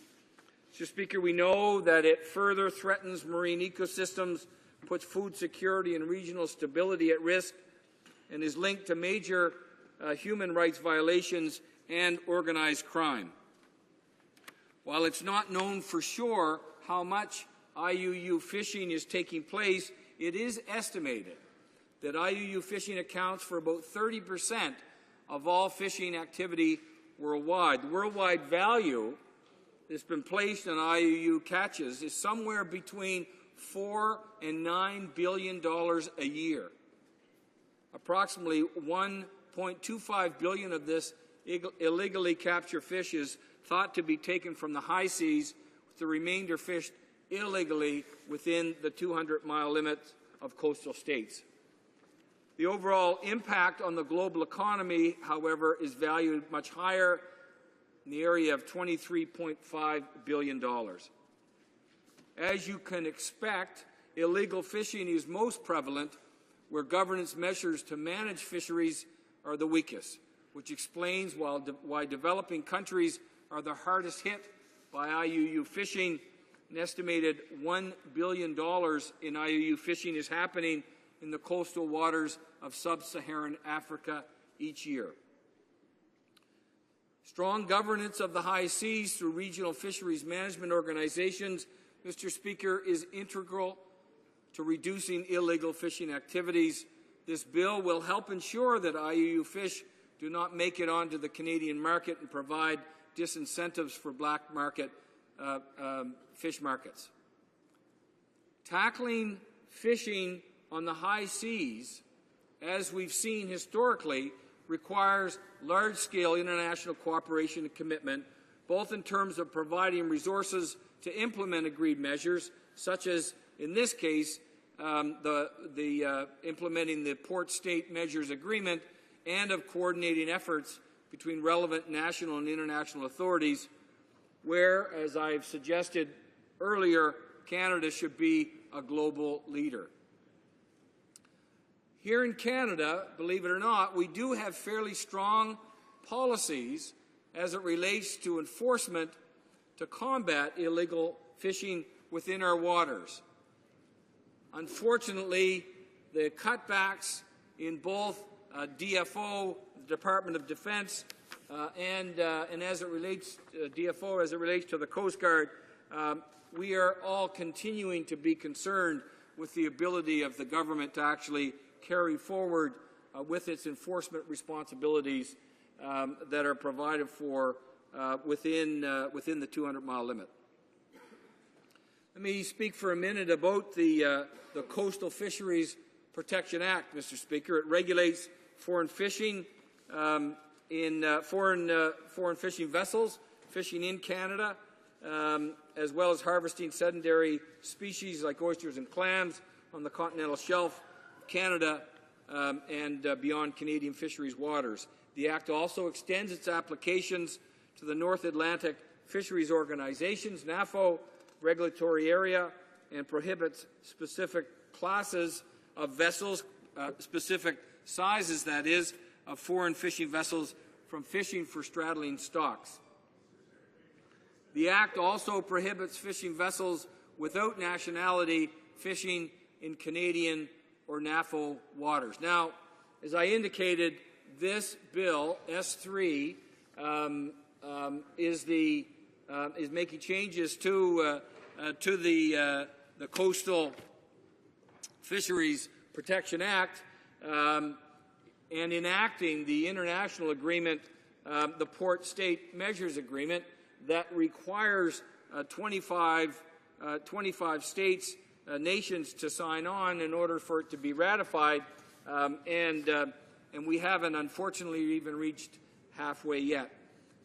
But with respect to the Port State Measures Agreement, Mr. Speaker, it specifically aims to prevent illegally caught fish from entering international markets through ports. Under the terms of the treaty, foreign vessels will provide advance notice and request permission for port entry. Countries will conduct regular inspections in accordance with universal minimum standards. Offending vessels will be denied use of the port or certain port services, and information sharing networks will be created.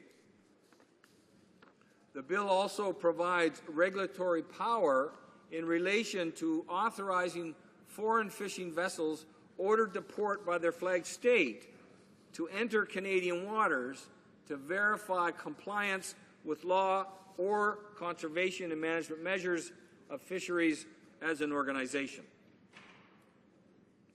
Mr. Speaker, the bill expands the definition of fishing vessel, which we have heard before, to include any vessels used in the transshipment of fish or marine plants that have not been previously handled. The bill further expands the current definition of fish from shellfish, crustaceans, and marine animals to include any part or derivative of them. The Port State Measures Agreement is the first global treaty focused specifically on the problem of illegally unreported and unregulated fishing. To date, European Union, Norway, Sri Lanka, and Myanmar have already ratified the Port State Measures Agreement. The United States has introduced legislation similar to Canada in an effort to ratify the PSMA. But as I indicated, in order for it to be ratified, in order for it to go into effect internationally, it requires ratification by 25 states. Mr. Speaker, the whole question of the illegal, unreported, and unregulated fishery is a serious problem. It's a serious problem for the reasons that I've indicated and others. Canada needs, I suggest to you, and I've said this before, Canada needs to be at the forefront of measures like this to ensure the agreement like this is ratified by the 25 nations. What is Canada doing would be my question. What is Canada doing to ensure that the 25 nations actually are moving forward and taking steps to ratify this agreement? We've not heard that in any of this debate, Mr. Speaker. And if the government was taking the leadership role, as I've suggested, then they would be able to give us a report on that. They surely, you must understand, as I said earlier, it's been 2 years since the bill was first passed, as S13 was first passed in the Senate. So we've had lots of time. The government has been aware of the issue. The government has been involved with this issue. I'd certainly like to know, and I haven't heard this explanation or report of progress, how the other states are doing on the whole question of ratification, and when can we expect this agreement to be implemented? Will it be ignored like the commitment to reach 10% to protect our coastal ecosystem, 10% of our coastal ecosystem by 2020, Mr. Speaker? Do they have a date? Have the signatories to this agreement set a date at which they want to have this deal ratified? And can the government report on what it is that they've done?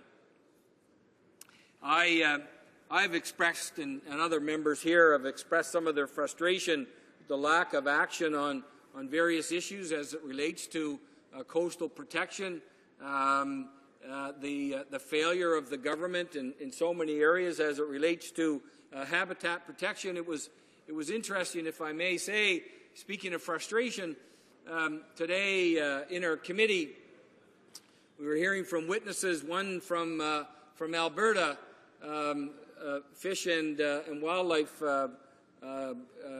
Society, I believe it was, and he talked about his frustration with the fact that the federal government is not doing enough to deal with questions of the damage to fish habitat, and that, in fact, I think if I caught it correctly, he said something to the effect that the Department of Fisheries and Oceans is invisible in the Western provinces, Mr. Speaker. Now, I assured him that now that there's an NDP government in Alberta that he has the opportunity to work with, a government that understands the importance of the environment, and once an NDP government is in place after October the 19th, that we will address that frustration.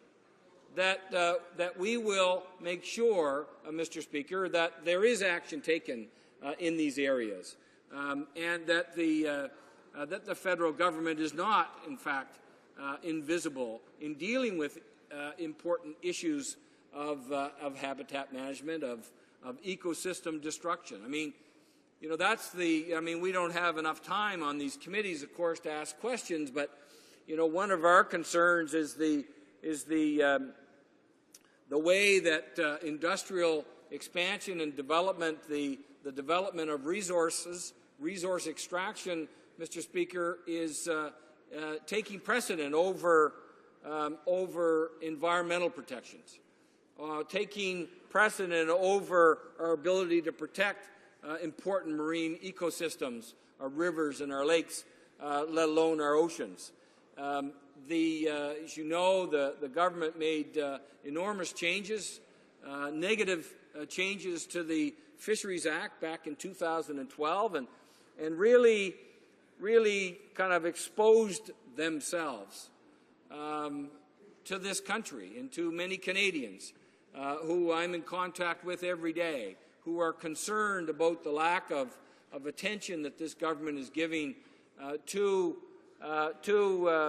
habitat, to fish habitat, to our ecosystems, and that they are primarily concerned about resource extraction, whether it be and the moving of resources.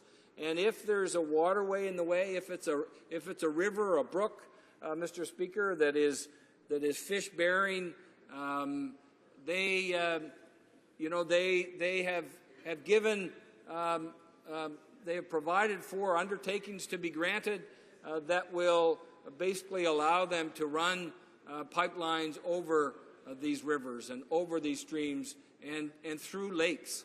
And those are the concerns that many of us have expressed, and I think our witness, if I may, was partly expressing in his testimony today.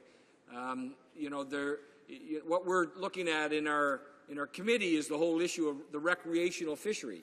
It's an important fishery economically and culturally, Mr. Speaker, but as the representative from the Thames River in southwestern Ontario told us, thank you, Mr. Speaker, told us if you don't have a healthy habitat, if you're not able to protect and restore fish habitat, marine habitat, you're not going to have any fish. So while we want to talk about how important the recreational fishery is to this country, we've got to make sure that we protect that marine habitat, the fish habitat, Mr. Speaker. So it's about leadership, which I've been trying to talk a bit about. And while I'm pleased that this piece of legislation has come forward, I'm disappointed how slow it took, how long it took. I'm disappointed at the fact that this government has not been out in the forefront of making sure that illegal, unregulated, unreported fishery, Mr. Speaker, stops, not in 10 years' time, but now, or stops next year. Let's see some timelines. Let's see the government taking some action to make sure that the 25 nations that are supposed to ratify this agreement get it done. They've not indicated to us whatsoever the actions that they're taking to make sure they get done. Mr. Speaker, would indicate to you that I'll be supporting this legislation. I'm pleased to have the opportunity to speak, and I'd be happy to answer some questions. Questions and comments? Question come on side. The honourable member for the Yukon. Thank you, Mr. Speaker, and thank you to my colleague for his intervention. He started with this and he ended with it, how disappointed he's been that this process has taken so long. So I would ask my honourable colleague now to join me in calling on all members just to remain seated. We can let the debate collapse and move to a voice vote, because the only thing that would appear to me that's delaying this from going forward now, if the member is so concerned about getting this bill passed and done so quickly, is the continued debate on this. So if we all just agreed to sit down, this would go to a voice vote and we'd be done. No more complaints. Bravo! Hey! The honourable member for Dartmouth Cole Harbour. Thank you, Mr. Speaker. You know what? I appreciate that question, because it absolutely underlines and highlights the approach that this government has to this place, to the House of Commons, to Parliament, Mr. Speaker. They don't want to debate anything. They don't want to give us an opportunity to get up and talk about whether we support something or don't support something and why. They don't want to hear that. They just want to control the agenda. So it was over a year ago that we last debated this bill. We now get this bill before us, and we've had, 2 hours to debate it, and they're already telling me to sit down.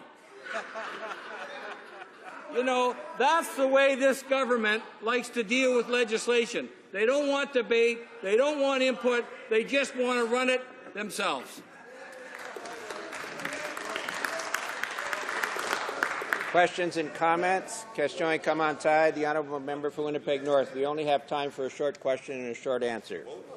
Short question could be a challenge, Mr. Speaker, but I'll give it my best. And asking the member to pick up on the point of the importance that Canada could play in terms of our world oceans, which are quickly becoming depleted in many different ways, whether it's through small nets, overfishing, and so forth, and that Canada, given the size of its coastlines, not to mention just the citizenry as a whole, who wants to see Canada play a stronger role in terms of leadership of overall management of the fishing industry, not only here in Canada, but the benefits around the world if we get more directly involved. And maybe if you might want to provide some comment on that very important point of just strong leadership coming from Canada to contribute to better oceans around the world.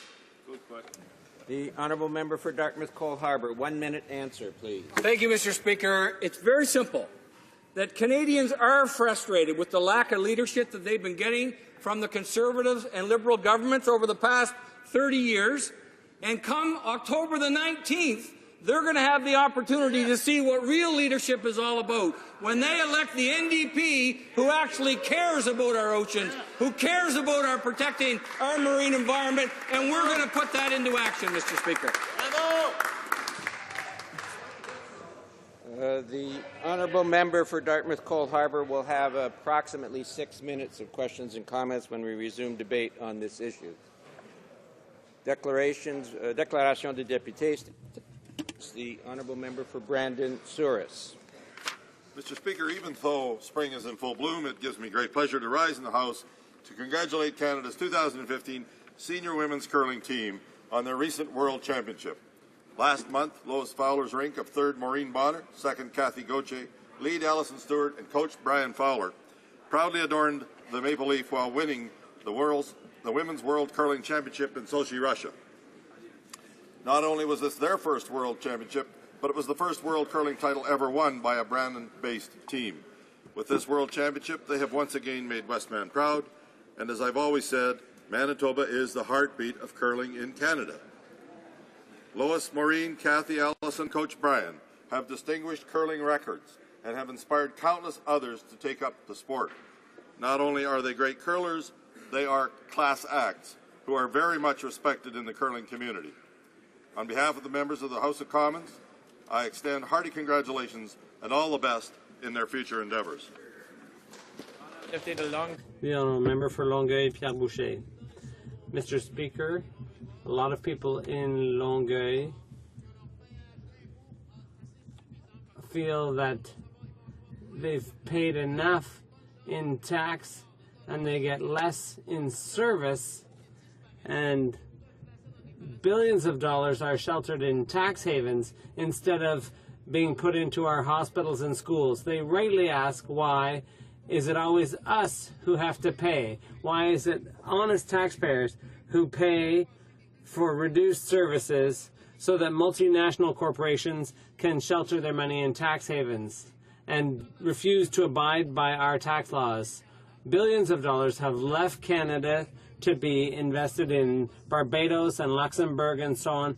Ottawa should work with our international partners to make sure that honest taxpayers are not subsidizing those who cheat the system. The government has to crack down on tax shelters, and they can count on the NDP to do that when we form government. Lampton. Mr. Speaker, I'm honoured to speak in support of Mental Health Week and to urge parliamentarians to continue our efforts of raising awareness towards fighting the stigma attached to mental illness. According to the Canadian Mental Health Association, each year 1 in 5 Canadians experiences a personal mental health issue, with an estimated cost to our national economy of over $150 million. Mental health issues can indirectly impact all of us at some time through a loved one, friend, or colleague. During Mental Health Week, Canadians must seek to confront the stigma still associated with the discussion of personal mental health matters so that we can help those who truly need it. We must break this cycle and help Canadians understand that help is out there, that even the darkest clouds can have silver linings. I would ask MPs to share resources from CMHA with their constituents by visiting mentalhealthweek.ca and spreading the message across social media. Thank you. The honourable member for Cape Breton-Canso. Mr. Speaker, last week I had the great pleasure to attend the 50th anniversary of the Glace Bay Citizens Service League. In November 1965, under the guidance of Hilda Wright, on the initiative of the United Church, a pilot project was undertaken in ecumenical social service, bringing together churches, service groups, and social agencies with the goal of improving the economic conditions and quality of life for the people of Glace Bay. The League provides programs like the Clothing Depot, Furniture Exchange, backpack programs, Meals on Wheels, nursery schools, babysitting courses, and seniors programs, all delivered by an army of over 200 incredibly dedicated volunteers. Wow. The League presented 50-year service pins to Marge Petit, Effie McCauley, Jeanette Stearns, and the League's first and longest-serving board chair, Shirley Chernin. The talented and dedicated staff, led by Executive Director Susan Plath and Board of Directors Chair Gatha McMullen, are the first to point out to the hundreds of volunteers who have given so much to the benefit of so many as the reason for the League's 50 years of success. I ask the House to join me in congratulating the Glace Bay Glace Bay Citizen Service League on their 50th anniversary of giving. The honourable member for Calgary Centre. Thank you, Mr. Speaker. And Mr. Speaker, today I want to bring some good news to Calgary parents and tell them what our government is doing for their youth this summer. Now, we know that parents, that you're working really hard to put your kids through school. And we also know that you want us to address one of your major concerns, which is, will my son or daughter have a job once they graduate? Well, we're helping with that through our Canada Summer Jobs program. It's in fact helping employers create 200 jobs in my riding of Calgary Centre alone and 35,000 summer jobs for students across the country. Starting right away, they'll be gaining career experience and also making some money this summer. Now, $950,000 of your tax dollars are going to support student jobs in my riding of Calgary Centre alone. Some of the places you'll see students working are at the YMCA's Kids in Motion program, at WordFest, celebrating the joy of reading and writing, Terex Environmental, providing environmental services to business, Petroleum Technology Alliance, Calgary Stampede, and Mustard Seed. Cheer them on when you see them. The honourable member for Vancouver Kingsway. Mr. Speaker, 3 municipalities in the Lower Mainland of British Columbia have proclaimed May 3 to 9 Neighbourhood House Week. It gives me great pleasure to draw to the attention of this House the multifaceted contributions of these outstanding organizations to our communities and our country. The rich history of the Neighbourhood House movement in Metro Vancouver dates from 1894, when the precursor of the Alexandra Neighbourhood House, a children's orphanage, opened on Pine Street. Today, we have 14 neighbourhood houses that serve more than 100,000 people every year. These treasures provide a broad array of services that bring every part of our community together. They feed the homeless, teach our youth, and nurture our citizens, from social, cultural, and recreational programs to helping individuals, families, and new Canadians develop and connect. Neighbourhood houses are welcoming homes for everyone in our community. In Vancouver Kingsway, we are blessed with 3 outstanding neighbourhood houses: Cedar Cottage, Collingwood, and Little Mountain. On behalf of the Parliament of Canada, we thank them and all neighbourhood houses for their contributions to our nation. The honourable member for Edmonton Centre. Mr. Speaker, 70 years ago tomorrow, the guns fell silent in Europe after 5 years and 8 months of destruction and the death of tens of millions of people. Victory in Europe Day commemorates the courage, service, and sacrifice of millions of people committed to upholding freedom and democracy on behalf of those who couldn't do it themselves. Among them are 1 million Canadians in uniform. Many of them related to people in this House and gallery today. The history of Canada is replete with examples of our country standing up when it counts. We can never forget that, and we should always be proud of that. Mr. Speaker, today the Veterans Affairs Committee and I with the able assistance of my grandson Tyler and granddaughter Rhea, laid a wreath at the National War Memorial to pay homage to the 47,000 Canadians who made the ultimate sacrifice, the tens of thousands wounded or taken prisoner, and the hundreds of thousands who returned home unscathed, at least physically, after having done their duty. Tyler and Rhea don't understand the significance of the E-Day and other such days yet, but they will. And, Mr. Speaker, I invite all honourable members of this House and all Canadians to pause tomorrow and any day to say thank you to all those who guarantee our freedom and the freedom of all Canadians like Tyler and Rhea. Thank you, Mr. Speaker.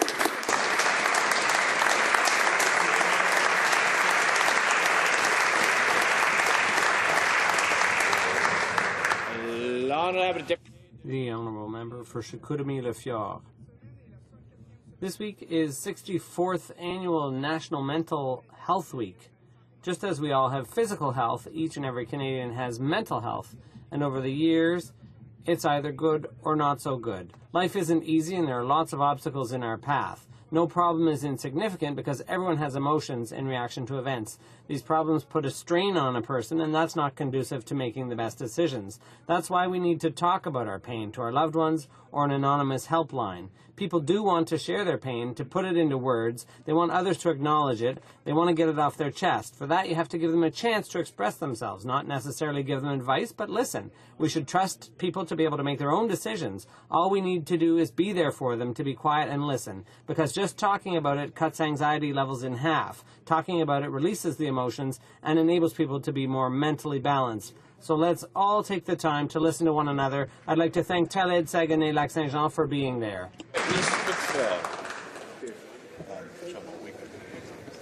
Mr. Speaker, the leader of the Liberal Party plans to replace our government's family tax cut with a family tax hike.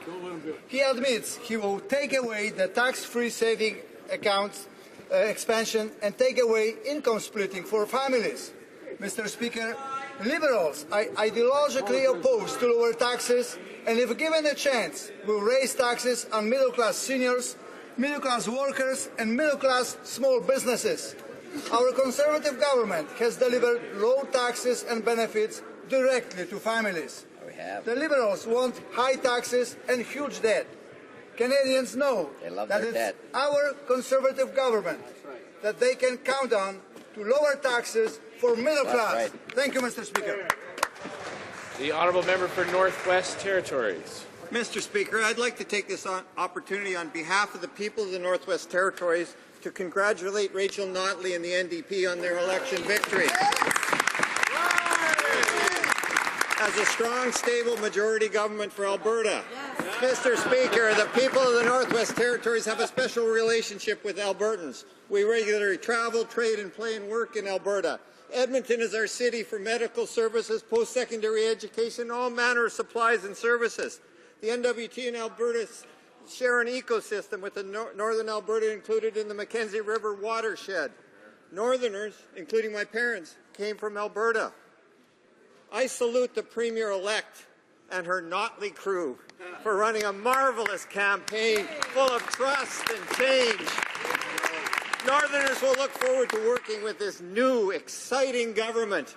I'm sure she will continue the productive relationship between Alberta and the NWT. The Honourable Member for Etobicoke Lakeshore.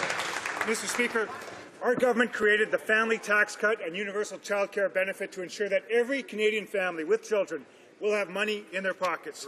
Canadian families, including those in my riding of Etobicoke Lakeshore, are further ahead because of our universal child care benefit. Now the Liberals want to take that away. Mr. Speaker, instead of a family tax cut, the leader of the Liberal Party wants to introduce a family tax hike. He wants high taxes and huge government debt. Mr. Speaker, this does not help the middle class. Only our Conservative government, Mr. Speaker, has a plan that will help middle-class Canadians keep money in their pockets. Thank you, Mr. Speaker. The Honourable Member for Sydney, Victoria. Mr. Speaker, I rise today to honour two residents of Victoria County who have been recently recognized on the international scene, Dr. Ron Stewart and Leon Dubinsky.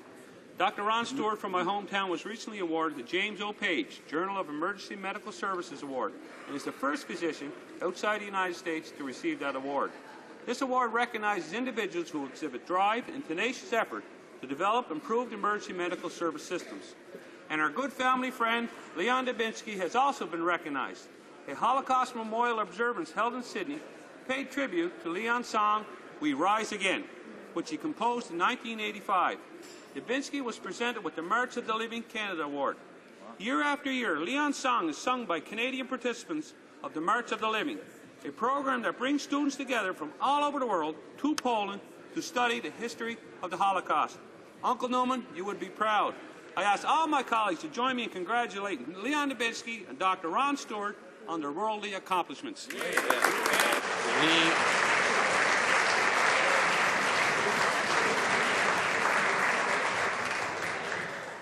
honourable member for York Centre.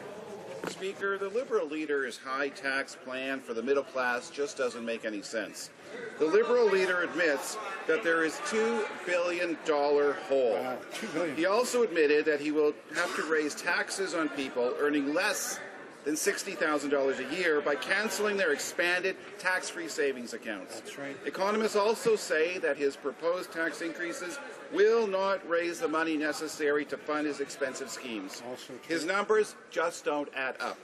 The only way to make the numbers work will be higher taxes on the middle class by taking away the tax-free savings accounts entirely and income splitting for seniors.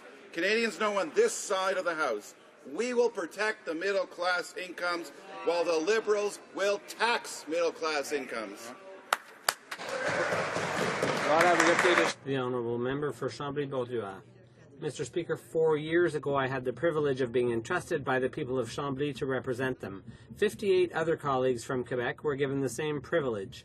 Together with my colleagues from the rest of Canada, we formed the official opposition. It was called the Orange Crush. The Orange Crush is a state of mind, a thirst for change Canadians are expressing, a desire to see politics done differently, to elect people they can relate to, who talk about the issues that affect them. This week, my friends, it was Alberta's turn to succumb to the Orange Crush. Alberta's newly elected NDP MLAs will, like us, bring much-needed new blood to the political debate. My friends, the winds of change are upon us. In October, people all across the country will have their chance to get on board and elect an NDP government.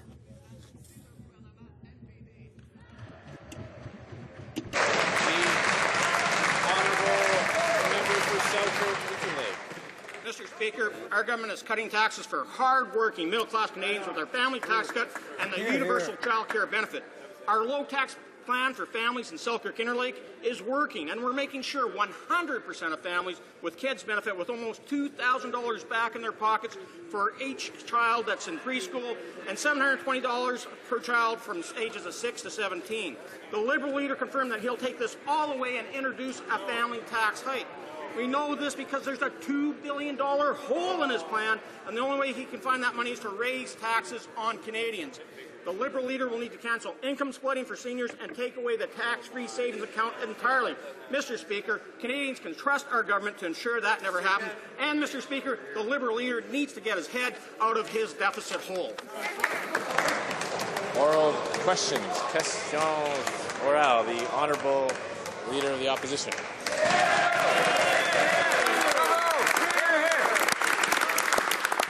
Speaker, another shocking revelation in the Senate scandal today. According to an RCMP court document made public, the Prime Minister's office played a, quote, key role in altering and falsifying the 2013 audit of Mike Duffy's expenses. Oh.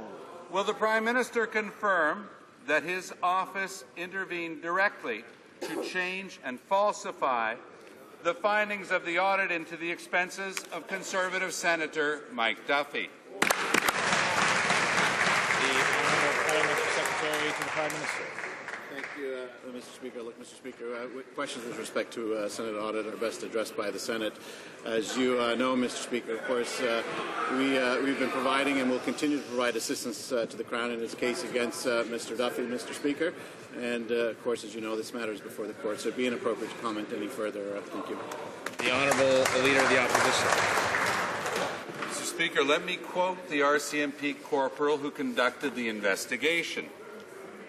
We've learned that the Prime Minister's office has had a lot of communication with the diverse senators who were involved in these committees and subcommittees. Does the Prime Minister deny that officials in his office secretly discussed the Deloitte audit with Conservative senators before it was completed on May 7th, 2013? Thank you very much, Mr. Speaker. Speaker, I just answered that question. Again, questions with respect to a Senate audit are best addressed by the Senate, Mr. Speaker. But as we've been doing right from the beginning, we'll continue to provide the assistance to the Crown in its case against Mr. Duffy, Mr. Speaker. Now, the Leader of the Opposition could certainly provide assistance to the taxpayers of Canada if he would encourage the 68 members of his caucus who owe over $2 million to the Canadian taxpayers. If he would encourage them to pay that back, that would be wonderful, Mr. Speaker. And he could start by showing leadership by reimbursing the Canadian taxpayers the $400,000 that he owes them in illegal funding for an office that was illegal in Montreal. The Honourable Leader of the Opposition. Mr. Speaker, the RCMP is clear. They have stated before the courts that the report made its way to the Prime Minister's office, and I quote again, it made its way there so they could alter it and make revisions to it. Can the Prime Minister tell us why his office altered the details of this audit? What are they trying to hide? And who are they trying to protect? Honourable Parliamentary Secretary. Merci, Monsieur le Président. Thank you, Mr. Speaker. I already answered that question. This matter is before the courts, so it would be inappropriate to comment further, but there are other questions, Mr. Speaker. For example, the member for Chicoutimi-Le-Fjord, why did he use resources intended for his riding to support an illegal office in Montreal? That member, I hope, will do the right thing, repay the citizens of his riding $30,000. And refund the $30,000 he owes them. Exactly. The Honourable Leader of the Opposition. 2013. Nigel Wright, the Prime Minister's Chief of Staff, wrote in an email to his colleagues in the Prime Minister's office, quote, Mike is very pleased with this, so it will give us a little bit of time if Conservative Senator Tukachuk can pull it off. End quote. Pull what off? Obviously, rewriting the report. They know it as well as we do. This is pure Richard Nixon. The Duffygate cover-up was orchestrated right in the Prime Minister's office. That's what these RCMP court documents prove. Why won't the Prime Minister answer? The Honourable Parliamentary Secretary. I've already answered that question. Look, what's also before us right now is the fact that there's some 68 members of the NDP caucus who owe over $2.7 million to the Canadian taxpayer, plus interest, Mr. Speaker, for illegal offices in Montreal. Mr. Speaker, there's also another 23 members of the NDP caucus who illegally spent over $1 million in inappropriate mailings, Mr. Speaker. This is the party that accepted illegally $350,000 worth of union donations, that in contravention to the rules of this chamber has a union member working in the Leader of the Opposition's office doing partisan work. He ought to repay the money that he owes taxpayers.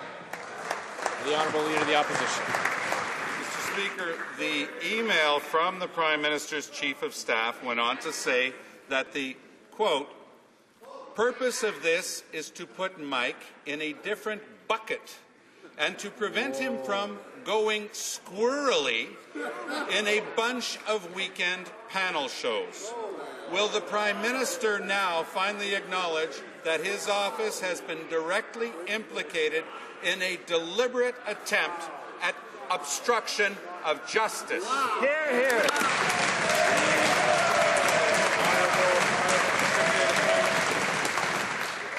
Speaker, what an absolutely ridiculous question from the Leader of the Opposition, Mr. Speaker. Mr. Speaker, what the reality is here This is in front of the courts, and we'll let the courts do their work, Mr. Speaker. At the same time, the NDP could show some leadership by reimbursing the Canadian taxpayer the millions of dollars which they owe them, Mr. Speaker. The member opposite, the Leader of the Opposition, owes over $400,000 to the taxpayers of Canada, and 67 other of his members owe the rest. I suggest they pay back the $2.7 million you owe them. Hear, hear. Or the honourable member for Charlottetown. Mr. Speaker, the RCMP revealed that the Prime Minister's office intervened in the audit of Mike Duffy's expenses in order to cover up for him. Even though the PMO circumvented the rules to alter the Duffy report, the Prime Minister never informed the Senate auditor of that fact. Was the Prime Minister one of the people who was not authorized to be informed of the content of the audit? Why did his office intervene in this audit? The Honourable Parliamentary Secretary. This is before the courts, so we'll allow the courts to do their job on this, Mr. Speaker.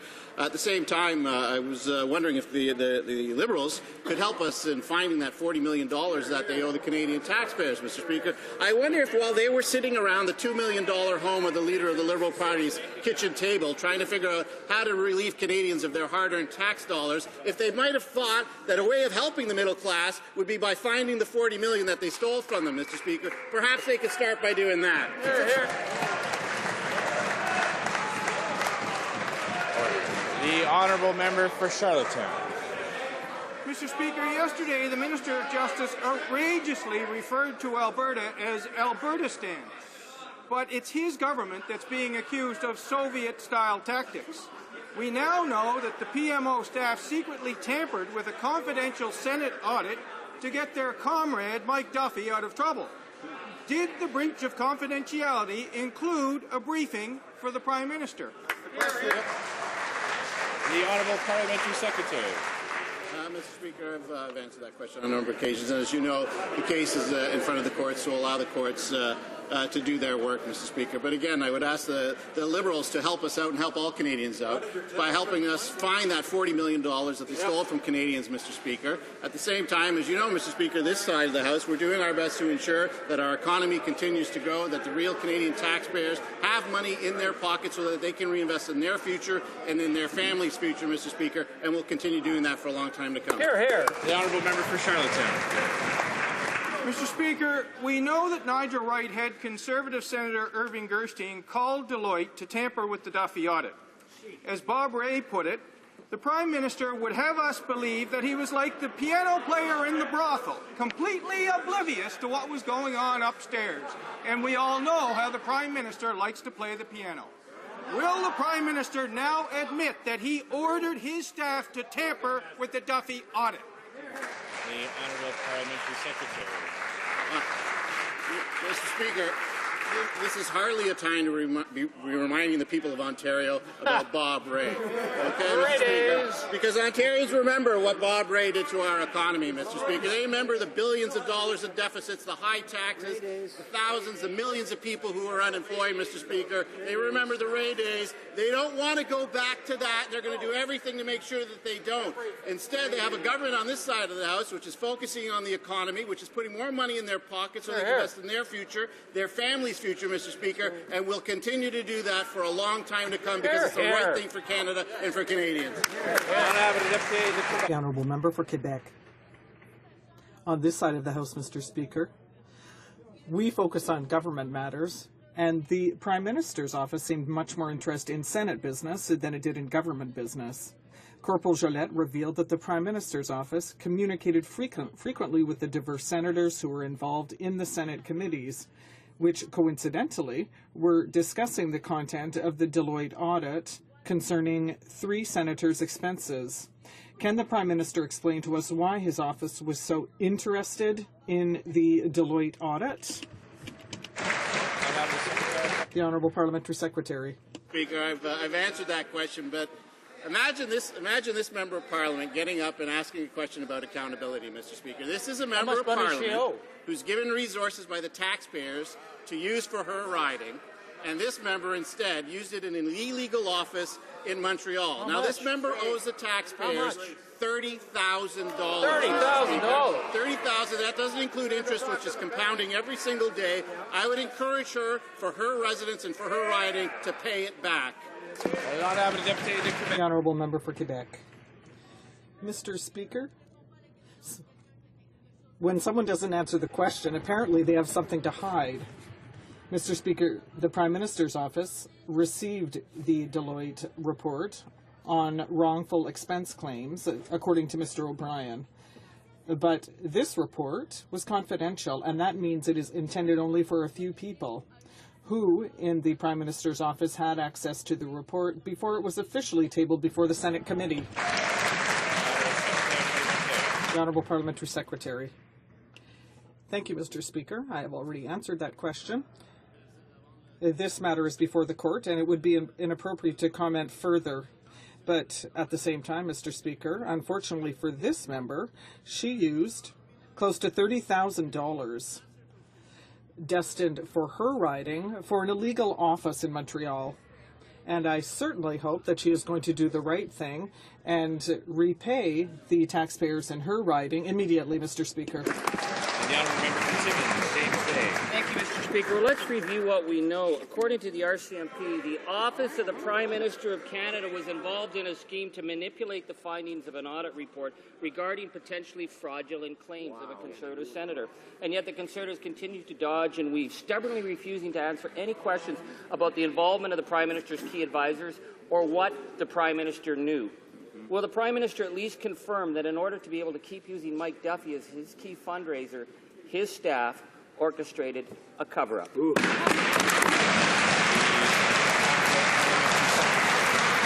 Obviously, Mr. Speaker, I completely reject the member opposite's question, and I've answered the question, Mr. Speaker.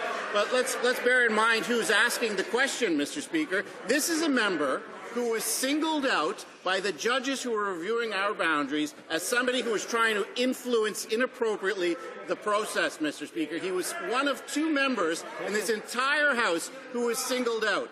The only other person singled out was another member of the NDP for breaking the rules. So when it comes to ethics, this is certainly not a member that anybody in this House should ever take a lesson from, Mr. Speaker. No one. He could help, though, by repaying the 2.7. The honourable member for Timmins, James May.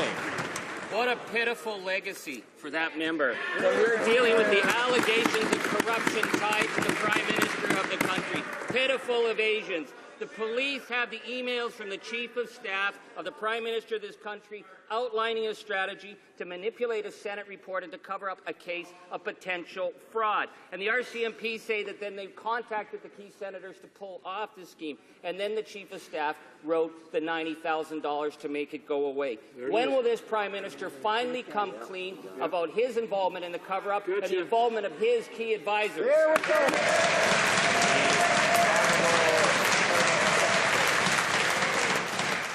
Again, Mr. Speaker, I've answered that question on a number of occasions. But again, when it comes to ethics, let me quote from the judges who were reviewing our boundaries. The first hint of what the Commission considers to be inappropriate involvement by a member of Parliament in the electoral redistribution process, Mr. Speaker.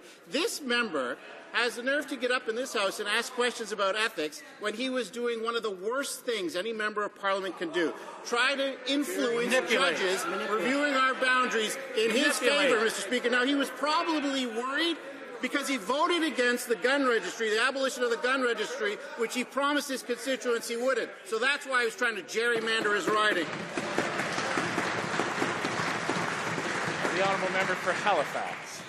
So much scandal, so few answers, so much evasion. Mr. Speaker, we can't keep up. So let's try the Minister of Democratic Reform about the integrity of our electoral laws. Former Conservative Minister Peter Panashaway's official agent has been charged with violating the Canada Elections Act. Will the Minister of Democratic Reform please tell the House if he will be introducing amendments to the Elections Act to crack down on Conservatives who break our electoral laws and who knowingly provide the Chief Electoral Officer with false information? Thank you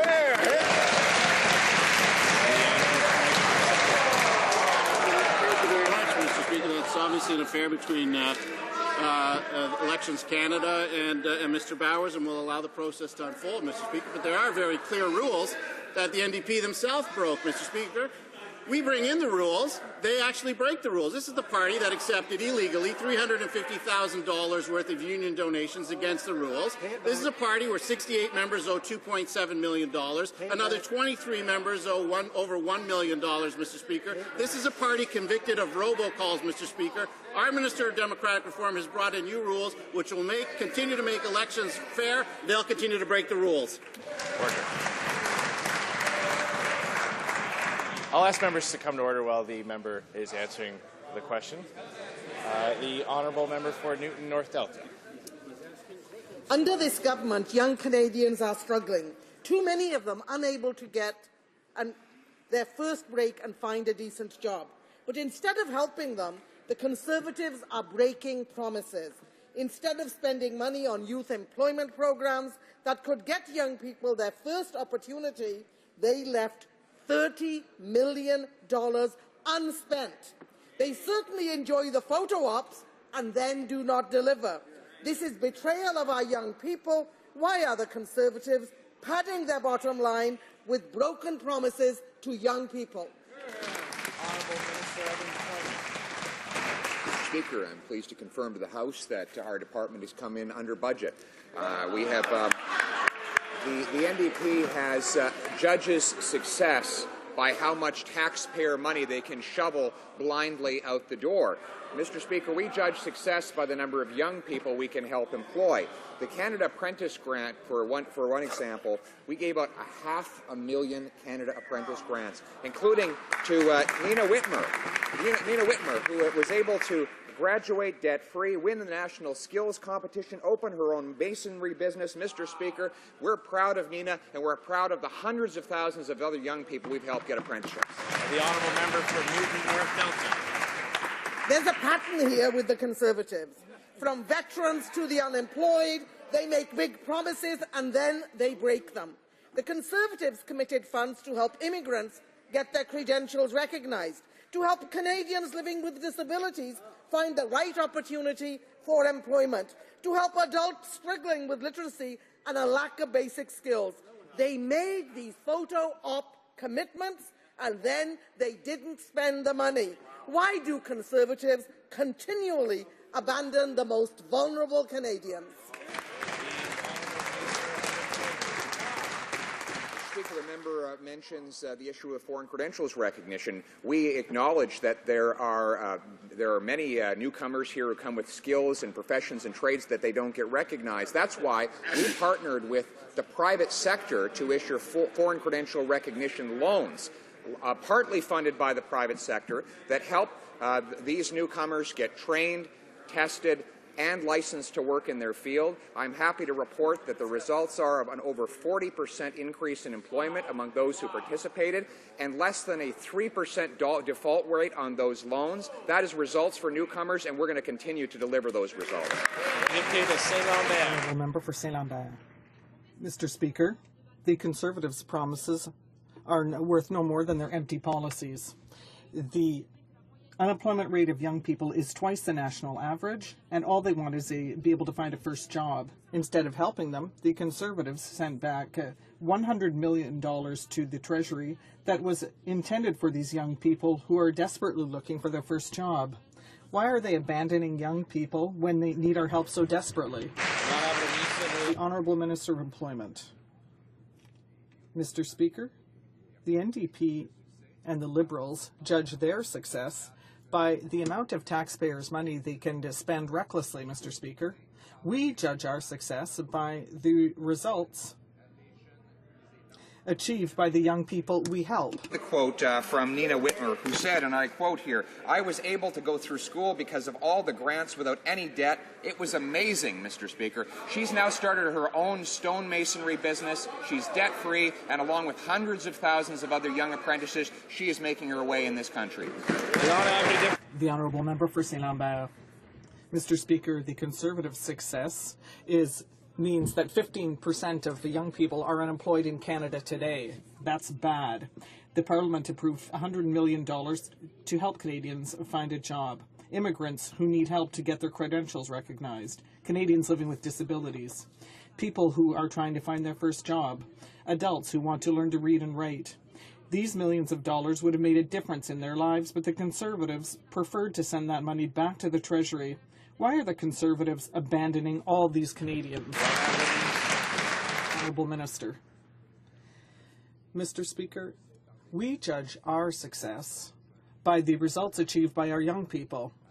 For example, we gave the Canada Apprenticeship Grant. Some 500,000 of these grants were awarded, and these grants help young people get the skills they need to practice in specialized trades that are in demand. And now, Mr. Speaker, those young people have become workers with skills that will help them throughout their lives and to build our economy. That is how we were able to create 1.2 million new jobs, and we will continue. Mr. Speaker, the late Jim Flaherty dismissed income splitting for the wealthy as too expensive and fundamentally unfair. Unfair because it provides nothing to a single mom at the poverty line, while it gives $2,000 to families with incomes over $250,000. If you could trade that unfairness for a better plan, one that's being acclaimed as powerful, progressive, fair, transparent, and efficient, one that fights poverty and improves middle-class incomes, why would you not make that trade? Jim Flaherty would have. The Honourable Minister of Employment. Well, Mr. Speaker, the Liberals admit that they would raise taxes on almost half of families with kids by scrapping income splitting. That's how many benefit from income splitting. Almost half of families with kids. But why should we believe that they wouldn't get rid of income splitting for seniors if they are opposing the principle of income splitting for families? In fact, when asked about that question, the former Liberal leader, current Heritage critic, said of income splitting for seniors, well, it is not our priority. It would be very, very costly. Mr. Speaker, that sounds like the same rhetoric they're using to justify raising taxes on families. Seniors cannot trust the Liberals. The Honourable Member for Wascana. Mr. Speaker, so now the government is taking its financial advice from a guy who once said a payoff to Mike Duffy was an honourable thing to do. A better plan is bolstering Canada's middle class, and you can do that by cutting their tax rate right across the board to save middle-class families billions of dollars. A better plan is one clean, simple, tax-free child benefit, one that's progressive and fair, providing more support to every middle-class family and all those working so hard just to get there. Why is this government so against fundamental fairness? The Honourable Minister of Employment. Well, Mr. Speaker, income splitting does provide fairness. It gives the same treatment if households where one spouse earns more than the others, as it does to a spouse to a household where the two spouses earn the same amount of money. The Liberals are opposed in principle to all forms of income splitting. That's why they voted against pension splitting when it was first brought in. It's why their former Liberal leader openly opposed it and has not retracted that. And now they expect, on the eve of an election, that seniors are going to believe them when they claim that they've changed their mind. Mr. Speaker, seniors are smarter than that. They won't trust the Liberals. They won't be tricked. Honourable Member for Cape Breton-Canso. Mr. Speaker, the government's clawed back billions, not millions, but billions of dollars that could have helped seniors, persons with disabilities, and students. What they didn't claw back was the $750 million on those self-serving TV ads. You know who's going to be able to watch the TV ads, though? It'll be the 375,000 unemployed young Canadians because they don't have to get up to go to work the next day thanks to this government. Another $90 million, including money for a youth employment strategy, gone under this government. What kids want, or what young people want, are jobs, not state propaganda. The Honourable Minister of Employment. Well, Mr. Speaker, our plan of trade, tax cuts, and training has helped create 1.2 million net new jobs for Canadians of all ages. Now, he mentions advertising. advertising, we did advertise about the Canada Apprentice Loan. And already over 6,000 young people have taken out those loans in order to help with the cost of in-classroom study to get their apprenticeship done and their journeyman ticket and go out into high-demand jobs. We've had over 500,000 apprenticeship grants go out in addition to those loans, Mr. Speaker. These are creating jobs in the trades, and that is the future that we're going to create. And the honourable member for Nickel Belt. Mr. Speaker, Francophone communities outside Quebec need Francophone immigrants, but currently only 2% of immigrants outside Quebec speak French. And yet the minimum quota is 4%. The Commissioner of Official Languages has told us that the Conservatives have even cut regional offices and funding for Francophone immigrants. And Francophone minority communities have sounded the alarm. Their future is at stake. Will the Conservatives finally take the future of Francophones in this country seriously? Honourable Parliamentary Secretary. Thank you, Mr. Speaker. The Minister was very clear on the objective of 4% for Francophone immigrants outside of Quebec. Our government has a plan to meet that objective, and we're already seeing results with the Express Entry program. And we will accept the Commissioner's recommendations. Francophone communities are in dire need of help, and they're sounding the alarm about their future. The Official Language Commissioner is also concerned. It's clear that Conservatives cut to services that support Francophone immigration outside Quebec could threaten the vitality of these communities. When will the Minister take the future of Francophone communities across the country seriously and give the support that they need? The Honourable Parliamentary Secretary. Mr. Speaker, we've been very clear about our goal of 4% for Francophone immigration outside of Quebec. Our government has a roadmap to get there, and we're already seeing results from Express Entry. We're taking note of the Commissioner's other recommendations, Mr. Speaker. Mr. Speaker, I might add while I'm up that when we brought in the roadmap for linguistic duality, that indeed helps minority communities across the country. How did they vote? How did this party vote? How did the NDP vote on that member? Against that. Shameful. Full member for Churchill. Mr. Speaker, once again, this government refused to uphold the fundamental rights of Indigenous peoples, as every single member of the Conservative caucus voted against the bill put forward by my colleague C-641. This important bill would have enshrined the principles of the UN Declaration on the Rights of Indigenous Peoples into Canadian law. But by rejecting this bill, the government missed another opportunity to engage in genuine partnership with First Nations, Métis, and Inuit. Why is this government yet again refusing to respect the rights of Indigenous peoples in Canada?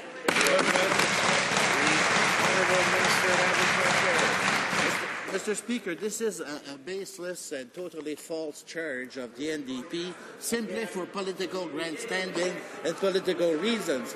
The fact of the matter is that this government is the one that amended the Human Rights Act in order to ensure that people on reserve have the same rights as all Canadians.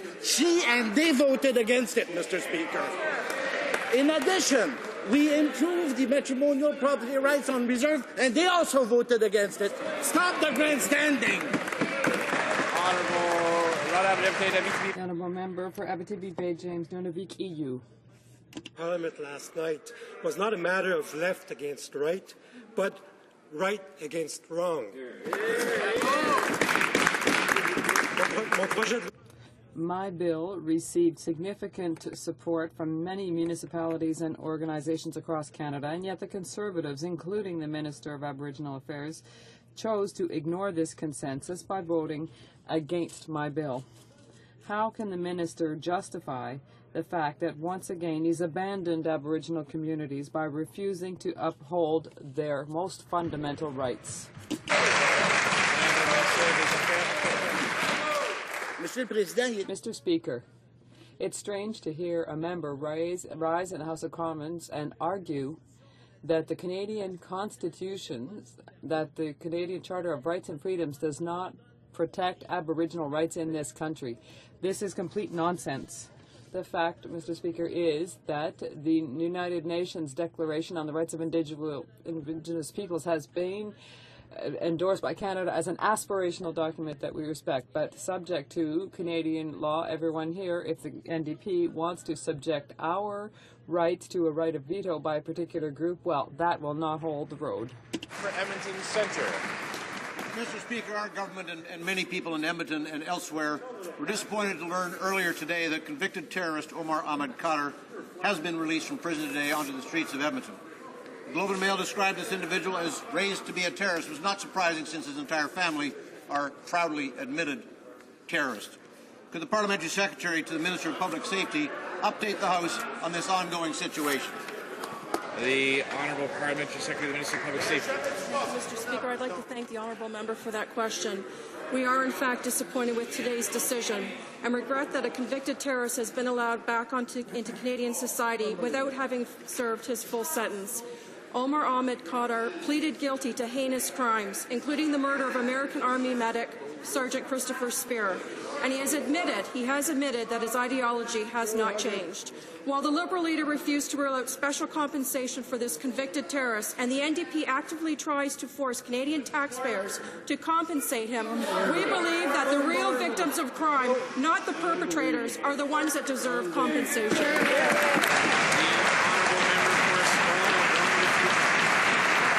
Well, speaking of victims of crime, Mr. Speaker, sexual assault is a devastating crime and one of the most difficult to prosecute. Survivors deserve to be treated with the utmost respect and dignity. However, the DNA collection kits provided by the RCMP are badly out of date. They often use painful and obsolete techniques, and even worse, they risk DNA evidence degradation. A new kit has been developed, but the RCMP won't say when they'll distribute it. Will the minister make this a priority? Will the government expedite the distribution of new DNA collection kits to health professionals across Canada? This is a matter of justice.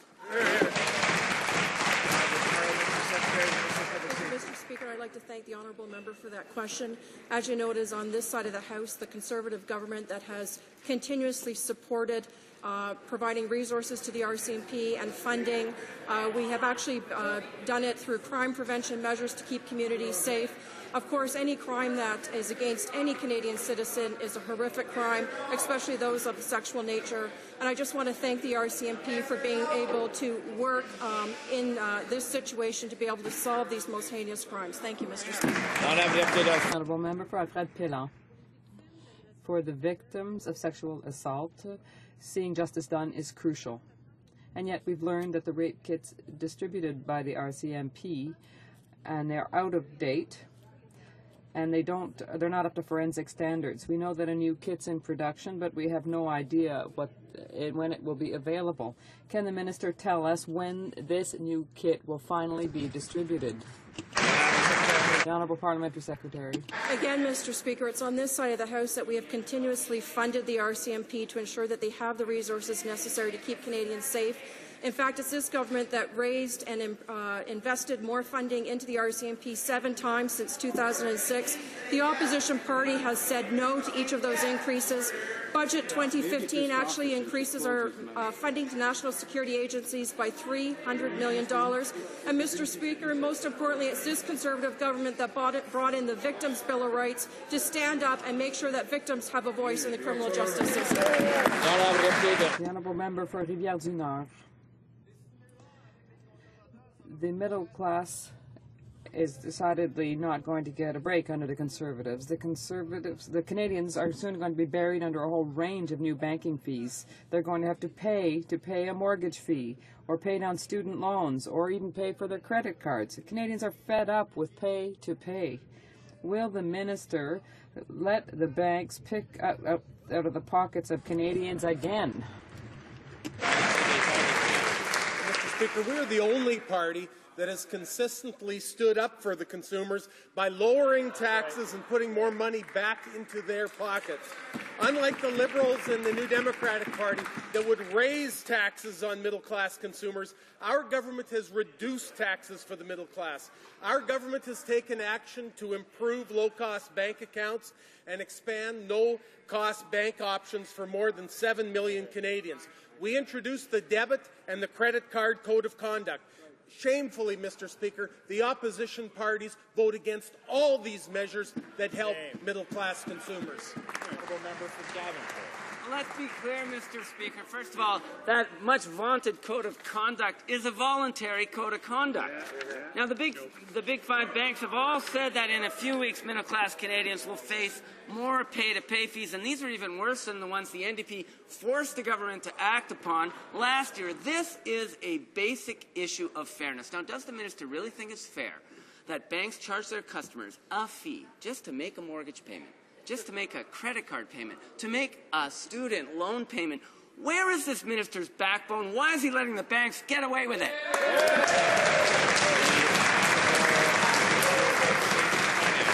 Again, Mr. Speaker, this party, our party, is the only party that has consistently brought forward legislation that would support middle-class consumers. We've lowered taxes for consumers, Mr. Speaker, making Canada the lowest tax regime in the last 50 years right now.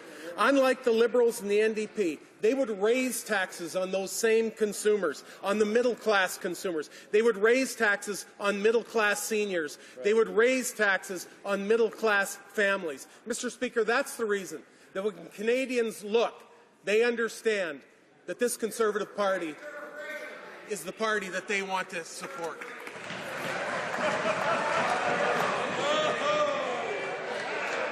Order. The honourable member for Etobicoke North. Mr. Speaker, a new report from Catalyst paints a disturbing picture for Canadian women. The report found Canadian women doing the same work earn $8,000 less than men.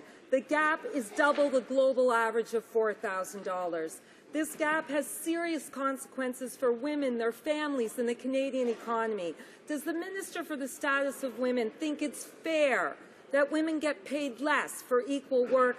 Why is she doing nothing to close the pay gap? The Honourable Minister of Labour.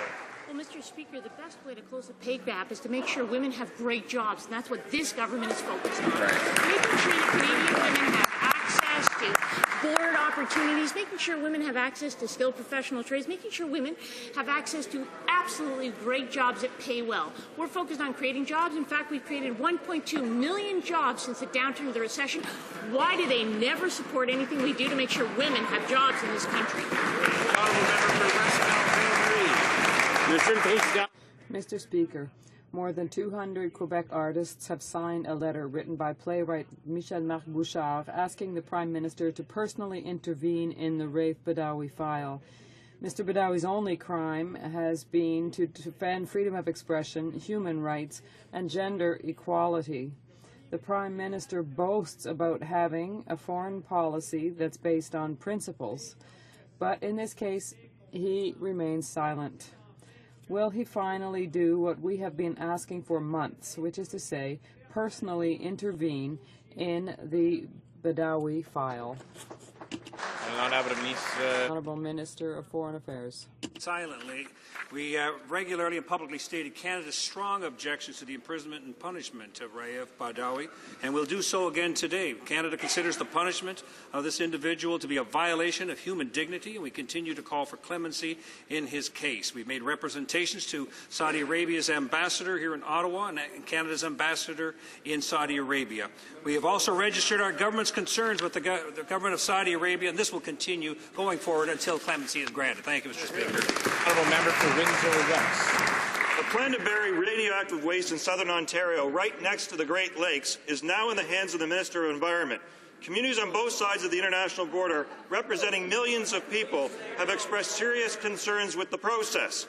They are worried about the potential impact of radiation and the Great Lakes together, side by side. Mr. Speaker, no other alternatives were even considered, and many people feel they weren't adequately consulted, including municipalities and the U.S. Congress.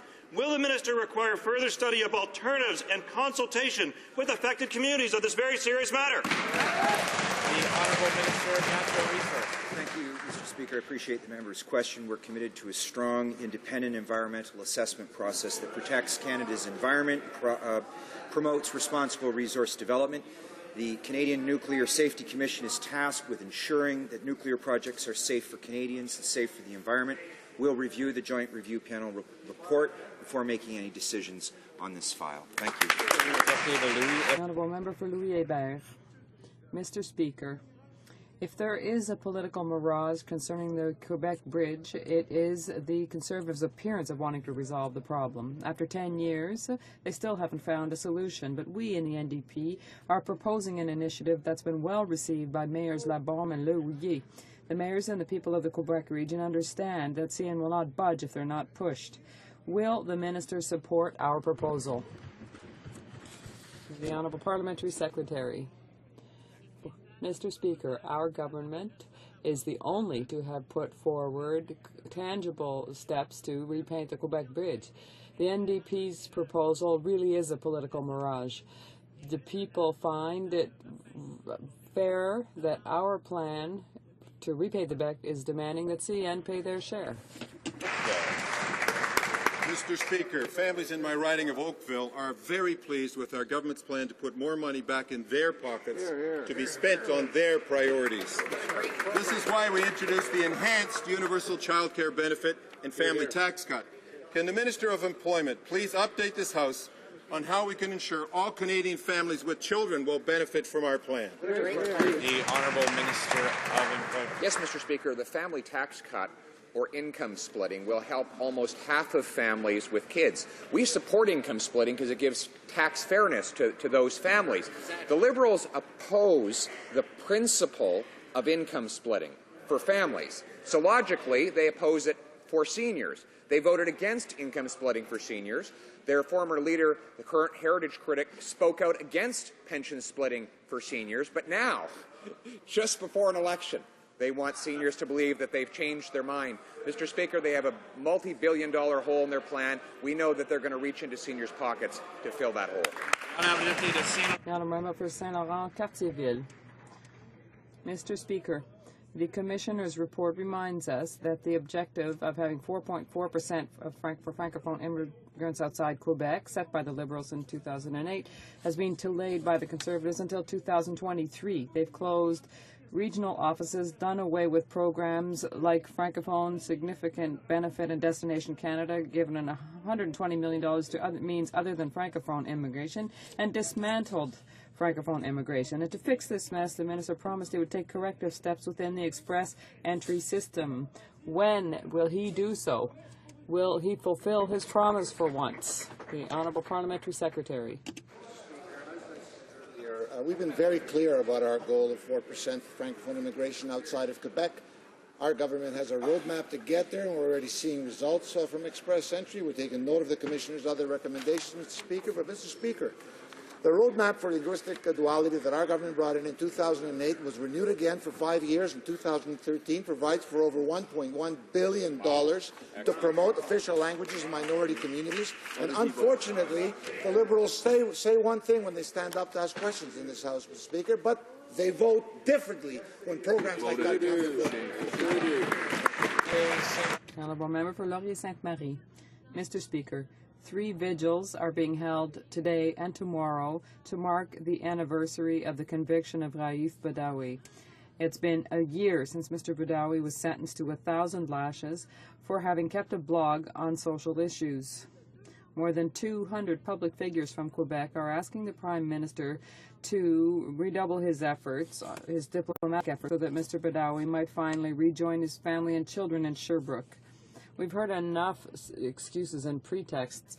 Is the Prime Minister prepared to personally request Raif Badawi's release? Honourable Minister of Foreign Affairs.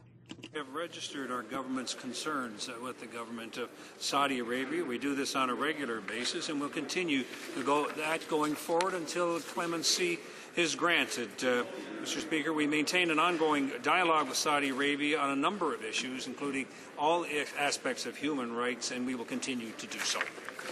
The Honourable Member for Elmwood-Transcona. Speaker, our Prime Minister understands that small businesses are the backbone of the Canadian economy. Sure does.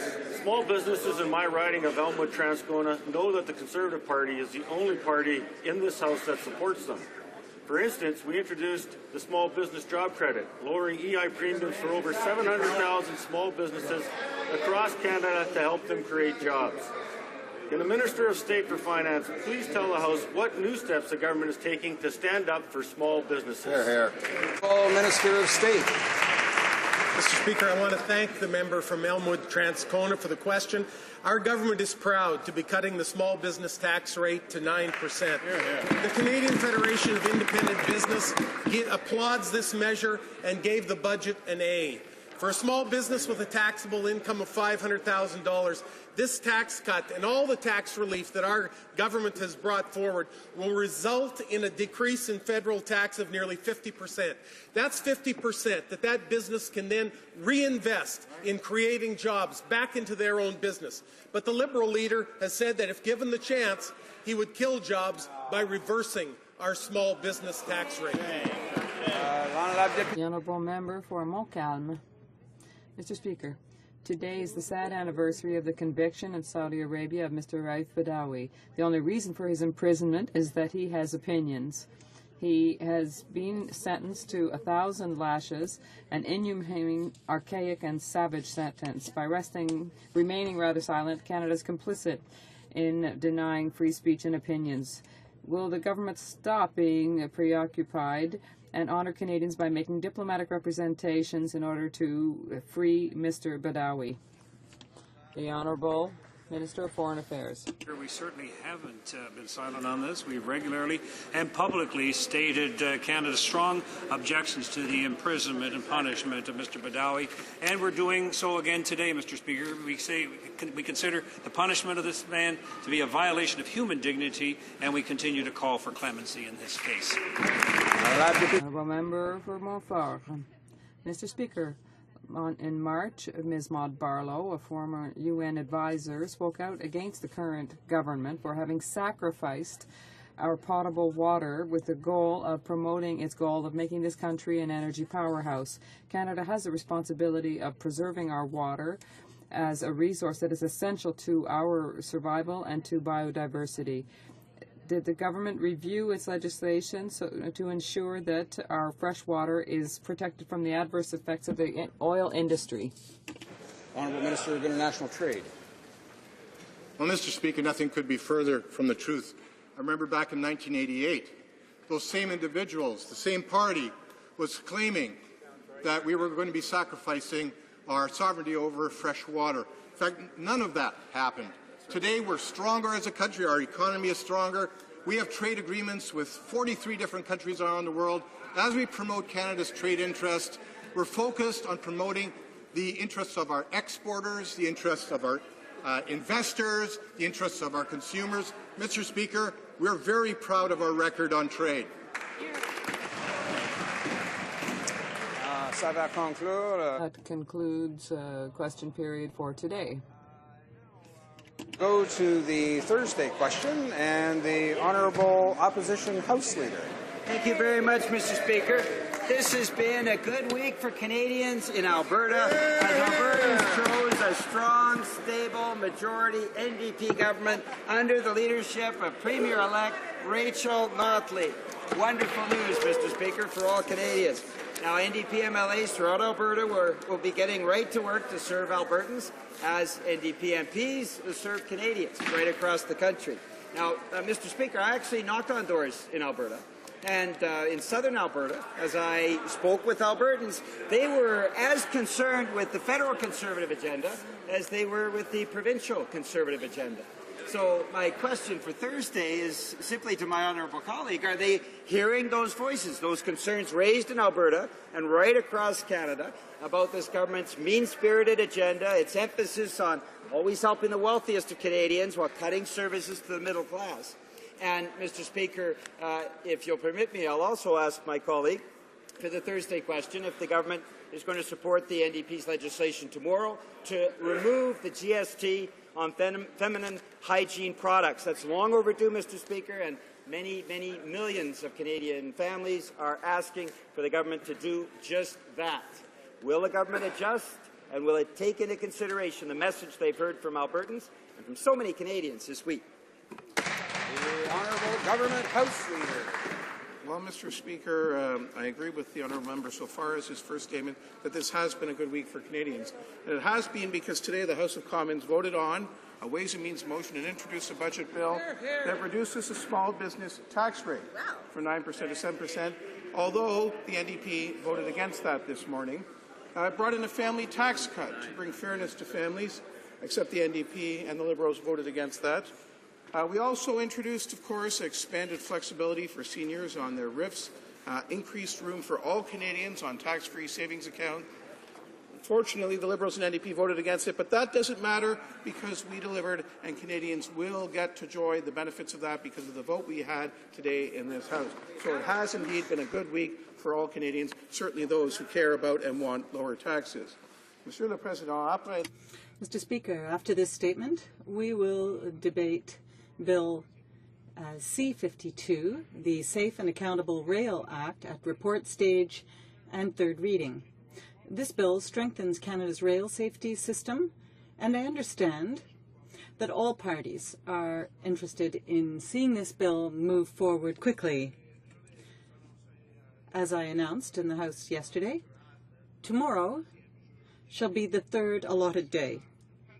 Monday will be the fourth allotted day. Additionally, Mr. Speaker, I am designating Monday as the day pursuant to Standing Order 60.6.2 when we will conclude the debate on the 8th report of the Standing Committee on Finance. On Tuesday morning, we will continue the debate on Bill C-52. Today, we will consider Bill S-4, the Digital Privacy Act, at report stage and second reading. This legislation will provide new protections for Canadians when they surf the web and shop online. These changes to protect Canadians' personal information are key elements of Digital Canada 150, our government's plan for Canada's digital future. Starting on Wednesday and for the remainder of next week, we will debate Bill C-59, the Economic Action Plan 2015 Act No. 1, which was introduced earlier today, as I already referenced. And, of course, this critical economic legislation will reduce taxes, including many of those I already spoke about, and deliver benefits to every Canadian family through the family tax cut, our enhancements to the universal child care benefit, encouraging savings with the enhanced tax-free savings accounts, lowering the tax rates for small businesses, introducing the home accessibility tax credit, very, very important improvement for seniors to help them stay in their homes for longer, and, of course, expanding compassionate leave provisions. And the list goes on and on, Mr. Speaker. As the honourable member said, a very, very good week for Canadians, even though he opposes all of those measures. Regrettably, the Liberal leader earlier this week announced that he would raise taxes for middle-class Canadians by replacing that very same family tax cut with a family tax hike. And despite this Liberal tax, the Liberal leader is discovering that budgets do not balance themselves. He has a $2 billion hole in his plan, and Canada can't afford that kind of reckless, high-tax, deficit-building approach. Now, in voting against our tax cuts for families set out in the Ways and Means motion, the House adopted... Order. The Honourable Opposition House Leader. The Government House Leader knows full well that the rulings in the past, Mr. Speaker, that you've made in terms of the Thursday question is that the answer should be approximately the same length as the question. The question was quite short, and I think it's time for the Government House Leader to conclude because his answer is going far beyond the length of time that was taken for the question. Now, I see the Honourable Member, the Honourable Government House Leader and the Honourable Member for Winnipeg North rising. Is it on the same point of order? Briefly? Yes, thank you, Mr. Speaker. It is on the same point of order. I think that if the Speaker's chair was to look into questions and answers based on Thursdays from the past, you will find that they were much shorter, more in sync, and to the point. I think that what we've just witnessed and reflecting on the answer being provided by the Government House Leader, going completely off topic, wanting to choose to talk about what is a fair plan that the Leader of the Liberal Party was putting on for Canadians. And Mr. Speaker, I think it is inappropriate because in the sense that we don't get to ask questions and respond to what the Government House Leader is doing. So I think the questions and answers on Thursdays, which are normally asked, should go back to the way it was, and that was in sync into... Okay. So I see the Honourable Government House Leader rising. I'm of the mind at this point that we're actually having the effect of actually prolonging, indeed, the Thursday question even more. I recognize the opposition House Leader, in fact, has commented on a subject that has come up before. Indeed, the object of the Thursday question is to provide certainly questions and then a response from the government House Leader around the schedule for the House that could be expected for the House in the weeks and in the period following. Indeed, we know that, of course, commentary has been allowed, and in fact, a measure of balance on each side in terms of the time is the expectation. It's my view that, of course, the government House Leader, we don't time these things precisely, I must point out, but it's of my view that the government House Leader, I thought was wrapping up, and I think he's just about to wrap up his comments, and was pretty much in proportion time-wise to what the opposition House Leader. Of course, I could stand to be corrected on that, but it seemed to be about the same amount of time. So we'll look to the government House Leader to maybe wrap up on the Thursday question, and then we'll get on with the business of the House. Well, Mr. Speaker, I will have to let the one procedural matter go. I cannot let it go without commenting on it. The notion that there has ever been a proportionality in answering this question is utterly absurd. In fact, often the opposition will simply say, what are your business plans for the week? And if I am to answer in a similar amount of words, I guess I'd have to say, well, we'll debate legislation. I mean, that's not a terribly meaningful way of answering that. So I will simply dismiss that with, I think, all the attention and credit that that requires. Though, of course, the items that I was discussing to which he took objection were actually the items that we're discussing this week ahead, which is what he asked me about, and so I'm telling you. And, of course, the one that we did today, which was the Ways and Means motion, which laid the groundwork for the budget bill, we will be debating, which, of course, is part of our balanced budget. And, of course, we have seen from the opposition parties their intention to scrap all those very good policies. And I know they don't want Canadians to know about that, and hence his interruption. But that is what we will be debating. That is what we will be delivering to Canadians. And I thank you very much, Mr. Speaker, for that. Orders of the day, ordre du jour. Government orders, government bills, commons. Starting debate at report stage of Bill C-52, Safe and Accountable Rail Act. There is one motion in amendment standing on the notice paper for the report stage of Bill C-52. The honourable member for Saanich Gulf Islands has indicated to the chair that she does not wish to proceed with her motion. Therefore, the House will now proceed without debate to the putting of the question on the motion to concur in the bill at report stage. Ms. Raitt, seconded by Mr. Duncan, Vancouver Island North, moves that Bill C-52, an act to amend the Canada Transportation Act and the Railway Safety Act as amended.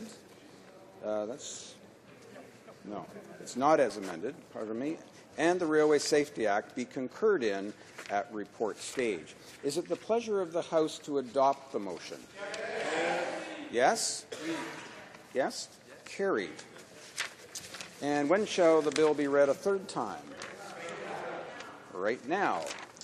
Let's go to that. And Ms. Raitt, seconded by Mr. Duncan, Vancouver Island North, moves that Bill C-52, an act to amend the Canada Transportation Act and the Railway Safety Act, be now read a third time and do pass. Debate. The Honourable Parliamentary Secretary to the Minister of Transport. Thank you very much, Mr. Speaker. I'm pleased to rise today to commence third reading of Bill C-52, the Safe and Accountable Rail Act, which seeks to amend both the Canada Transportation Act and the Railway Safety Act. As Parliamentary Secretary to the Minister of Transport, I have the great privilege to be a member of the Standing Committee on Transport, Infrastructure and Communities, and to have been able to take part in the study of this extremely important piece of legislation. Now, before I speak to the important points raised during committee stage, I'd like to take a few minutes to remind all members of this place of the important components of this legislation, beginning with the important amendments to the Canada Transportation Act. As stated by the Minister of Transport at committee, the tragic Lac-Mégantic derailment has shown us that our liability and compensation regime for rail must be strengthened. The Montreal Marine and Atlantic Railway only carried $25 million in third-party liability insurance, which we now know is not nearly enough to cover the incredible magnitude of the resulting damage and loss of both life and property that night.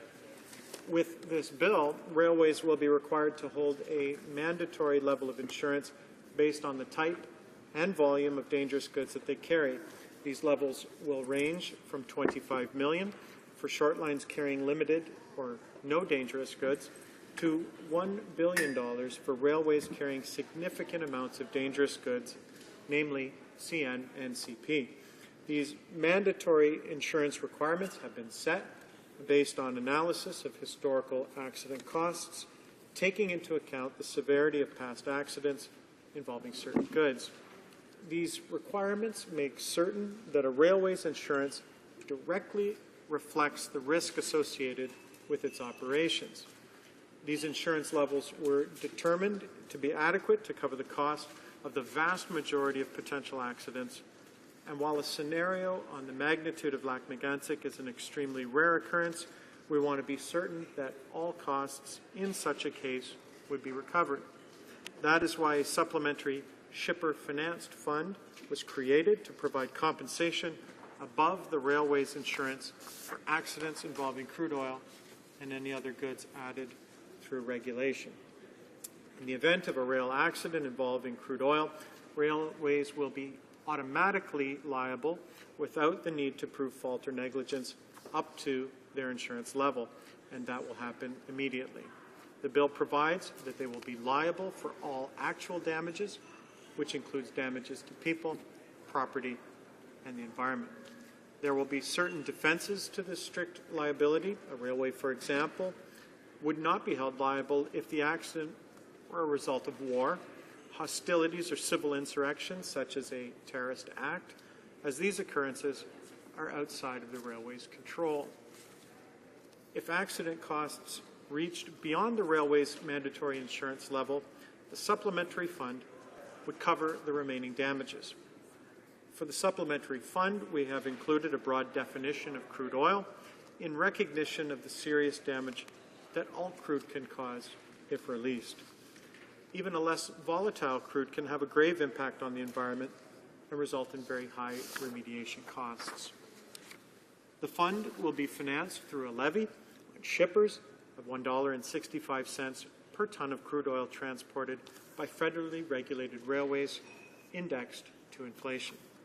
The aim is to capitalize the fund to $250 million, which is an amount that would provide substantial additional coverage for crude oil accidents above the insurance levels. Based on a reasonable projection of oil by rail traffic growth in the coming years, we have determined that with a $1.65 per ton levy, we would reach that target in approximately 5 years. That said, however, it is important to emphasize at this point that the $250 million capitalization is a target and not a cap. The bill allows the Minister of Transport to discontinue or reimpose the levy as necessary. This means that the levy could continue longer than 5 years should oil by rail traffic grow at lower than expected rates. It also means that the fund could be capitalized to a different amount should that be considered appropriate. And just to be clear, Mr. Speaker, the fund will cover all costs above the railway's insurance and will not be capped. In the unlikely event that damages from a crude oil accident surpass both the railway's insurance level and the amount in the supplementary fund, the government's consolidated revenue fund will back up the compensation fund and be repaid through the levy. Bill C-52 also proposes amendments to the Railway Safety Act, which seek to further strengthen the oversight of Canada's rail safety regime in certain areas. These include the following: a new power for the Minister of Transport to order a company to take corrective measures should that company's implementation of its safety management system risk compromising safe railway operations. 2, a new authority to regulate the sharing of information, records, and documents from one party to another other than the department. An example, of course, here is from a railway company to a municipality. 3rd, to broaden railway safety inspectors' powers to intervene in a more effective way with any person or entity, including companies, road authorities, and municipalities, to mitigate threats to safety. Fourth, a broader power for the Minister of Transport to require a railway company, road authority, or municipality to stop any activity that might constitute a threat to safe railway operations, to follow any procedures, or to take any corrective measures specified. And finally, a cost reimbursement scheme for provinces and municipalities that respond to fires determined to be caused by a railway company's operation. Part of Transport Canada's prevention strategy has been to ensure the department has an effective oversight regime. This means both ensuring that industry is in compliance with the various rules and regulations which govern them, and also responding to changes in the risk environment. Transport Canada continuously examines and monitors its resource levels to adjust and reallocate as needed to address emerging issues, trends, and higher risk issues. Transport Canada has further enhanced railway safety in Canada by establishing the following new or amended regulations: grade crossing regulations, railway operating certificate regulations, Railway Safety Management System Regulations 2015, Transportation Information Regulations, Railway Safety Administrative Monetary Penalties Regulations. And Mr. Speaker, allow me to refer back to the review of the bill at the committee stage. The review of Bill C-52 provided the opportunity for the committee members to examine in detail the text of the bill, its purpose and objectives. Particular issues were raised, and the Honourable Minister of Transport provided some important clarifications which bear repeating in this House today. First, the Minister has assured committee members that no additional financial resources are required for the implementation of these new proposed authorities and requirements. The Department's operational budget was assessed and represents the level of resources adequate to carry out all of the projects and the priorities. Nonetheless, in the event additional funding is required, the government always has the ability to reallocate or request funding through the supplementary estimates. Second, with regard to the supplementary shipper-financed fund, the Minister made a number of important clarifications. The fund has been proposed through Bill C-52 to provide substantial additional coverage for incidents involving crude oil. The fund would cover any damages that surpass the railway's required minimum insurance coverage. To finance this fund, the government will introduce a levy of $1.65 per tonne on shipments of crude oil transported by a federally regulated railway. The formula used to establish the levy was based on a mid-range growth estimate of projected oil by rail. The supplementary shipper fund cannot apply retroactively for incidents that occurred prior to the coming into the force of this legislation. Now, as previously mentioned, the proposed supplementary fund will not be capped or cut off. Therefore, claims against the fund will not be limited. This fund will be capitalized to $250 million. However, Bill C-52 would allow the Minister of Transport to suspend or reinstate the levy as would be necessary. This will ensure that the fund is at the appropriate level to pay for damages in excess of railway insurance levels without holding excess capital unnecessarily. The government modeled this compensation fund on the Ship Source Oil Pollution Fund in the marine mode. Levies for that fund were suspended once it had been capitalized. The fund has grown through interest over the past 40 years without the need for further levies. For the time being, the Supplementary Compensation Fund will cover incidents involving crude oil. However, the bill provides regulation-making authority to include other types of dangerous goods in the future. Moreover, Bill C-52 provides for a loan from the Consolidated Revenue Fund if the resources in the fund have been exhausted. This loan would be subject to terms and conditions established by the Minister of Finance and would be repaid through the shipper levy. Furthermore, this bill includes the authority to put in place a special levy on railways to help repay the CRF loan, to ensure that liability continues to be shared appropriately in the event of a catastrophic accident. Mr. Speaker, the funds would be supplementary to the newly proposed minimum liability insurance coverage for railway companies transporting dangerous goods. The strengthened liability and compensation regime in the bill is in line with the modernized liability and compensation regime put forward for pipelines in Bill C-46, as well as the regime for offshore oil and gas in Bill C-22, which received royal assent on February 26, 2015.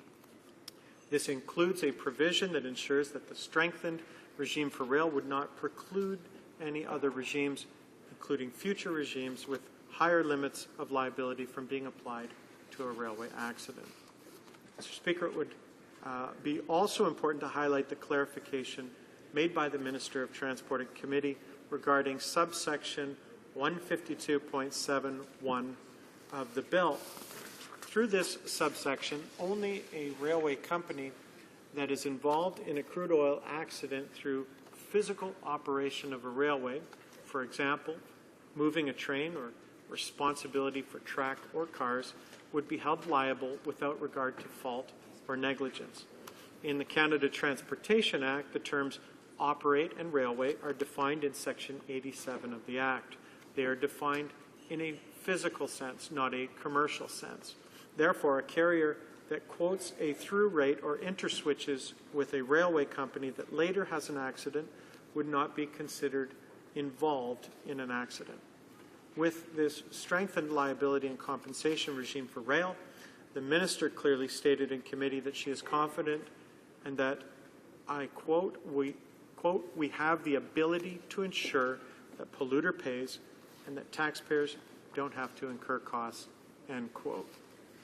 Thirdly, the Minister confirmed to committee members that where a crude oil accident is the result of an act of terrorism, the railway company would not be held automatically liable under our proposed legislation.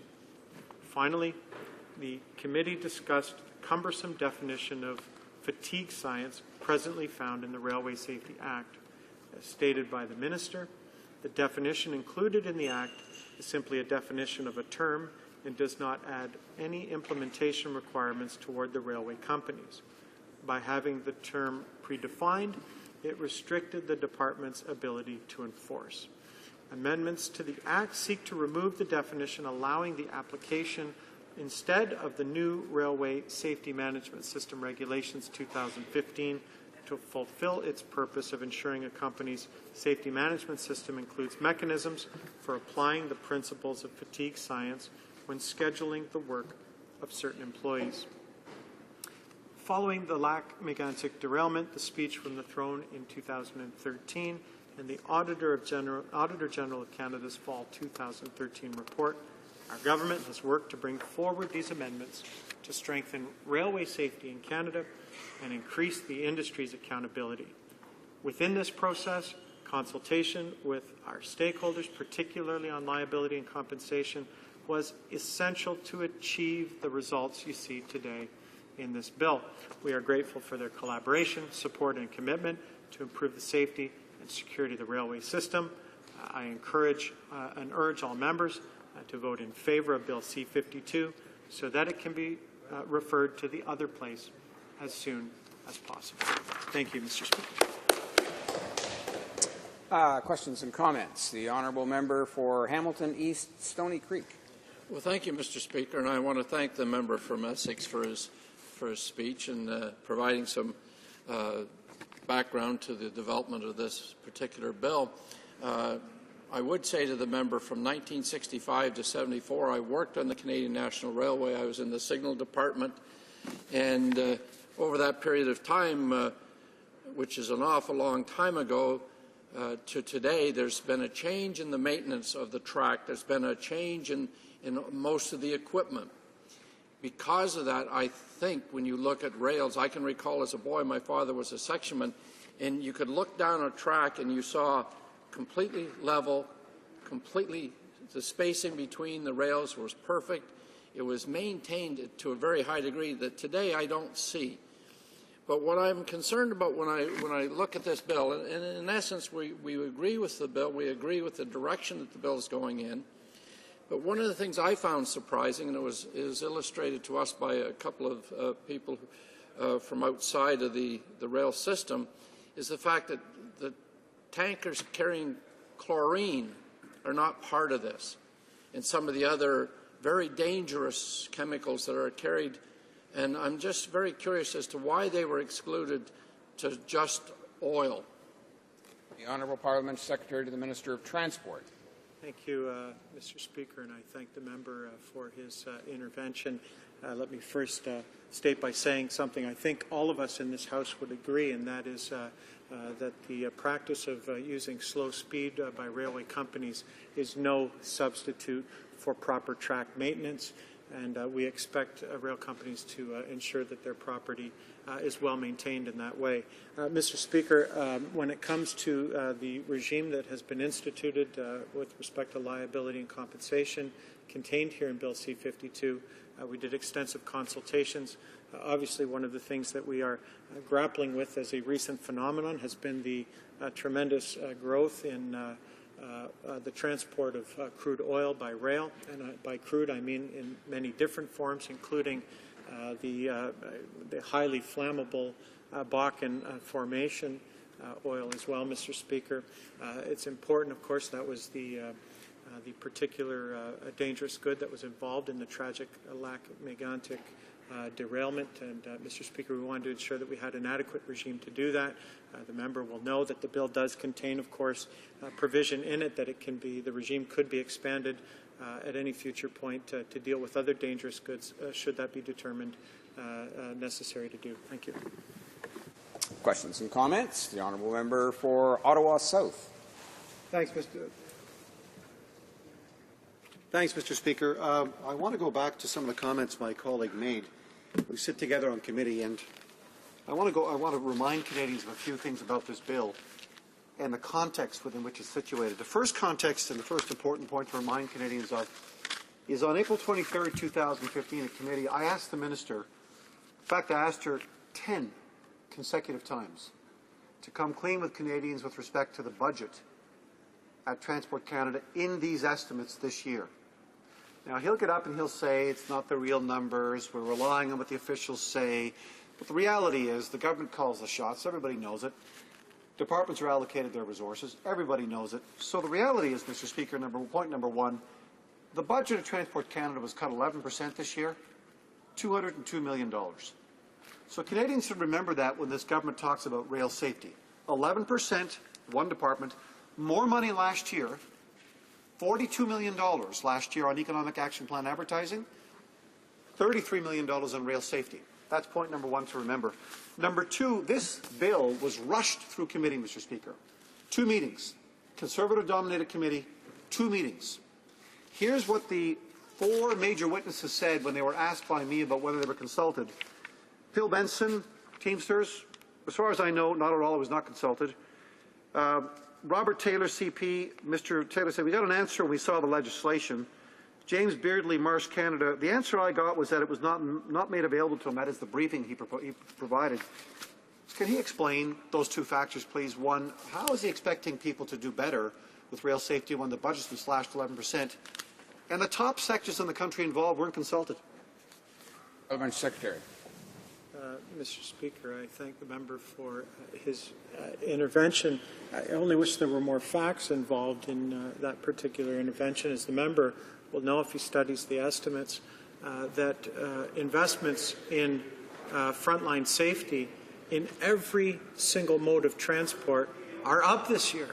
That's in marine, it's in rail, it's in air safety, every single mode. Mr. Speaker, the department has suggested what resources it needs, obviously. That's what the main estimates are for. There are also supplementary estimates should it become clear that they need additional resources to carry out their mandate. But make no mistake, this bill, Bill C-52, is a product of extensive consultations, particularly when it comes to the liability and compensation regime. Now, we heard from the railway companies, they'd rather not have strict liability insurance. They don't want the strict measures that are in this particular bill. Mr. Speaker, I would expect that from the railway companies. That's fair enough. They can take that position. The government, though, after that consultation and after listening to their position, has determined that they will face tougher insurance levels, that it will be a strict liability. Therefore, we won't have to prove their claims in court up to the maximum level of their liability. And the shippers also will share in that particular liability and compensation regime. They didn't want to do that either, Mr. Speaker, but we know that that's the right way to go. Canadians support us in enhancing our system. Questions and comments. The Honourable Parliamentary Secretary to the Minister of Foreign Affairs. Thank you, Mr. Speaker. And, you know, I spent a lot of time working a little bit around the edges of the railroad industry in my past, and I understand, and many of the members opposite alluded to the fact, it's a continental industry. You know, it's the United States and Canada. We, the rolling stock and crews and all kinds of equipment go across the border. It's an integrated industry, and so I'd like if my colleague could expand on what the United States is doing and how do the Canadian regulations with respect to the shipper pay levy as well as the compensation regime and liability regime, how do those compare to what the United States is doing, and to what extent were there discussions with the United States to make sure there was some similarities between our regimes? Honourable Parliamentary Secretary. Thank you, Mr. Speaker, and I want to thank my colleague, the Parliamentary Secretary to the Minister of Foreign Affairs, for that important question. With respect to an industry that has tremendous integration, as you can imagine, these railway locomotives and their rolling stock travel across the border and back many times, carrying all kinds of goods and services to keep our economies moving. What is important in terms of integrated approaches are on the regulatory side, Mr. Speaker, the way we look at design specifications, for example, for the new robust tankers that we have, which will have that will replace the old DOT 111s and ultimately the CPC 1232s in carrying crude oil. Strong standards that are united to deal with the issue of these tanker cars that move back and forth. Our liability and compensation regimes are different, though, Mr. Speaker. So, for example, in the United States, if there's a railway accident and involving dangerous goods, the government or any other party would have to go to court and prove their claims against a railway company, Mr. Speaker, and we just don't think that that's the right approach. What we've adopted after consultations with important stakeholders, Mr. Speaker, is an approach where we have both shared liability, railway companies and the shippers themselves. The railway companies will be required to carry strong levels of insurance, be they short line or Class 1 railways, Mr. Speaker, and no provable claims against that. We don't have to go to court to prove the claim against that. Should the costs of compensation exceed the railway company's insurance, we have the Supplemental Shippers Fund, Mr. Speaker, that's not capped but gives us a strong room to grow to ensure that that the polluter pays in the unfortunate result of an accident. Comments. The Honourable Member for Brossard-La Prairie. Thank you, Mr. Speaker, and I'd like to thank the Parliamentary Secretary to the Minister for his remarks. I agree with my colleague who talked about problems with respect to inspections and the changes to the rails, but I'd like to specifically address an aspect of the bill.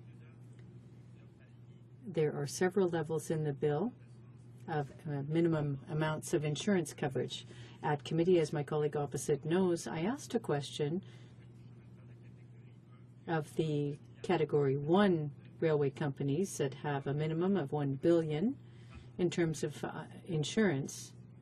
Now, what we learned was that these companies already had insurance for accidents in excess of $1 billion. It was $1.5 billion. So I'd like to ask the Parliamentary Secretary why then did they agree to a lower threshold, which is lower than what they're currently paying? The Honourable Parliamentary Secretary. Mr. Speaker, I thank the member for the question. In fact, that was not an established fact at committee. I know that the opposition hinted that they thought that was the case. Officials who were repeatedly queried on that, in fact, couldn't divulge because of proprietary concerns what level of insurance the railway companies carry. What I do know is that the $1 billion that's instituted, we know from the Canadian Transportation Agency that in fact that is supportable in the current insurance market, Mr. Speaker, and that it will be strict liability. We don't have to go to court. No one has to go to court to prove fault or negligence against a railway company in the case of an accident where dangerous goods are involved. Mr. Speaker, that's a tremendous step forward when it comes to improving rail safety in this country. Reprise the débat, resuming debate. The honourable member for Brassard-La Prairie. Thank you, Mr. Speaker. Thank you, colleagues. Mr. Speaker, it's a pleasure for me to rise today to speak to Bill C-52. We are now at third reading stage. As NDP critic for transport and as Vice Chair of the Transport Committee and Infrastructure Committee, it's been very interesting for me to study this bill, and I will follow up on the question posed by the Liberal member who said that there was a lack of consultation and a lack of in-depth study. And we did have a very short study period for such an important bill. I'll be clear, Mr. Speaker, the NDP will support this bill. We believe that the polluter pays principle is important. And it's clear that we've finally seen the government act in the post-Lac Mégantic period. Unfortunately, it took a tragedy that took the lives of 47 people and has cost millions and millions of dollars in terms of damages and lives ruined. It's unfortunate that the current government and also previous Liberal governments set rail safety aside, Mr. Speaker. And the principle that's been in place since the Liberals privatized our rail system, which was previously public, it's now private. The problem is that when that was privatized, they left regulation and inspection up to the rail companies. We've often said that there's a system that's in place that's based on self-evaluation, self-inspection, self-regulation, and it's a great problem, Mr. Speaker. In terms of this bill, there are some important points in it. As I mentioned at the beginning, we are in favor of the polluter pays principle. It's clear that it's not up to Canadians to pay for damage caused by industry. And we saw that in Lac Mégantic. MMA only had $25 million worth of insurance.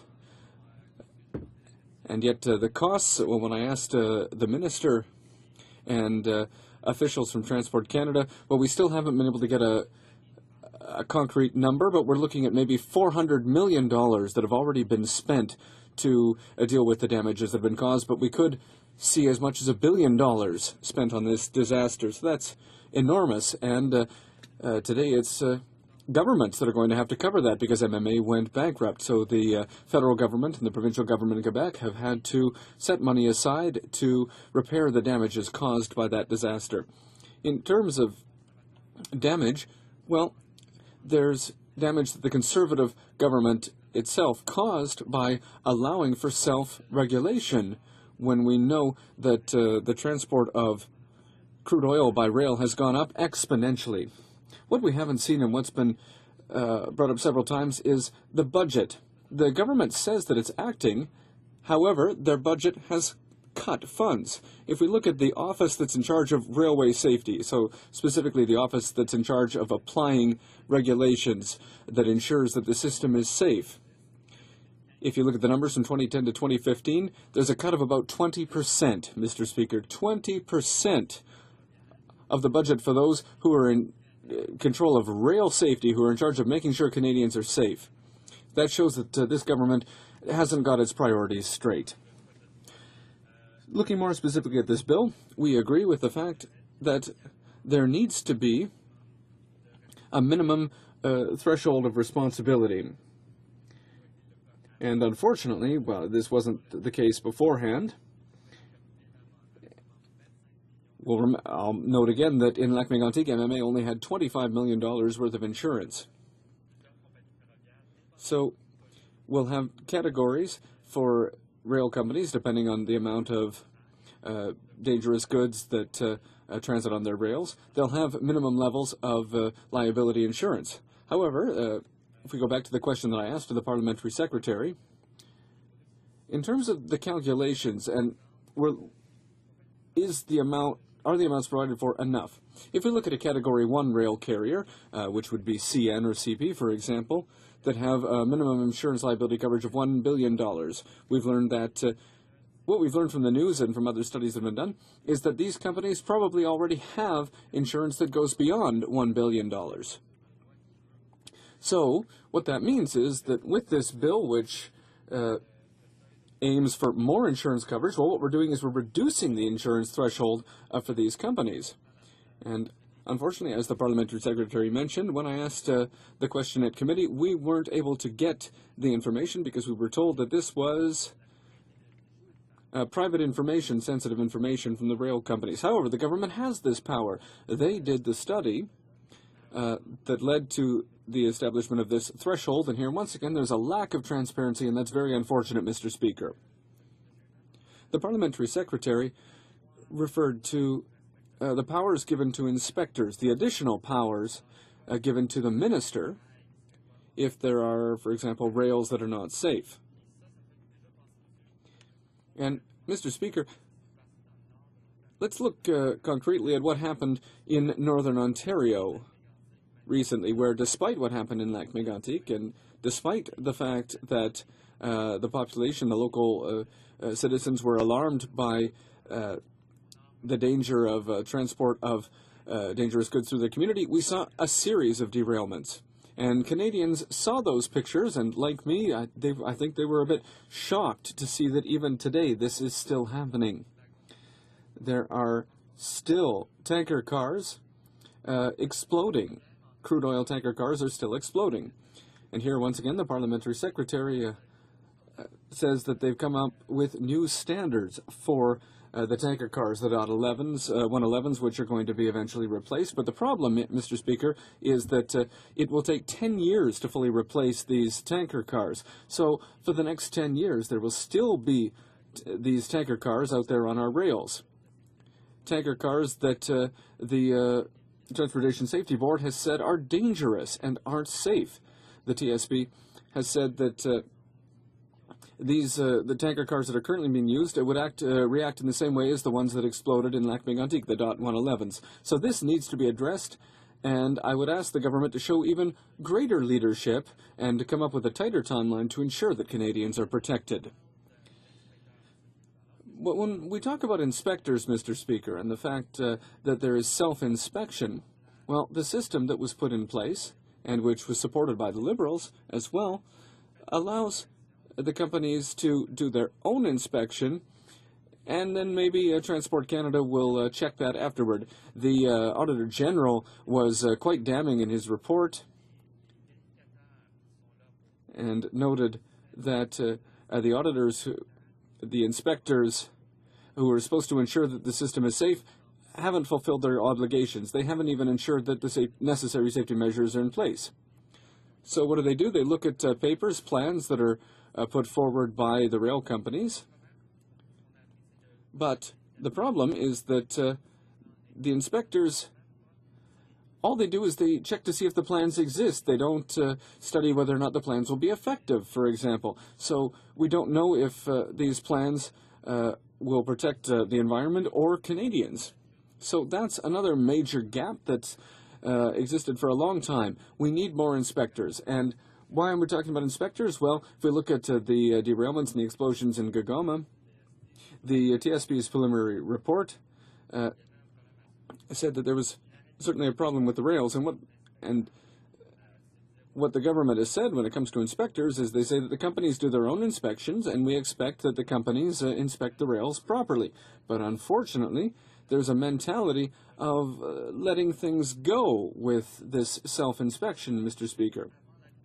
And if we look at the numbers in 2013, for example, before Lac-Mégantic, there were 116 inspectors at Transport Canada for railway safety. And after Lac-Mégantic, how many? 117. So only one more inspector has been added since Lac Mégantic.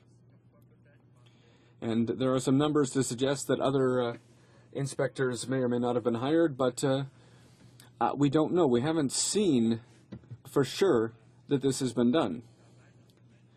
But people who work in the railway industry, employees and unions, will tell you that there's clearly a problem with inspection. Even the Railway Company Association has said that there's a problem with rail inspection. So this is a problem that exists, and the government's response has been to cut budgets. Mr. Speaker, we need to ask ourselves, how is this happening? How can the government say that Canadians' safety is their is the most important thing, but why are they making cuts? And why are they not ensuring that the railway companies respect the laws that are in place and that they are indeed safe? And that's deplorable, Mr. Speaker. In terms of the polluter pays principle, well, I need to recognize the fact that there is a fund in this bill. However, this fund only deals with accidents or disasters dealing with crude oil. A question was raised by the Canadian Firefighters Association, by the Canadian Association of Municipalities, and the question is, why has the government not included other dangerous goods in that fund? And the Conservatives' response has been, well, we're studying, but nothing's being done. So the question is, do we need to have another Lac Mégantic before something more will be done? And the government acted after Lac Mégantic. This bill, as the government has said, is one of the consequences of the Lac Mégantic disaster. So why not have a fund to cover disasters for other dangerous goods? This is something that has been requested by municipalities and by first responders, Mr. Speaker. To go back to firefighters, is a question that was raised by the firefighters and that we have raised as well. And that's the question of training. The goal is certainly to prevent all accidents. Prevention is important, and the government needs to do more there. But what could we do to prevent, along with prevention, what could we do to ensure that there is rapid intervention? We need to ensure that first responders are well trained and have the resources they need, and there's nothing for that in this bill. What the firefighters said was, well, you have a fund that's a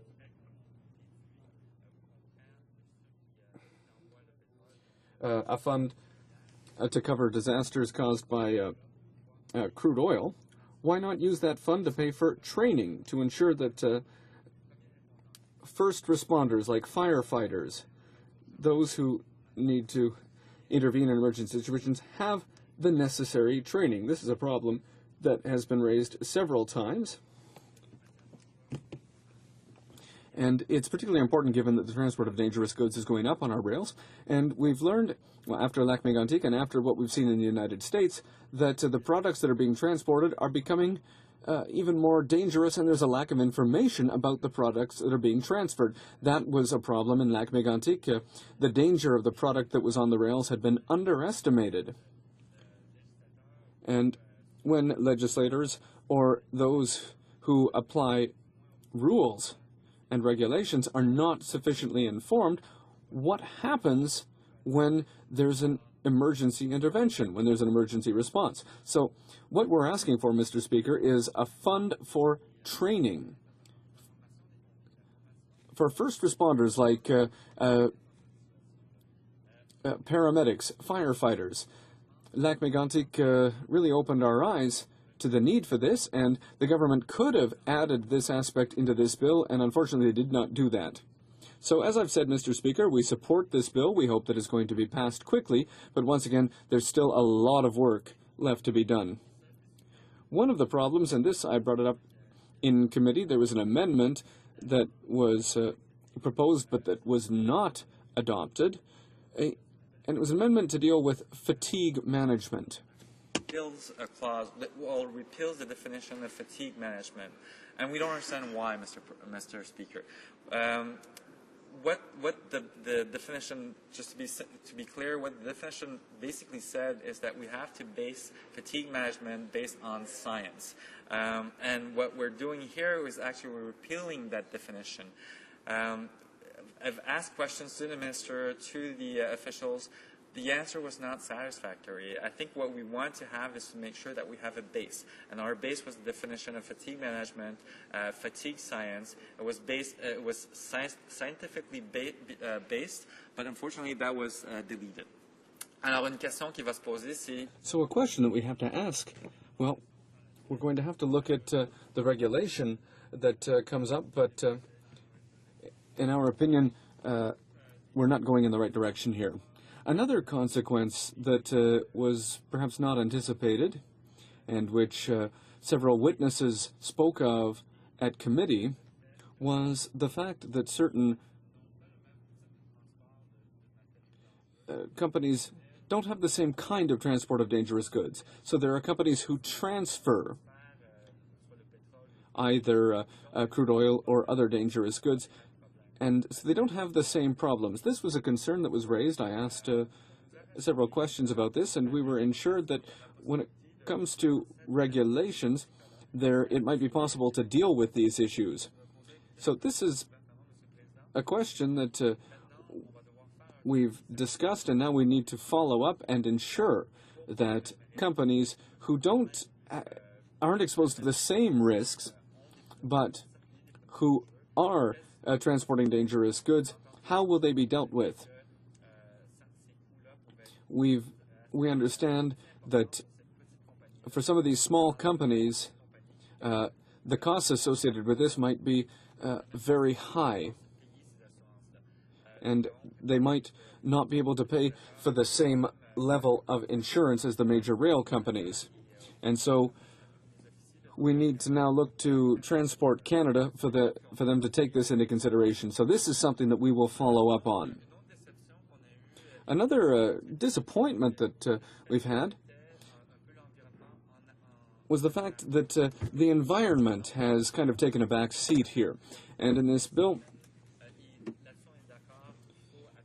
there are certain priorities that have been put forward. We've noted that it's important to compensate the families, the victims of accidents, and the municipalities as well. However,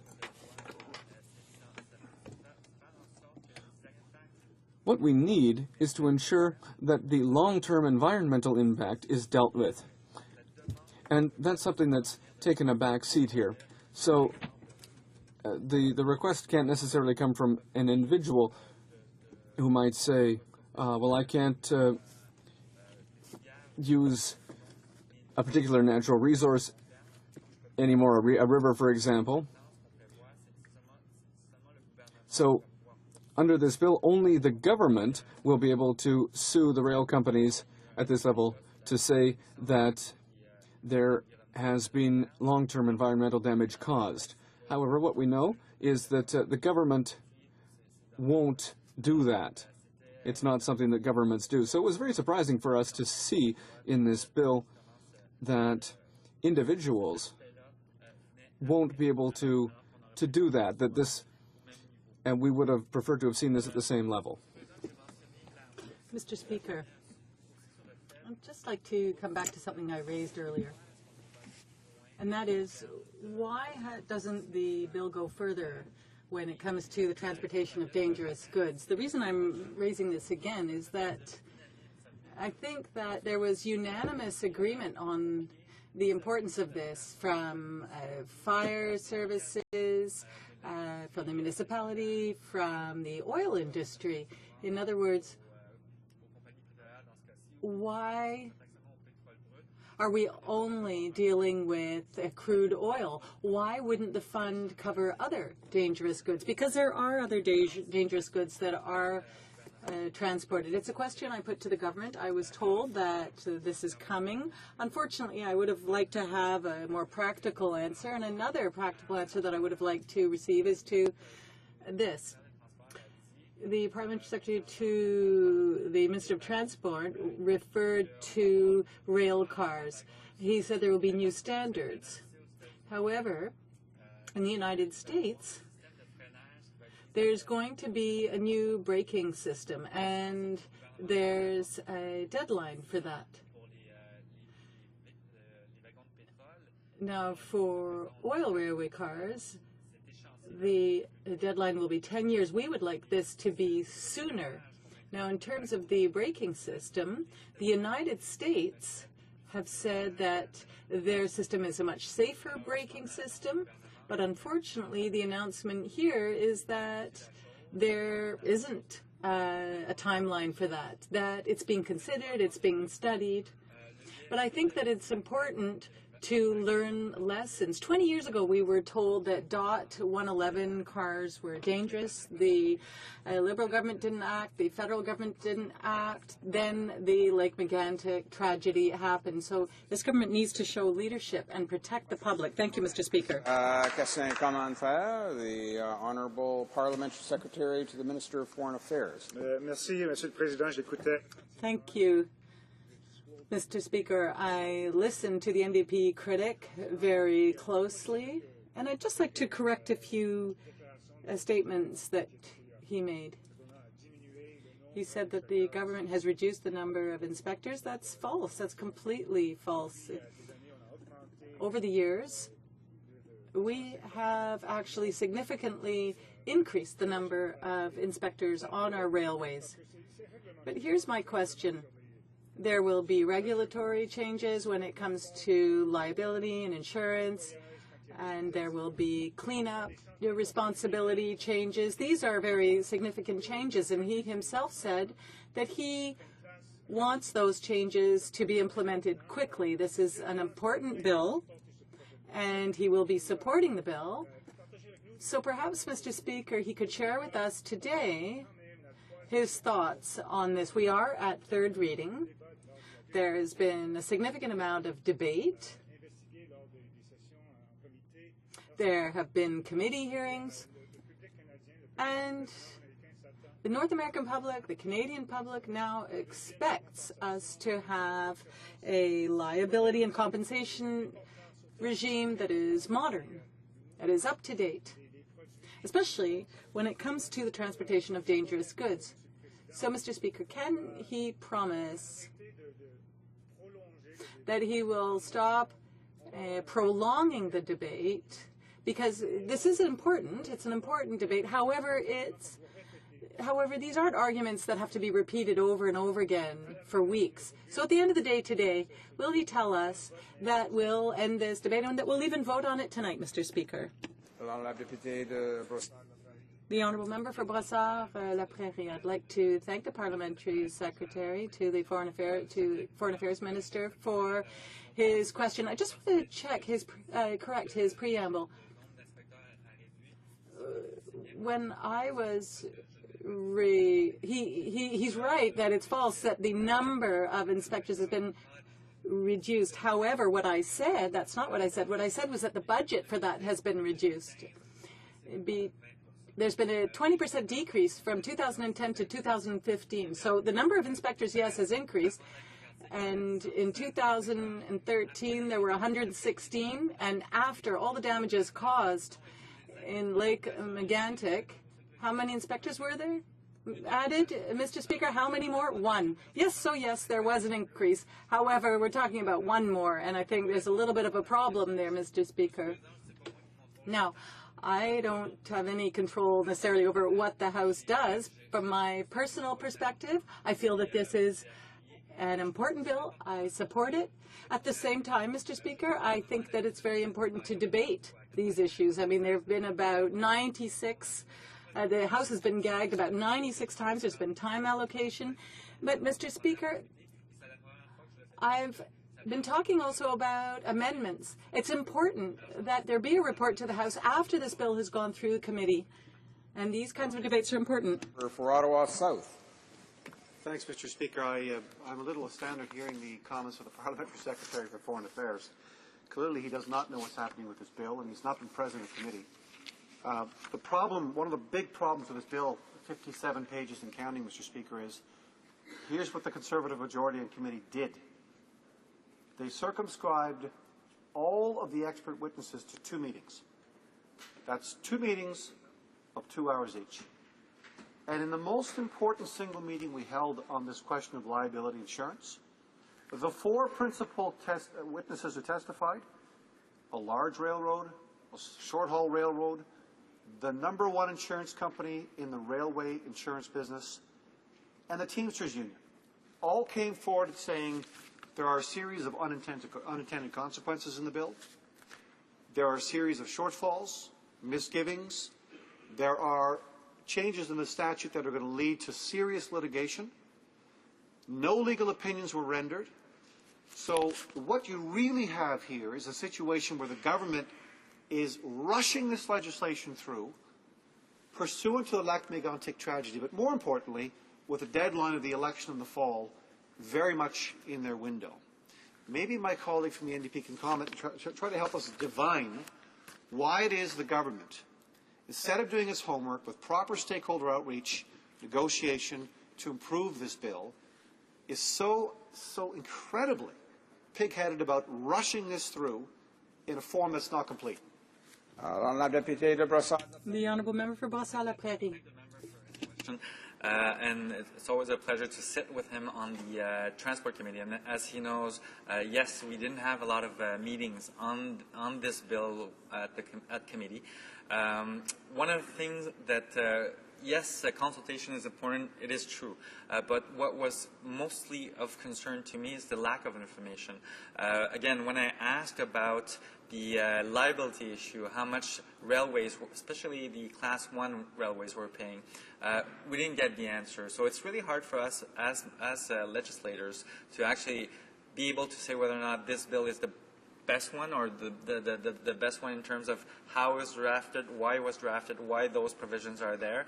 Some of the things we made, comments we made were not acceptable for the other side. So yes, I think that there could have been more consultation, could have been more discussion. But at the end of the day, I do agree that this bill is a step in the right direction, because we're talking about polluter pay. We've always said that Canadians should not have to pay for this, but yes, there will be unintended consequences, and that's what I was saying in my speech, is that we'll have to follow up. We'll have to make sure that this legislation and regulations that come with it are correct. Thanks. The Honourable Member for Beauport-Limoilou. Thank you very much, Mr. Speaker, and I'd like to thank my colleague from Brossard-la-Prairie for his remarks. One of the troubling aspects of this bill, because the devil is often in the details, is the removal of one of the definitions. Mr. Speaker, in all transport areas, managing fatigue, it represents a challenge. It's a constant challenge. When we're talking about road transportation, for example, there are problems. Truckers have logbooks and to help them manage that fatigue. Now, on trains, there's often transportation happening 24/7, and so this is an important issue. And the NDP in committee had tabled an amendment that unfortunately was deemed out of order.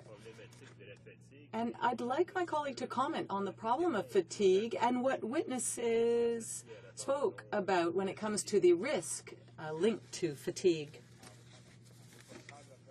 The Honourable Member for Beauport-la-Prairie. Brossard-la-Prairie, rather. I'd like to thank my colleague for his question. Yes, this is a very important issue. Unfortunately, I don't think this was discussed sufficiently. The bill takes out that definition of fatigue management, and that's an important issue. This was a definition that did exist, and under that definition, it stated that fatigue management has to be based on science. it's very difficult to understand why it was removed. The answer we got was that it was a bit too complicated, that the criteria were too complex. But when we look at other sectors and other industries, whether it be air safety or road safety, that science does exist. So the science does exist. We don't think it's something that's too complicated. On the contrary, when you're talking about fatigue management, it's very important because it's important for the safety of workers and for public safety. So it is unfortunate that the government decided to take that path. Resuming debate, the honourable member for Ottawa South. Well, thank you very much, Mr. Speaker. It's a pleasure to be here this afternoon to join this debate. This is a profoundly important issue for Canadians. And it has been lingering now for almost a decade under the Conservatives, and has been brought, of course, to the fore as a result of the tragedy at Lac-Mégantic, where so many vulnerable and innocent people either lost their lives or families were touched. The entire community was destroyed, in fact. And as a result of that wake-up call, the government has been reacting. And what we're here to debate today is, frankly, how it's been reacting. And what we've seen is a series of dribs and drabs of slow release of technical and regulatory amendments and bills. And this is part of that process. And it's important to step back just for a second and remind Canadians, first of all, what this bill is really all about. And it's about changing the way in which we establish minimum insurance levels for railway companies that are regulated by the federal government. The way in which we establish minimum insurance levels. And the second thing it intends to do is to create a new fund. It's a new compensation fund, which would cover damages that arise from railway accidents involving the transportation of certain kinds of dangerous goods. Not all, but certain kinds. That's what this bill is really all about. The Parliamentary Secretary for Transport a moment ago, when he spoke, stood up and said, we know for sure that the amount of money that we're calling upon the federal government, we're calling upon the industrial sector here to make available in insurance and in this compensation fund, we know for sure without a doubt that that's a sufficient amount of money. And I say, really? How do you know that? We asked the Minister, the Parliamentary Secretary, the officials from Transport Canada, the Canadian Association of Petroleum Producers, the Railway Association of Canada, the Canadian Association of Fire Chiefs, and beyond. We asked them all, how much has the tragedy at Lac-Mégantic cost thus far? No answers forthcoming. The mayor of Lac-Mégantic tells us it's somewhere minimum in the neighborhood of $500 million. $500 million for an accident in a smaller town. We're also told by the ecological experts that that quantum, that amount of money, would have been considerably higher had there not been a layer of natural clay in the subsoil in that area which prevented the seepage of fossil fuels into the aquifers below, which would have produced unquantifiable almost, Mr. Speaker, damages to the natural ecosystem in the region. So when the government gets up and says, we have the truth here, we have the answer, we know that $1 billion or $1.5 billion is sufficient, I say, what if, heaven forbid, an accident like the one that occurred in Lac-Mégantic occurred in downtown Toronto, or downtown Montreal, or Edmonton, or Ottawa, or Vancouver? I think the government would be singing a very different tune. But this I raise straight up at the beginning of my remarks to illustrate the kind of obfuscation, the kind of subterfuge, and the kind of unwillingness to come clean with Canadians that we've seen from the government on rail safety over the last several years. And it's no surprise, Mr. Speaker. The first fact for Canadians to remember is we have a Minister of Transport. This is true. She's the 5th Minister of Transport in 8 years. The 5th Minister of Transport in 8 years. What does that tell us? It tells us that this government's ministers of transport have been transiting through the department. Upwards, downwards, or out of cabinet, I don't know. But that indicates that the government has been putting in a number of individuals not taking this portfolio seriously. Not until, of course, this horrible tragedy at Lac-Mégantic happened upon all of us. That's important for us to remember. The second fact, which the government does not want made public, it will deny, it will bob and weave, it will create fictitious responses, but it is categorically undeniable.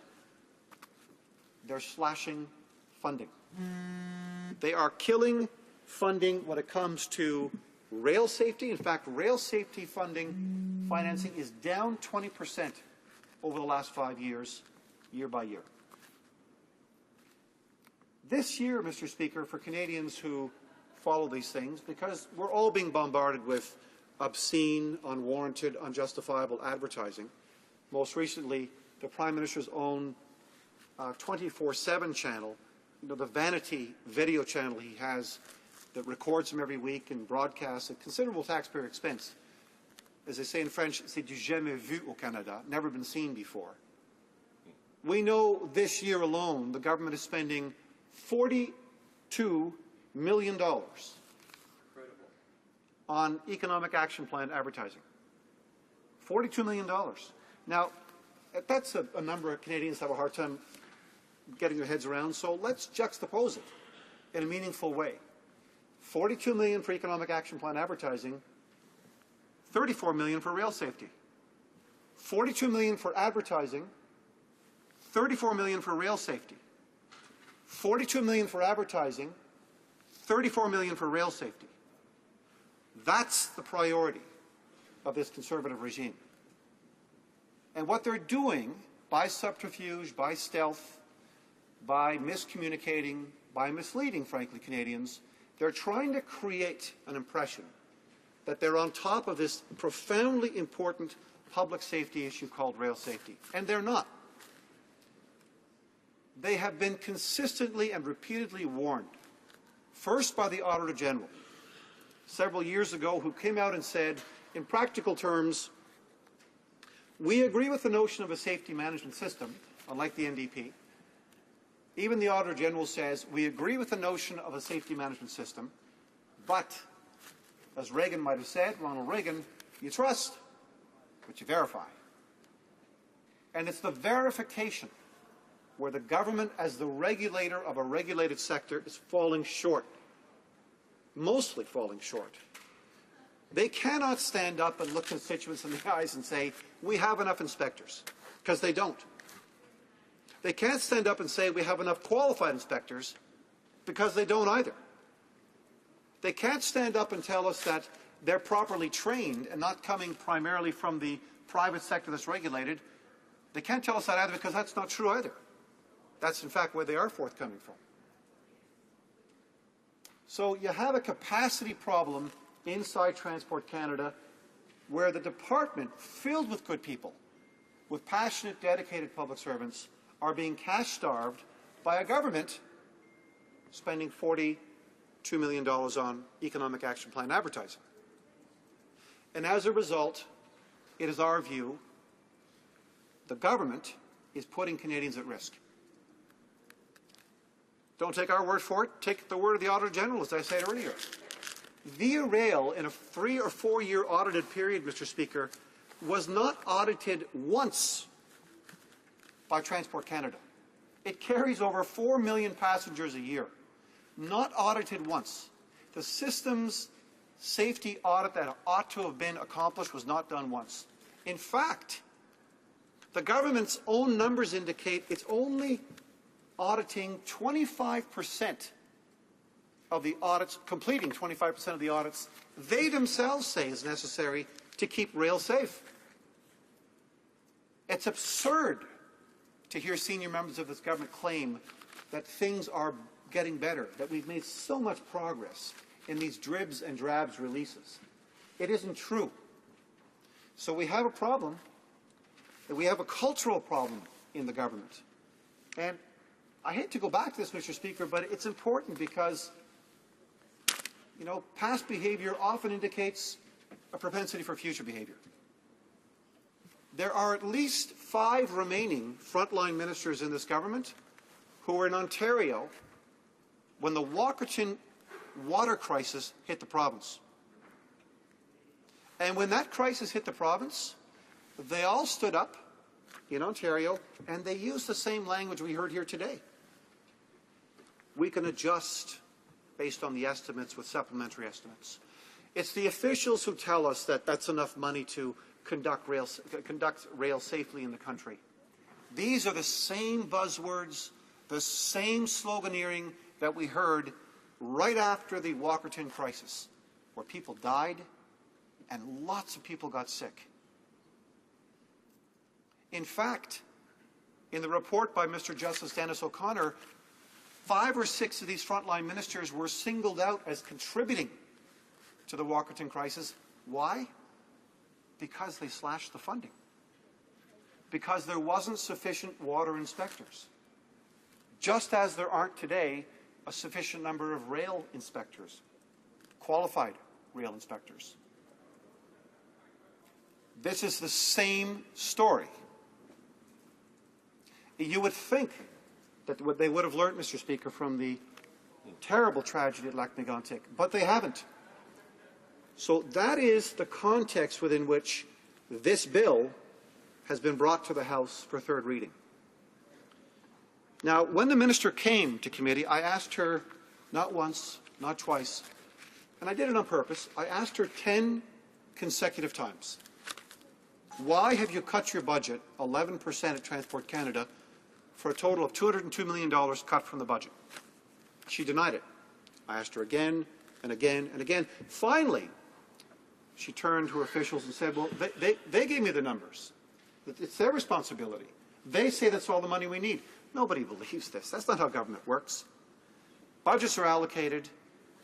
The Treasury Board sits down with Finance.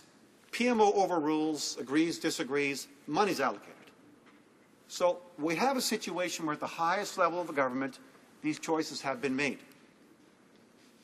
10 times I asked her. 10 times she denied it. It's funny because the Parliamentary Budget Officer says those are the numbers. The Library of Parliament's research says those are the numbers. So we're hard-pressed to understand why the government won't come clean. Why won't it just simply say, we're making a choice. We're cutting the funding for Transport Canada and we're cutting rail safety by 20%. And then when it comes to the testimony of the experts that we rely on in this place, Mr. Speaker, who bring a perspective that's invaluable to improving legislation, not necessarily perfecting it, but certainly improving it, the Conservative majority in the committee brought the hammer down. There shall be no more than 2 meetings, 2 hours each. It's not serious. We're talking about billions and billions of dollars of insurance coverage. We're talking about, in my view, my prediction, billions of dollars in litigation that will follow this bill because it was not thought through legally. And the government says there shall be 2 two-hour meetings. When I pushed the 4 top witnesses on this very issue, they all admitted that, in fact, they were not consulted properly at all, that they'd never had a chance to dialogue properly with the department, that they had serious, profound questions about the insurance implications, the distributive effects, employment implications, trade competitiveness implications, and beyond. That's what's happened here. Now, as I said earlier, in my view, Mr. Speaker, there is no greater responsibility of a government than to keep its citizens safe. Keep its citizens safe. Canadians are today rightly concerned about rail safety. They're very worried about rail safety. And it's not just the terrible Lac Mégantic tragedy. We've had 3 major derailments in the province of Ontario in the last 3 months. there have been many more in the United States. The Transportation Safety Board warned the government about the .111 cars. The Transportation Safety Board looked at the Northern Ontario accident and confirmed that the new standard brought by the government was not satisfactory. The government came out and said, we have a 3-year phase-out and retrofit schedule for .111s, which they knew was false. But they had to put something in the window. Instead of slowing down, taking a bit of time, and coming up with a better projection, a better plan for the phase-out of the cars that are dangerous. No, that's just not the way it operates. We've got to say something to Canadians. We're really frightened of this file. And so as a result, we have to make an announcement. Even though we know, and we're told by the #1 company in the country that retrofits these cars, that it's technically impossible to do. The minister's told that her own advisory committee this is technically impossible to do. They announce it. So people are concerned. Recently, many of my caucus colleagues held a very public, large town hall in Toronto on rail safety. We've since written to the minister herself, worried, they say, about the massive increase in shipments of crude oil by train, up from 500 tank cars in 2009 to an estimated 110,000 tank cars in 2014. Reminding the minister spending on rail safety, as I said, is down 20% since 2009, 2010. Can't deny it. The numbers are there. Northern Ontario, they go on to say, saw 3 derailments in less than a month between February and March. They've raised concerns about the adequacy of the current speed limits on trains routed through Toronto, and for that matter, all urban centres in the country. Whether trains with dangerous material should be routed through highly populated neighbourhoods at all. Is that a discussion we're having here? Never. So Band-Aid after Band-Aid after Band-Aid, image after image after image, rolled out of technical dribs and drabs, this has been the response to the wake-up call of Lac Mégantic. Doesn't cut it, Mr. Speaker. It's not good enough. We have tried to work collaboratively with the government.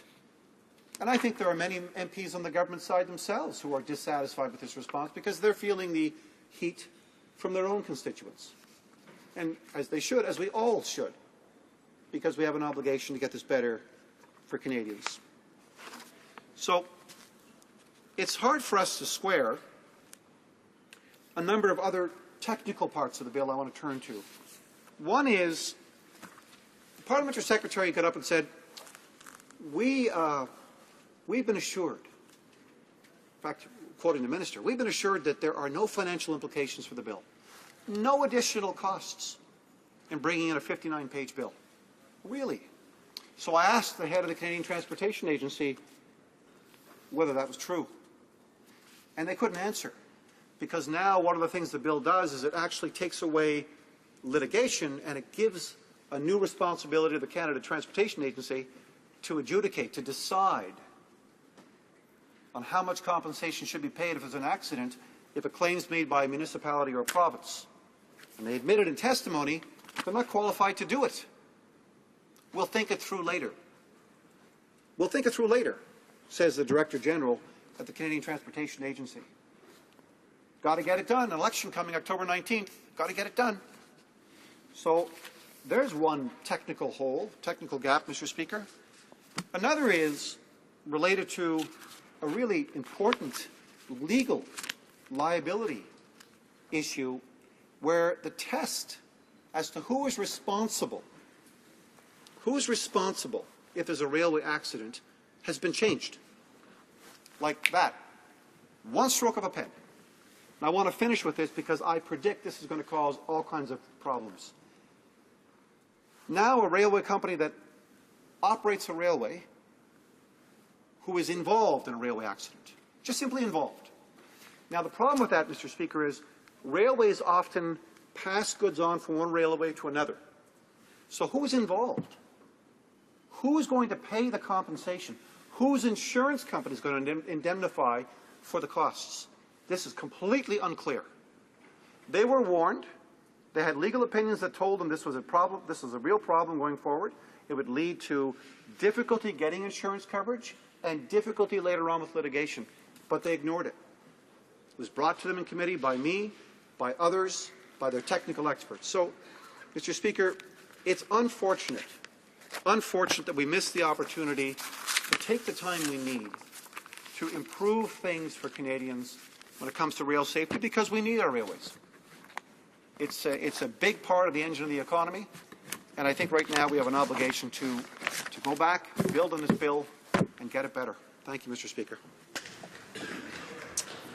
Questions and comments. Questions et commentaires. Who did I miss last time? The honourable member for Dartmouth Cole Harbour. Thank you, Mr. Speaker. I want to tell you that that I listened intently to the member from Ottawa South, the critic for transportation for the Liberal Party, and I didn't once hear him explain why it is that the Liberal Party, when they were in government, starting back in the 90s, brought in, initiated the deregulation, not only in the transportation industry, but food inspection and other important areas where regulation is needed. I think we've come to learn that self-regulation by industries does not work, and I was hoping that he might acknowledge that, Mr. Speaker, because the points he made about the flaws in the system, the weaknesses, the lack of action by this government to actually respond to some of the serious problems that are being created on our railways is true, is absolutely true. But I wondered if he would not acknowledge the fact that a lot of this originated with the decision by previous Liberal government to deregulate and not actually respond to the Transportation Board's claims that the DOT 111 rail cars were a problem. The honourable member for Ottawa South. It's a good opportunity for me to maybe help the member understand a bit better how it works, Mr. Speaker. The safety management systems, which are supported, by the way, by the Transportation Safety Board and by the Auditor General, the approach in a safety management system admits that there are at least two parties involved. There's a regulated sector and there's a regulator. The regulator is government. The regulated sector are the federally regulated railways. Now, there is a difference. There's a legitimate difference of view between the Liberal Party and the NDP. I admit it freely. We believe there is a role in the private sector to assume a certain amount of responsibility to achieve the highest level of safety possible. We believe concomitantly that there's a role for the regulator to make sure that that regulated sector is in fact operating at the highest levels. The NDP doesn't subscribe to this view. They believe, wrongly in my view, that they should be hammering the private sector to a point where I think it would have a great bearing on their ability to operate and to remain competitive. Questions and comments? The honourable member for Saanich Gulf Islands. Thank you, Mr. Speaker. And I thank my friend from Ottawa South for his speech. As a regular train passenger, you become acquainted with what's on the freight because freight takes precedence over passenger rail in this country. And I tried to make a trip across Canada this summer only to find the volumes of fossil fuel traveling by freight delayed passenger rail by as much as 6 to 7 hours arrival at different stations. It's a real shame because Via Rail is an important part of our economy and we should be treating it a lot better. And my question to the member is, in this bill, we had a chance to put in something that is in the U.S. Rail Safety Improvement Act, which is called positive train control. It's the use of high-tech computer monitoring. We're able to, through positive train control, if we installed it on trains, we'd know if they were going too fast. We'd know if their gears weren't working. We'd know if the brakes had come unhinged. There would be alarm bells ringing. Of course, we also have dangerously slashed the working crews on board freight, but positive train control is something that would give us much safer railways, and I'd ask my friend for his comment on this. The honourable member for Ottawa South. My good friend is correct. This is an obvious omission, not necessarily in this bill, but it was an obvious omission in the government's dribs and drabs response to the rail safety challenges we're facing. I would say that she's actually right as well when it comes to the question of an adult conversation about the use of our tracks, who gets precedence, who does not get precedence in terms of use of those railway tracks. Is it passenger? Is it merchandise? Is it goods? In fact, I commend one of my colleagues from the NDP, from the Gaspé, who brought a bill that at least is beginning the debate about what role via rail should be playing, what role passengers should have versus merchandise and other goods being transported. That's an intelligent debate to have, but unfortunately we're not having that under the leadership of the government. They didn't want to open it up and do the right thing, because we're not talking about improving the system for 5 years or by the next election, Mr. Speaker. We really should be talking about improving the system for the next century. Questions and comments? The Honourable Parliamentary Secretary to the Minister of Foreign Affairs. Thank you, Mr. Speaker. You know, this bill, I know the Honourable Member commented about dribs and drabs. I guess there's something to be said for incrementalism. Incremental improvements are better than no improvements. And I think my colleague on the opposite side with the NDP pointed out there were certain things that government do over 13 long years, and we're actually achieving some success with some of these regulatory changes. I mean, the focus of this bill is about liability and compensation. I know he wanted to take us down the primrose path of talking about food safety and other unrelated items, but let's talk about compensation and liability in the railroad industry, and specifically for the smaller railroads that might not have enough of insurance. And so that's important, and focus on that. And I guess, can this member admit these are good changes, good positive changes, and will he support that aspect of the bill? And then secondly, last week, the Minister of Transport was in Washington, announced with Secretary Fox important changes to the tank car standards, important changes that can be done, are achievable, realistic, will bring about safety because of the enormous increases in volumes with respect to petrochemicals and petroleum products across the border. Can you comment on those two things that we're doing to address rail safety? Thank you, Mr. Speaker. Honourable Member for Ottawa South. Mr. Speaker, I never said that this bill should be thrown out in its entirety. I have an obligation to point out for Canadians where its shortcomings are. There are some elements of this bill that are very positive indeed, that we supported. In fact, I think we can take some credit collectively. Okay? Collectively. That's how we work here, collectively, particularly at committee. So there are some elements of the bill that are very strong. But it's important to remind Canadians that there are other shortfalls, and the chief one for us is the fact, undeniable, that the government isn't properly resourcing its own department.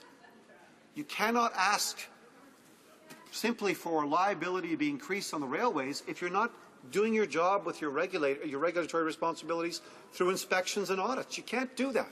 The system will collapse. Now, with respect to the Minister being in Washington last week, I don't know why she went. She re-announced something from a year ago. It's going to be a 10-year phase-out for most of these cars. It's too bad she made the first announcement, Mr. Speaker, on the .111 phase-outs. Had she not done that and listened to the experts who actually manufacture these cars, we could have saved a considerable amount of time and made a quantum leap to the new cars that can be manufactured right now in the United States and soon in Canada. Questions and comments? The Honourable Member for Winnipeg North. Thank you, Mr. Speaker, and I appreciate the comments from the Liberal Party critic.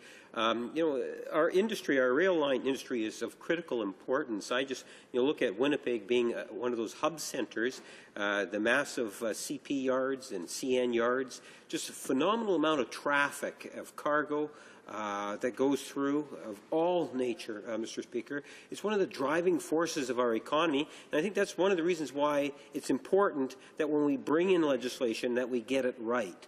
And I suspect, Mr. Speaker, that given the importance to the economy in terms of getting it right, if the member could maybe just provide some thoughts in terms of how he sees legislation in the future, or regulation, playing a critical role at making sure that our rail lines are safe and as much as possible efficient and worthy of travel.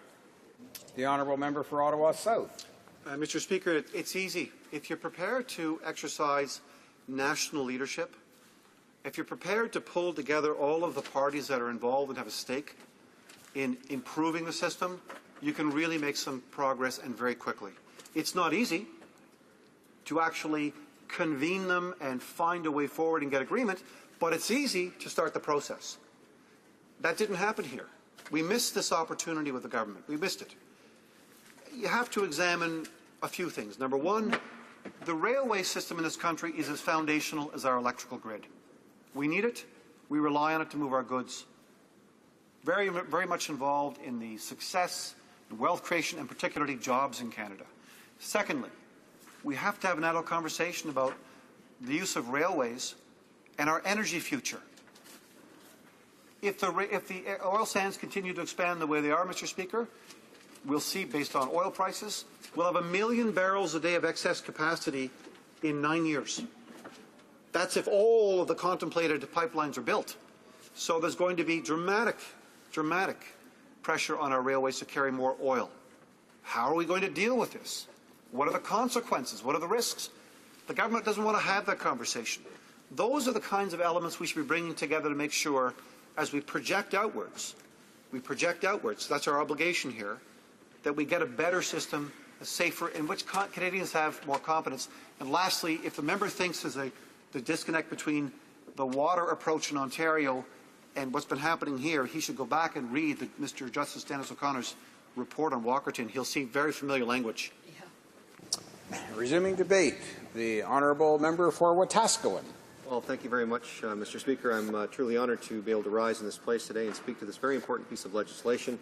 I represent the great riding of Wetaskiwin, which has major rail lines in it from both CP and CN.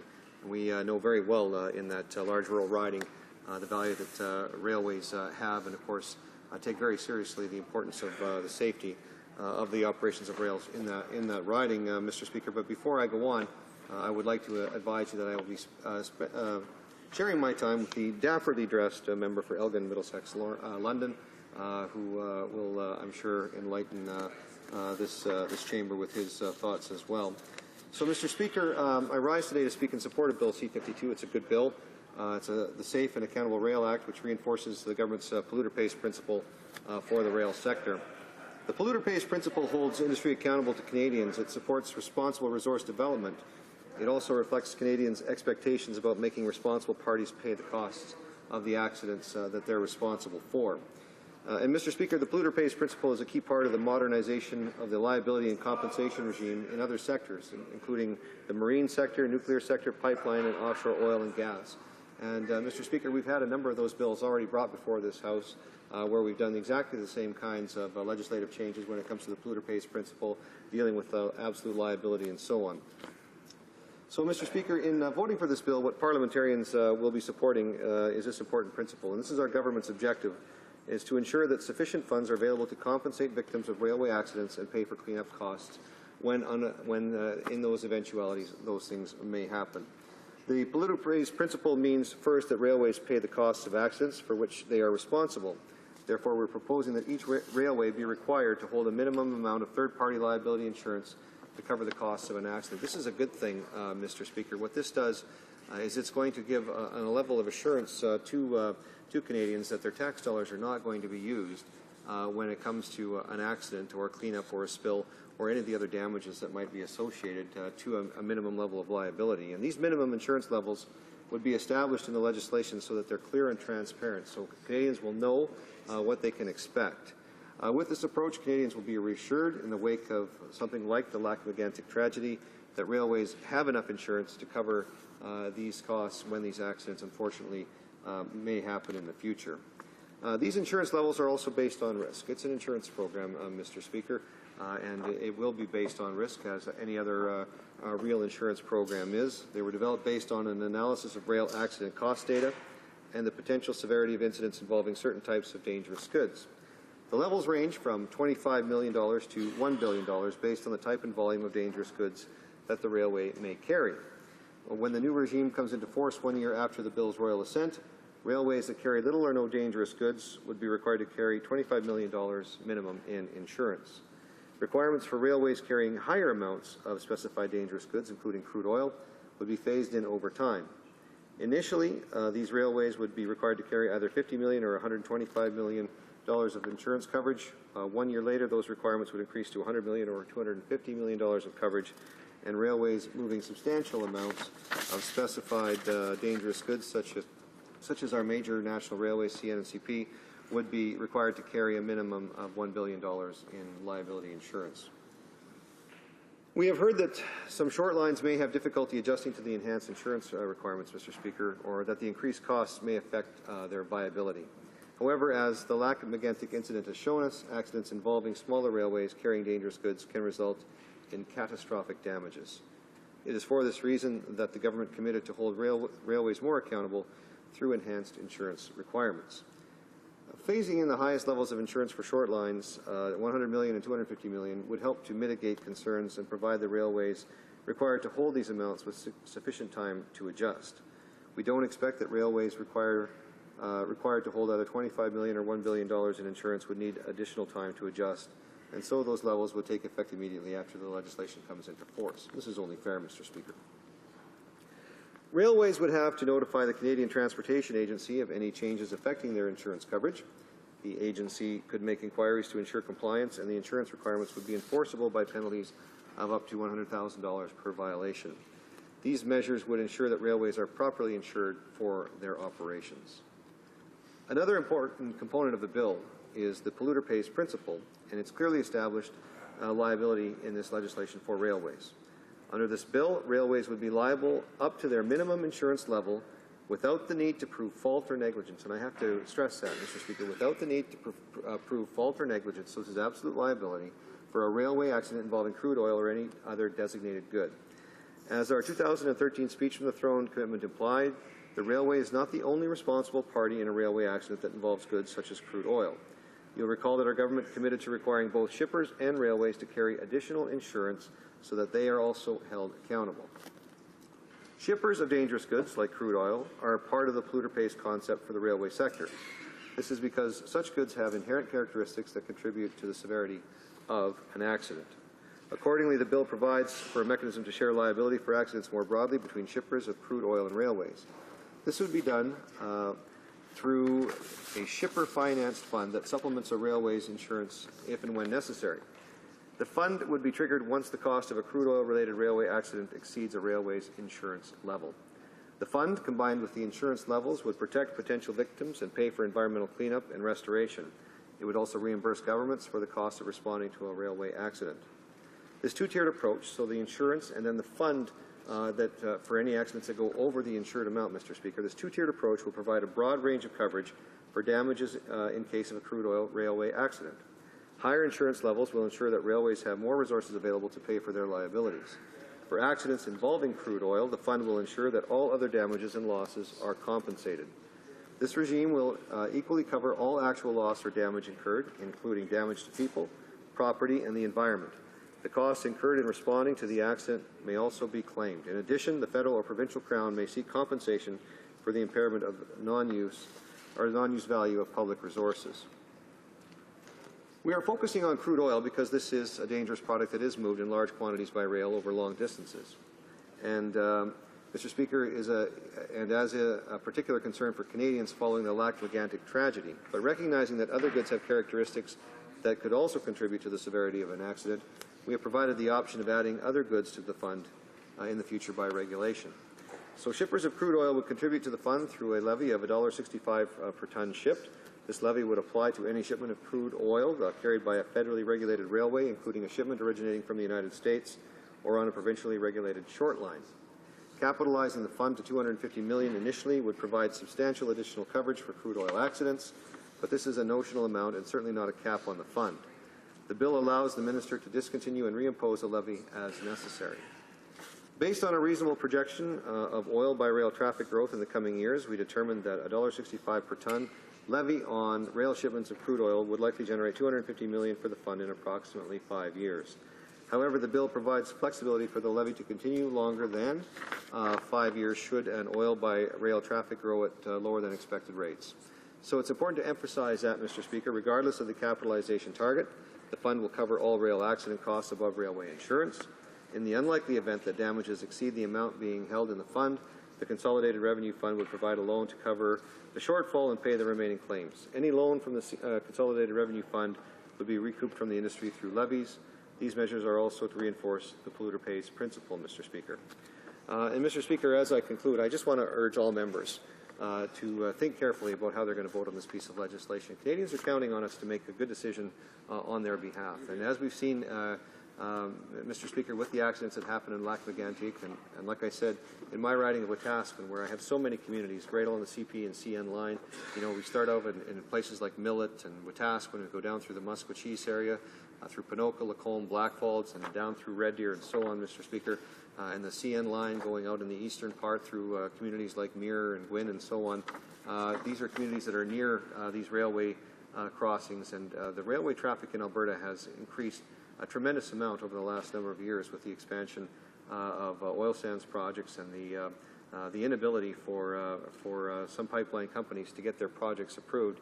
We've seen an increased dependency on rail for the movement of these items. So it's very, very, very important that, and it's to reassure my constituents and reassure not just only Albertans, but anybody who has a rail line going through their community, that there will be that coverage there that will be available. And it won't cost them. It won't be at their tax dollars' expense like it was, unfortunately, with the absence of this legislation like we saw in Lac-Mégantic. So this is very, very important legislation, Mr. Speaker, and I encourage all colleagues, while they may have criticisms of the bill, they may want to play politics with this bill in essence. It would be really a sad commentary if we couldn't come to an agreement in this House that this bill, while it would never be perfect for 308 people when they looked at it, certainly is good enough to be passed into law before we rise for the summer. Thank you, Mr. Speaker. Questions and comments. Question commentaire. The Honourable Member for Saint-Jean. Thank you, Mr. Speaker. I listened with interest to my colleagues' comments, but in a context of deregulation as we're seeing in the field of rail safety, the number of inspectors is not the only barometer, because there are a number of inspection jobs that are not done by Transport Canada inspectors, but which are done by employees of the rail companies.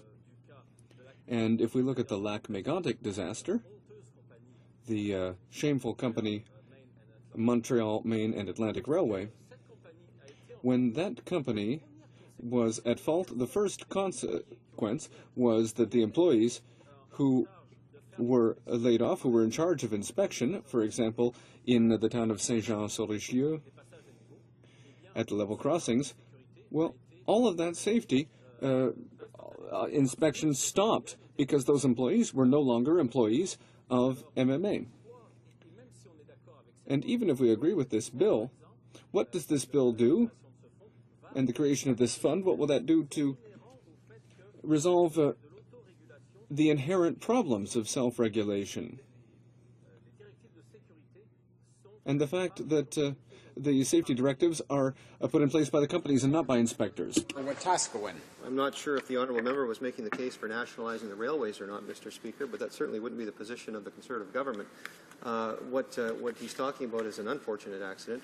What he doesn't understand is that in that particular case, because the company did not have insurance, they were immediately on the hook and had to lay off their inspection staff and other staff accordingly. Now, this bill actually has several clauses in it that require companies to share the information with Transport Canada in a timely and an effective manner, but had this bill been in place, the company like MMA would have had the insurance that they needed to pay the damages and wouldn't have gone through nearly the financial suffering that they would have had, because they would have also had the fund on top of that. Now, that wouldn't have prevented the accident from happening, but it would have prevented the incident like the member is actually talking about, which would have allowed MMA to stay out of the financial trouble that it would have been in, because they would have had insurance coverage that would have carried them through the duration of that particular disaster. So, Mr. Speaker, while the honourable member has a good point, his logic that got him to the point where he's asking the question just doesn't hold water. Questions and comments? Commentaires? The honourable member for Beauport-Limoilou. Thank you, Mr. Speaker. Mr. Speaker,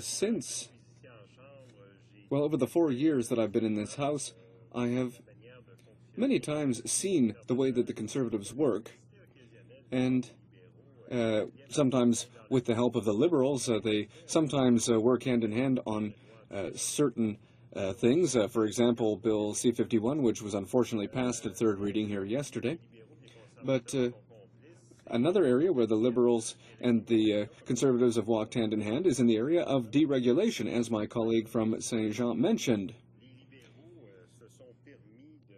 As of 1999, the Liberals put in place all kinds of self-regulation measures, and the Transportation Safety Board has been sort of left out to dry for the last 20 years, whether it be through Liberal or Conservative governments, and we've seen the effects of that with, for example, the .11 tanker cars. So the record of 20 years of a laissez-faire attitude from governments is deplorable, and we will support this bill, and there are certain points that are improvements, but there are important aspects of inspection and prevention that are absent from this bill. And there's also the question of fatigue management. That's a major problem, a central issue here. So what can justify that fatigue management is being taken out of the Railway Safety Act? Or Wetaskiwin. Well, Mr. Speaker, the honourable member finally got to his question dealing with fatigue. I got a little fatigued listening to him finally get to that particular point, but in all fairness, the question is a very serious one. The question is a very serious one, and it does deal. I mean, everybody knows. Anybody who drives a truck, anybody who flies on an airplane knows that pilots are subject to the rules about how long they can fly, and the truckers keep logbooks about how long they can be on the road, and he would know that this bill, the proposed amendments in this bill, will change the regulation-making power for safety management systems to add in the concept of employee fatigue management. So that's captured in the essence of this bill, Mr. Speaker. The result would be that railway companies would be required to take into consideration the management of their employees' fatigue, including scheduling in their safety management system. So we're making progress on that, Mr. Speaker, which is why all members of this House should support this bill. Resuming debate, the honourable member for Elgin, Middlesex, London. Well, thank you, Mr. Speaker, and I do rise today in support of the Safe and Accountable Rail Act. Following the tragic July 2013 accident at Lac-Mégantic, our government has acted quickly to strengthen safety in Canada's rail and transport of dangerous goods systems. Our action has been based on three fundamental elements of rail safety: prevention, preparedness and response, and the liability and compensation. This bill relates to the third of those pillars, liability and compensation. Today, I would like to outline for you how this proposed legislation would strengthen our liability and compensation regime for federally regulated railways. The events of Lac-Mégantic highlighted the importance of having a strong liability and compensation regime for rail and adequate compensation available in the event of a major accident. In the 2013 speech from the throne, we committed to hold railways and shippers accountable. To act on this and to examine how to strengthen our regime, we undertook a comprehensive review which included 2 rounds of extensive consultations with a wide range of stakeholders, including railways, shippers, provinces, the Federation of Canadian Municipalities, as well as the insurance industry. Our objective has been to ensure there are sufficient resources to adequately compensate potential victims and pay for cleanup costs. Our aim is also to make sure that the polluters pay, so that the taxpayers do not shoulder the financial burden in the event of an accident. These key principles are also central to the liability and compensation regimes that are currently being updated in other modes and sectors such as offshore oil, and gas, marine tankers, pipelines. This proposed legislation would achieve these goals by sharing liability for rail accidents between railways and the shippers of crude oil, clarifying liability to benefit claimants, making more resources available for compensation, and ensuring the compliance with the new regime. What we are proposing is a two-tier system similar to the approach taken for marine oil tankers.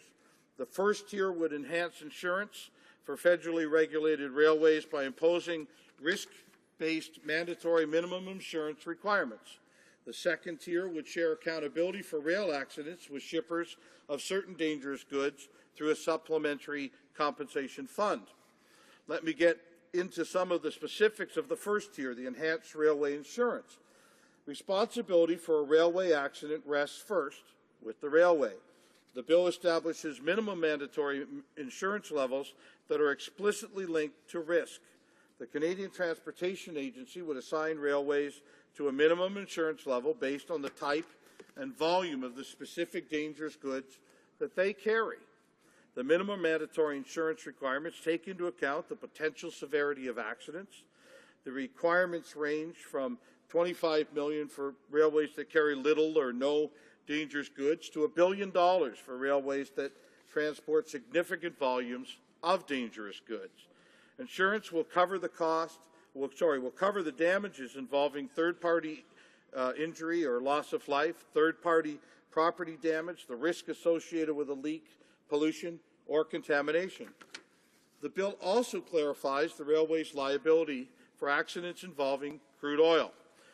Railways would automatically be liable up to their insurance limit without having to prove fault or negligence, and the railways must be operationally or physically involved in the accident in order to be held liable.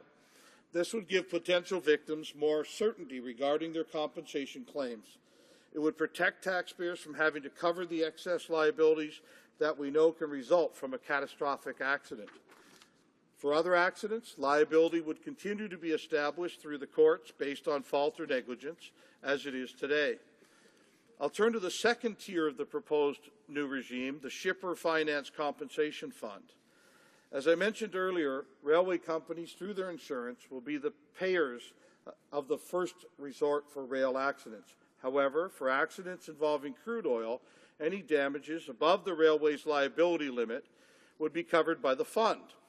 This fund would be financed by shippers through a levy of $1.65 per ton of crude oil carried by the federally regulated railway and deposited into a special account of the Consolidated Revenue Fund. Our focus on crude oil for the fund responds first and foremost to the concerns that were expressed in relation to the Lac Mégantic incident. Clearly, Canadians are concerned about the growing volumes of oil being transported by rail across long distances and through many communities, a trend that is expected to continue. Our approach recognizes that this is a new and significant phenomenon, and we need to have adequate measures in place to hold the industry accountable. However, in the future, some other dangerous goods could be scoped into the fund through regulation. The combination of the enhanced insurance requirements and the supplementary fund would provide sufficient resources to cover the vast majority of potential accidents. The fund will be the payer of last resort in the rare event of damages from a rail accident involving crude oil surpassing the railway's insurance level. Furthermore, should an accident be of such a magnitude to deplete the resources held in the compensation fund, the Consolidated Revenue Fund would be called upon to act as a backstop. This will ensure that all damages resulting from a rail accident involving crude oil will be covered. It's important to emphasize that even in such an extreme situation, the taxpayer should be protected. Any public money loaned to the compensation fund would be repayable with interest on terms set by the Minister of Finance through levies on the industry. Another important part of establishing this compensation fund is putting in place an administrative body that can manage the fund effectively and in cost-efficient manner. To that end, we are modeling the fund's administration on that of the Ship Source Oil Pollution Fund in the regime of marine tankers. A fund administrator would be responsible for establishing and paying out claims after the railway's liability limit was reached, as well as reporting on the management of the fund to Parliament through the Minister of Transport. After paying out claims, the fund administrator would be able to seek reimbursement from any at-fault third parties through the courts. This fund achieves two important goals.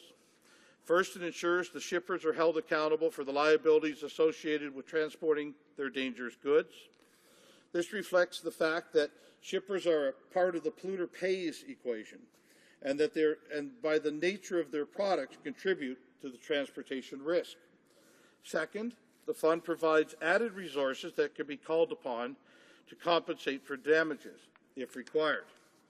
The benefits of this two-tiered regime that I've just described will only be felt if it operates as it is designed. That is why we've included enforcement mechanisms to ensure compliance. To make sure railways comply with the enhanced insurance requirements and collect and remit levies to the fund, monetary penalties of up to $100,000 per violation can be applied. Penalties would not be applied to shippers. Instead, to ensure that the levies are paid, a railway's common carrier obligations to the shipper would be conditional on the shipper paying the required levy to the railway.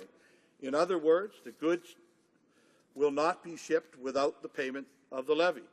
A robust liability and compensation regime for rail complements our government's action to further strengthen the safety of our rail system and the transportation of dangerous goods. Putting in place this legislation will ensure that should other rail accidents occur, polluters will be held accountable and provide the resources needed to compensate victims and to clean up the environment. I therefore urge all members to adopt this bill. Mr. Speaker, I come from an area of the country in southern Ontario, from a community that's been known as the railway capital of Canada.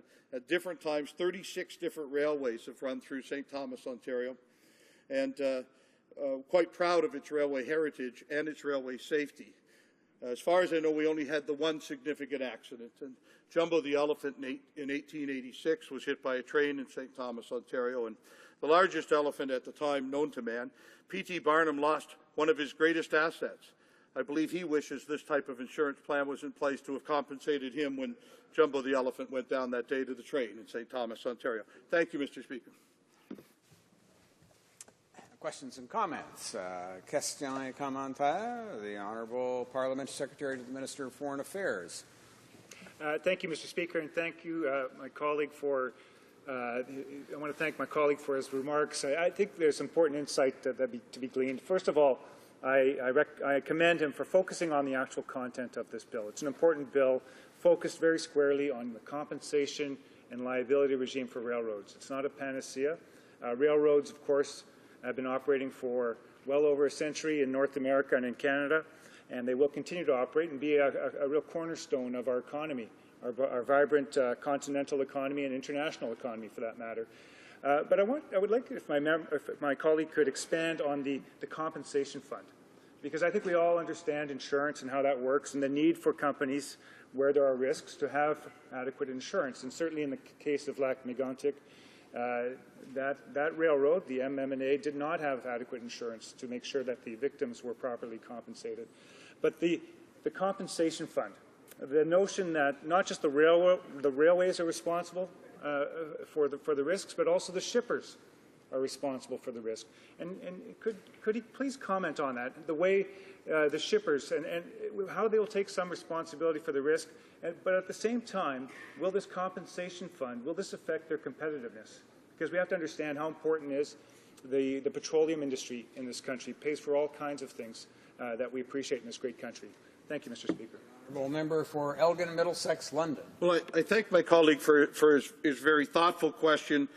Yes, I mean, we've suggested, we've put in place what we think is both belt and suspenders in the way of being able to compensate. The railways are asked to carry a level of insurance based on the types of products they're carrying and the amount of business that they do. But as you've asked, the second phase of that is a compensation fund that is available for the much larger accidents that wouldn't be covered by insurance or might not be able to be covered by insurance, even though we've ensured that the railways are carrying that insurance. The fund is created by $1.65 per ton of oil, in this case oil carried. It's paid as the shipping happens so that the fund is robust and is always complete and it has money there. It will, over time, of course, be able to handle any sort of accident that may happen. We hope none. We hope the fund is never used, and I think all Canadians would hope that's the case. But as we continue to move dangerous products like oil by train, there's the opportunity that it might happen, and beyond the insurance of the companies involved, this will create a greater fund for those much larger and perhaps more dangerous situations. The Honourable Member for Beauport-Limoilou. Thank you very much, Mr. Speaker, and I'd like to thank my colleague for his remarks. One part of the bill that raises some concerns is the fund for those who've been affected, the victims of tragedies. So there's a $250 million amount, but the money in this fund will go into the Consolidated Revenue Fund. Mr. Speaker, I've read the budget. There will be the budget implementation bill. It's hard to trust this government because the budget was balanced this year by using the contingency fund. And so it's hard to trust this government. I'd like to get some details from my colleague opposite. I don't know if he'll be able to reassure the public when it comes to this fund. In Middlesex, London. Well, Mr. Speaker, I'll be more than able to reassure. I'll be able to reassure the member opposite that certainly the constituents in my riding and across Canada have been putting their faith in this government and agree that a promise made is a promise kept. In the sense of balancing a budget, I thank you for bringing up our balanced budget, and back home that's a pretty significant piece. So thank you for allowing me to advertise that a little bit here. But the piece of legislation that we're debating today also is a promise made, and when the members opposite vote for it at the end of this level of debate, it will be another promise kept, that we've been able to say to the people of Canada that rail safety matters, that rail safety is taken care of, that railways will be asked to carry a level of insurance and also be able to put together the consolidated fund for those larger incidents that may or may not happen. So I thank the member for bringing up and pointing out the great work of this government in its budgeting and balancing the budget. And I thank you for allowing me to talk a little bit more about it here today.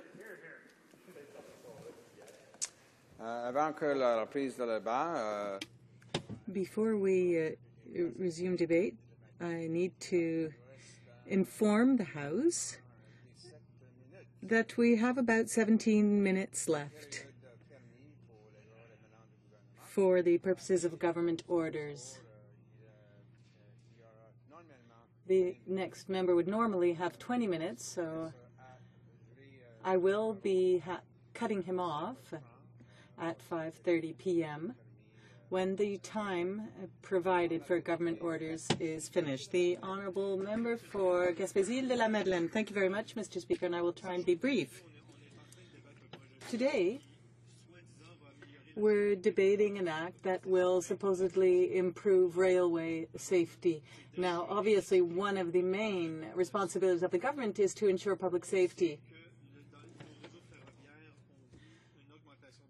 There has been a dramatic increase in the amount of oil that is being shipped over our railway network. In 2009, there were 6,000 railway tank cars.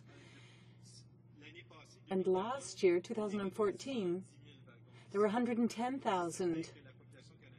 So obviously, the public has the right to be asking itself whether there's adequate safety. And the tragedy in Lac Mégantic showed us that there's some serious shortcomings in the system.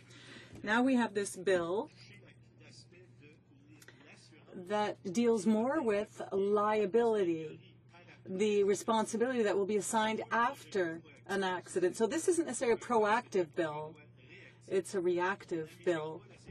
So safety, Canadian safety, isn't necessarily being improved by simply sending a check out after an accident. You improve safety by making sure that our networks are safe.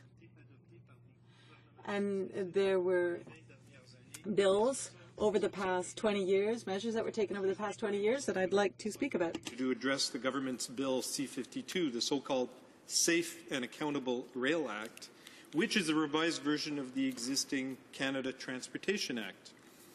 The biggest problem I have with this legislation is that it's based on an act that was inadequate when it was passed in 1996 by a Liberal government, and in turn, that bill was based on an even worse act passed by the Conservatives in 1987. What we're being asked to do now is comparable, frankly, to rearranging the deck chairs on the Titanic. We have a fundamental responsibility to ensure safety, not to spend hours discussing insurance liability for rail companies. That's certainly a first step, and it is why I'm going to support this legislation, but it's a tiny step, Mr. Speaker. We need to go an awful lot further. The changes proposed today are only the beginning of an answer. Canadians need a new act that is based on fundamental elements that have been lacking all along. From the very start, the current act has lacked the basics necessary to maximize the performance and safety of our multimodal transportation system, and especially its rail component. The maintenance and safe, effective operation of a national transportation system fully addressing the needs of this country, the private owners of the majority of that system, and the shippers and passengers that depend on it, requires that it be conceived as a whole. The essential elements of complete legislation would be policy, legislation, planning, and adequate funding, which this government sorely lacks in many fields of its jurisdiction. Legislation is but one element in the development of a comprehensive and effective national transportation system. But the Canada Transportation Act lacks many of these building blocks, the most elementary being a basic national policy balancing public and private interests. As is said in the introduction to this legislation's review discussion paper, Canada's transportation system is, quote, substantially more market-based, deregulated, and competitive, end quote, than it was in the period before the Mulroney Conservatives introduced legislation, the Regulatory Act in 1987. In fact, our transportation system today is largely based on a laissez-faire approach that reserves only a few areas for public oversight. Its most vital flaw is the lack of an underlying proactive policy. As a result, Canada's transportation system is a series of silos that have been cobbled together by multiple and often competing owners without a comprehensive plan. All of them have wound up being patched up with this makeshift legislative and financial band-aids to correct the flaws created by a boundless faith in this hands-off, strictly for profit approach. It's totally unrealistic. The Via Rail Canada program, funding for remote airports and roads, scattershot safety fixes, a last-minute renewal of federal funding for the Algoma Central Passenger Service, and this government's Fair Rail for Grain Farmers Act form a patchwork of intervention in a system that the government likes to think doesn't require intervention, and yet it continues to intervene. There is no central policy or plan at work here, and it has been said that this type of necessary intervention is too frequently only taken by governments such as this in the run-up to an election. Pardon the pun, but this is no way to run a railroad. It's certainly no way to run a country. The Canadian approach is far different from that taken by other countries that view transportation not just as a business, but as a potent tool for national economic, social, and environmental growth and security. This especially applies to the rail sector. The United States took a similar laissez-faire approach to railroading for decades. With the construction of its highway interstate network, the national rail system there drifted along without benefit of a clear policy, nor comprehensive planning, nor balanced or sustainable funding. Very similar to Canada today. The result was a collapse of large parts of this system and the need for government intervention under crisis conditions. The revision of the U.S. approach to railroading is now underway with the enunciation of clear, inclusive policies that are interlocked with legislation, planning, and funding to realize this new national vision. The objective is to maximize the potential of rail in concert, not in competition with the other modes. Making changes to the limited amount of legislation embodied in this CTA is only a small part of the solution. Without a clear and comprehensive national policy, even the best legislation will fail because it is based on what amounts to an absence of policy. Revising the CTA in the absence of enlightened and proactive policies cannot and will not decisively correct its major deficiencies. There are two specific areas that concern me greatly. The first is the safety of the transportation network that has evolved under the current CTA and its predecessor deregulatory act on which it is based. This especially applies to rail. We have now gone through a wave of rail accidents that have demonstrated how much our system has declined. If this was only to include Lac-Mégantic, that would already be much too much. But we have experienced numerous major derailments both before and after that disaster that have demonstrated that our rail system is degrading and degrading rapidly.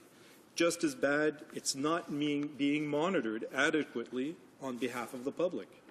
What we have now is a self-regulating rail safety network, and it's not working. Our rail safety regime under the CTA is badly flawed. It provides inadequate protection for individuals, inadequate protection for communities and its workers. In the pursuit of profits, corners are being cut, and this inadequate attention to safety is not being revealed until it's too late. What we have now is reactive rail safety legislation. To be effective, there must be a new safety legislation within the CTA that is not only better, it must be vigilantly enforced. Any new legislation must recognize that the public interest can only be adequately protected when the regulator has the power and the resources to enforce the rules. Some believe that compelling the railways to carry more insurance is the answer. This is the very basis of this current legislation. While it's part of the solution, this is reactive in nature and after the fact. It doesn't prevent accidents, it merely analyzes them after they've occurred. Funds should also be invested in improved infrastructure and safety appliances, which would prevent fiery derailments that pose an unnecessary risk to public safety. I'm extremely disappointed that this bill doesn't include the implementation of a safety system that would have a major impact on Canadian rail safety. PTC, Positive Train Control, this highly effective, high-tech system has been mandated by the U.S. Congress for all main lines handling passenger trains and freight trains carrying dangerous goods. PTC would have had substantial impact on the Lac-Mégantic tragedy. In fact, it could have prevented it by alerting employees of the impending catastrophe as soon as that train began to be underway. There could have been intervention at a critical time. At the very least, the PTC system would have allowed for the minimization of the eventual derailment that led to the devastating explosions and the horrible loss of life. This bill doesn't even contemplate the application nor the requirement for advanced technologies such as PTC.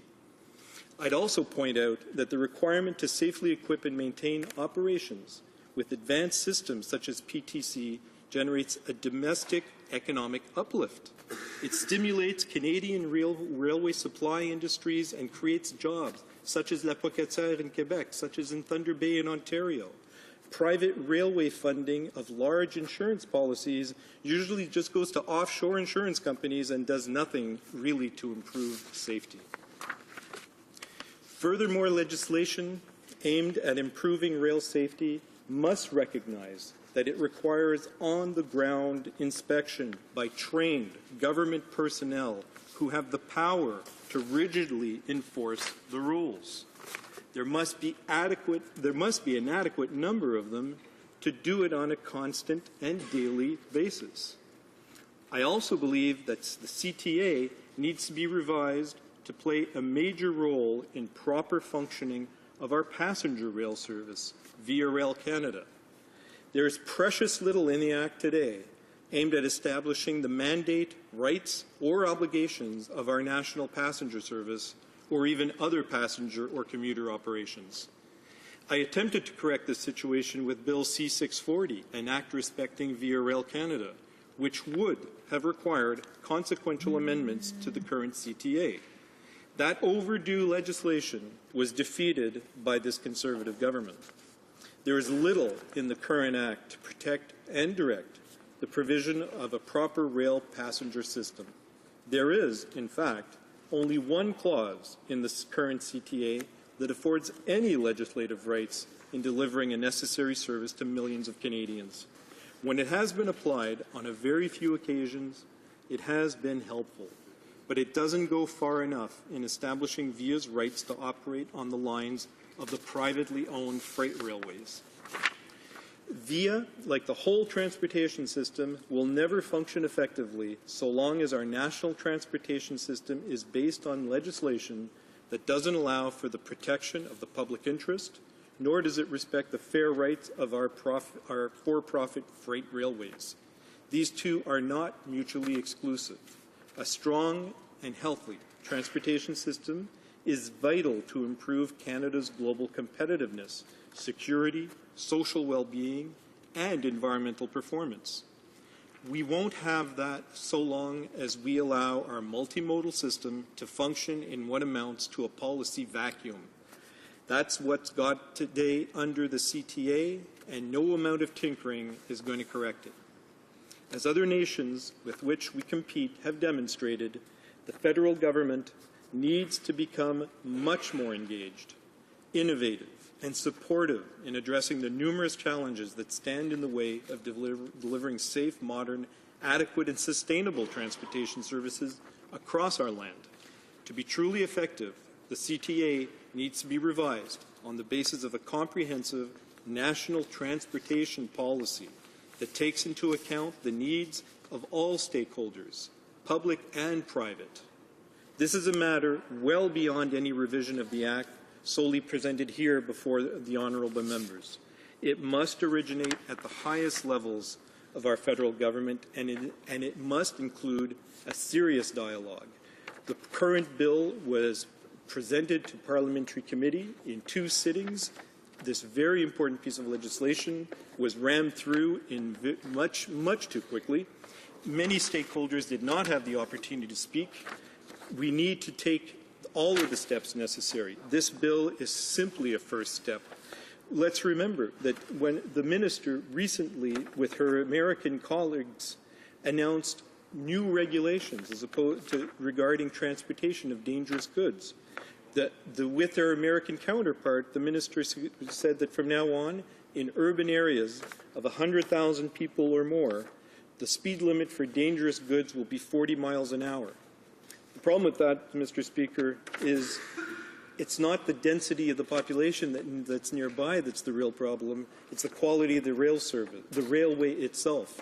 There are many areas of this country that we've allowed companies to not complete sufficient rail maintenance. They've deferred it to future periods. And when our rail cars run on these inadequately maintained rails, there is a risk of an accident. The government then has to act in a crisis situation such as it did in northern New Brunswick, where it had to negotiate under the gun with a rail company to ensure that the railway was going to be properly maintained over the next 15 years. We shouldn't be managing this in a crisis mode, Mr. Speaker. We know that the problem is the quality of the rail itself. We know that the private companies are self-monitoring, and without proper supervision by this government and its agencies, this problem is simply going to be compounded. Again, the amount of rail transportation of our oil products is skyrocketing, and the danger to the public goes up at the same rate. We have to take our responsibility seriously, Mr. Speaker. This government has only taken a very small step in that direction with this legislation. We need to do an awful lot more to prove to the Canadian public that we're taking our job seriously. Thank you. There will be 3.5 minutes remaining for the honourable member for Gaspésie-Île-de-la-Madeleine when the House next resumes debate on the question, and of course the normal 10 minutes for questions and comments. It being 5:30 p.m., the House will now proceed to the consideration of private members' business as listed on today's order paper. Private members' business, consideration at report stage of Bill C-627, an act to amend the Railway Safety Act, Safety of Persons and Property, in the name of Madame Bateman. Comme il n'y a qu'une motion, There being no motions at report stage, the House will now proceed without debate to the putting of the question on the motion to concur in the bill at report stage. seconded by Ms. Ambler, moves that Bill C-627, 627, an act to amend the Railway Safety Act, Safety of Persons and Property, as amended, be concurred in at report stage. Is it the pleasure of the House to adopt the motion? Yes? Yes? Carried. And when shall the bill be read a third time? Now? Now, as it seems. Ms. Bateman, seconded by Ms. Ambler, moves that Bill C-627, an act to amend the Railway Safety Act, Safety of Persons and Property, be now read a third time and do pass. Debate. The honourable member for Winnipeg South Centre. Thank you so very much, Monsieur le Président. Merci. I'm absolutely honoured to open this third and final hour on my private member's bill, Bill C-627, an act to amend the Railway Safety Act regarding safety of persons and property. Monsieur le Président, je suis très... Mr. Speaker, I'm very happy to have an opportunity to speak to my private member's bill, Bill 627, and to answer any questions my colleagues may have. Tout le monde le sait. As everyone knows, transportation safety and rail transportation specifically are a priority for our government. Bill proposes amendments to the Railway Safety Act that will help ensure the safety and security of all Canadians.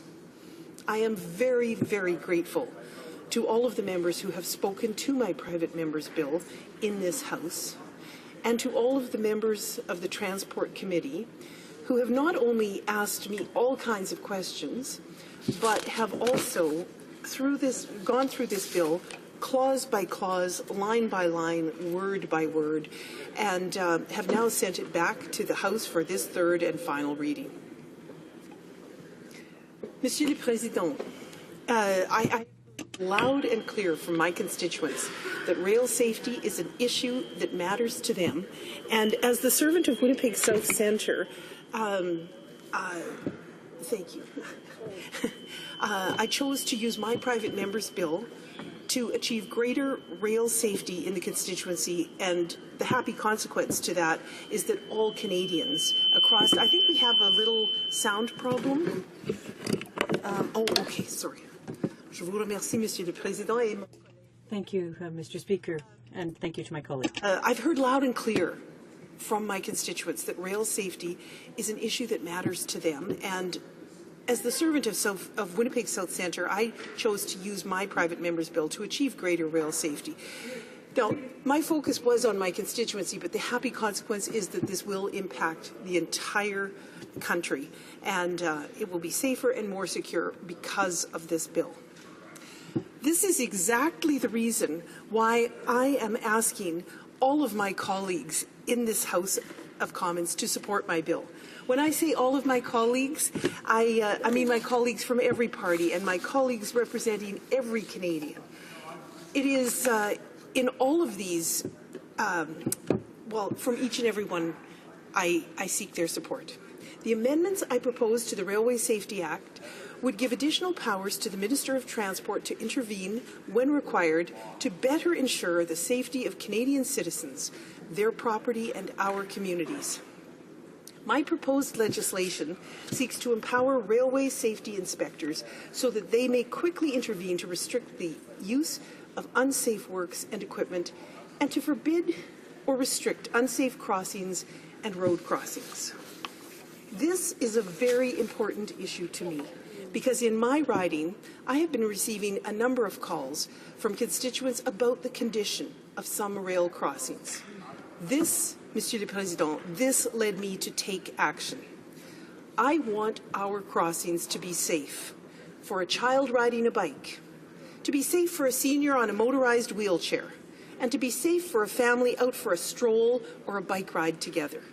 I want our crossings to be safe for vehicles and not, as has recently been the case, a few of them have had wood planks flying up and hitting vehicles as they drive by, even at low speeds. Rail crossings crisscross my riding, and the safety of them can be enhanced. This bill is a bill about prevention. The essence of the bill is to solve problems before they occur. My private member's bill is designed to assist in expediting the quick resolution of safety issues encountered at crossings, all in order to ensure the safety of the public. This is always a number one priority, and it certainly is my number one priority, prevention. I am very proud to be part of a government and contribute to the service of this nation. I am equally proud of the work that has already been done by my government on rail safety, and I am happy to present this private member's bill to further enhance the safety of people in our communities. I am asking my colleagues on all sides of this House for their support of my private member's bill, Bill C-627, an act to amend the Railway Safety Act regarding the safety of persons and property. Thank you very much, Mr. Speaker. Questions and comments. Questions et commentaires. L'honorable député de Brossard. The Honourable Member for Brossard-la-Prairie. Well, thank you, Mr. Speaker. I'd like to thank the member for her bill. The sponsor for her bill, as she knows, in the NDP, will be supporting this bill. Each person can vote, of course, but in principle we support the bill. But when we were at committee considering the bill, I asked a question and we requested an amendment because in the wording as such, she added a term with respect to environment.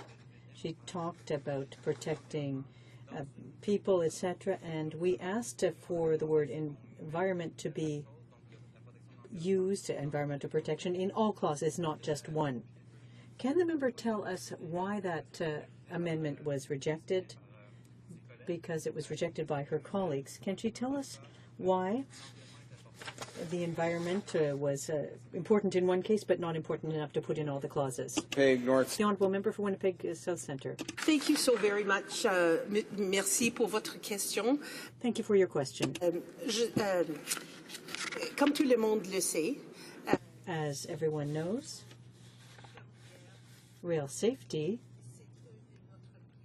is a priority for us. To explain the situation, the current legislation, as it stood, didn't enable inspectors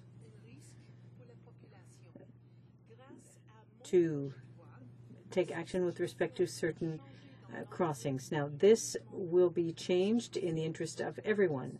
As regards your question more specifically, on specific wording, I must accept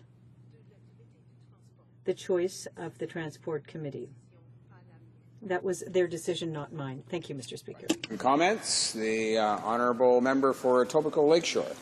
Thank you, Mr. Speaker, and I want to thank my colleague for introducing this bill. I think it's very important that we empower inspectors, as she talked about in her speech, and actually in her response to the question from the member opposite. I'd like if she could maybe take a minute just to describe what can happen without that empowerment. What is the normal process of how the issue of a level crossing gets addressed? What's the intervening period of time? What are some of the things that could happen? What's the impetus for this bill? Obviously, the carriers, the railroads, are the owners and operators of these level crossings, so it's important for them to take action. In many cases, a municipality is also one of the stakeholders in a level crossing and owns a part of it. But why is there a need for an inspector to have that additional power to be able to act quickly? Thank you. The honourable member for Winnipeg South Centre. Well, I thank my colleague very much for that question. And I think the reality is, much to my surprise, when there was an issue in my riding at a railway crossing, I was incredulous to find that the minister did not have the power, nor did her railway inspectors, to solve the problem, to quickly close the or to stop any accidents from happening. So previously, it was a cumbersome process. I think this will expedite things. And, through my consultations in the development of this bill, I am very, very pleased to acknowledge in this House of Commons that the rail companies that I spoke with are very supportive of increased rail safety.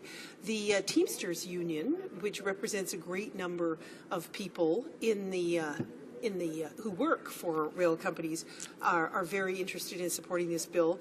And certainly the minister was very interested when I presented this, because currently there is no remedy under our Rail Safety Act for her to shut an unsafe situation. And, Mr. Speaker, I actually had a number of unsafe situations at rail crossings in my riding. This is a question that mattered greatly to my constituency, and I am thrilled to hear from not only my colleague on this side, but my colleague on the other side of the House, that there will be support in general for this bill, because it matters that we keep people in our communities safe. Thank you. Resuming debate. Reprise de débat. The honourable member for Brassard-La Prairie. Thank you, Mr. Speaker. And I would like to thank my colleague for Bill C-627. Mr. Speaker, this is a bill that is a step in the right direction. However, it also does highlight some of the problems that exist in current regulations. Problems that the NDP has criticized for quite some time now when it comes to inspection, when it comes to the fact that we let rail companies self-regulate and self-inspect. These are major problems. And that's why the goal here of giving a power to the minister and to inspectors to intervene once there's a problem is a step in the right direction.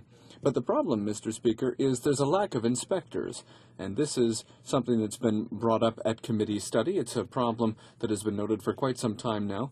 So, yes, now there are additional measures and additional powers, but if there aren't enough inspectors, if there's nobody there on the ground to ensure that the rails are safe at level crossings, for example, if there's nobody there to ensure that everything's safe, well, we have the same problem. And unfortunately, in the Conservative budget, if we look at rail inspection budgets since 2010, from 2010 to today, there's been a cut of 20%. So the government is not investing in inspection. So yes, as I said, I support this bill. I think it's a step in the right direction, despite the fact that it's a private member's business, which is in conflict with another bill that I've spoken to today, Bill C-52. And it shows that it's up to individual members to fix government regulation. When it comes to rail safety, this demonstrates a clear problem and some clear gaps. And so it's odd that we studied this bill before C-52 in committee, but C-52 was debated after. So it's a complicated situation, and it shows that the government hasn't done its homework when it comes to rail safety regulations. And here, after Lac Mégantic, we're seeing that the government needs to make some changes to repair things and as quickly as possible. But, Mr. Speaker, I just want to say that I will support this bill. I do think it is a step in the right direction. I think that the government can do more in terms of rail safety. But I would simply like to say that I will support it. Thank you. Resuming debate. Reprise de débat. Resuming debate. Normally at this time we would invite the sponsor of the bill for her right of reply. It's my understanding that the honourable member having just addressed the House, she's taken the occasion to waive that necessity for this evening. And so the question is, the House ready for the question, I should say, yes, of course. That being the case, the question is as follows. Ms. Bateman, seconded by Mrs. Ambler, moved that Bill C-627, an act to amend the Railway Safety Act, safety of persons and property, be now read a third time and do pass. Is it the pleasure of the House to adopt the motion? Yes? Yes? Carried. Third reading of this bill, troisième lecture de ce projet de loi.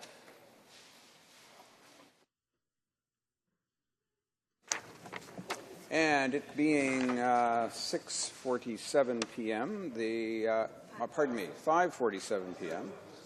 It's just completely unusual to be adjourning at this time. So it being 5:47 p.m., this House stands adjourned until tomorrow at 10 a.m. pursuant to Standing Order 24-1.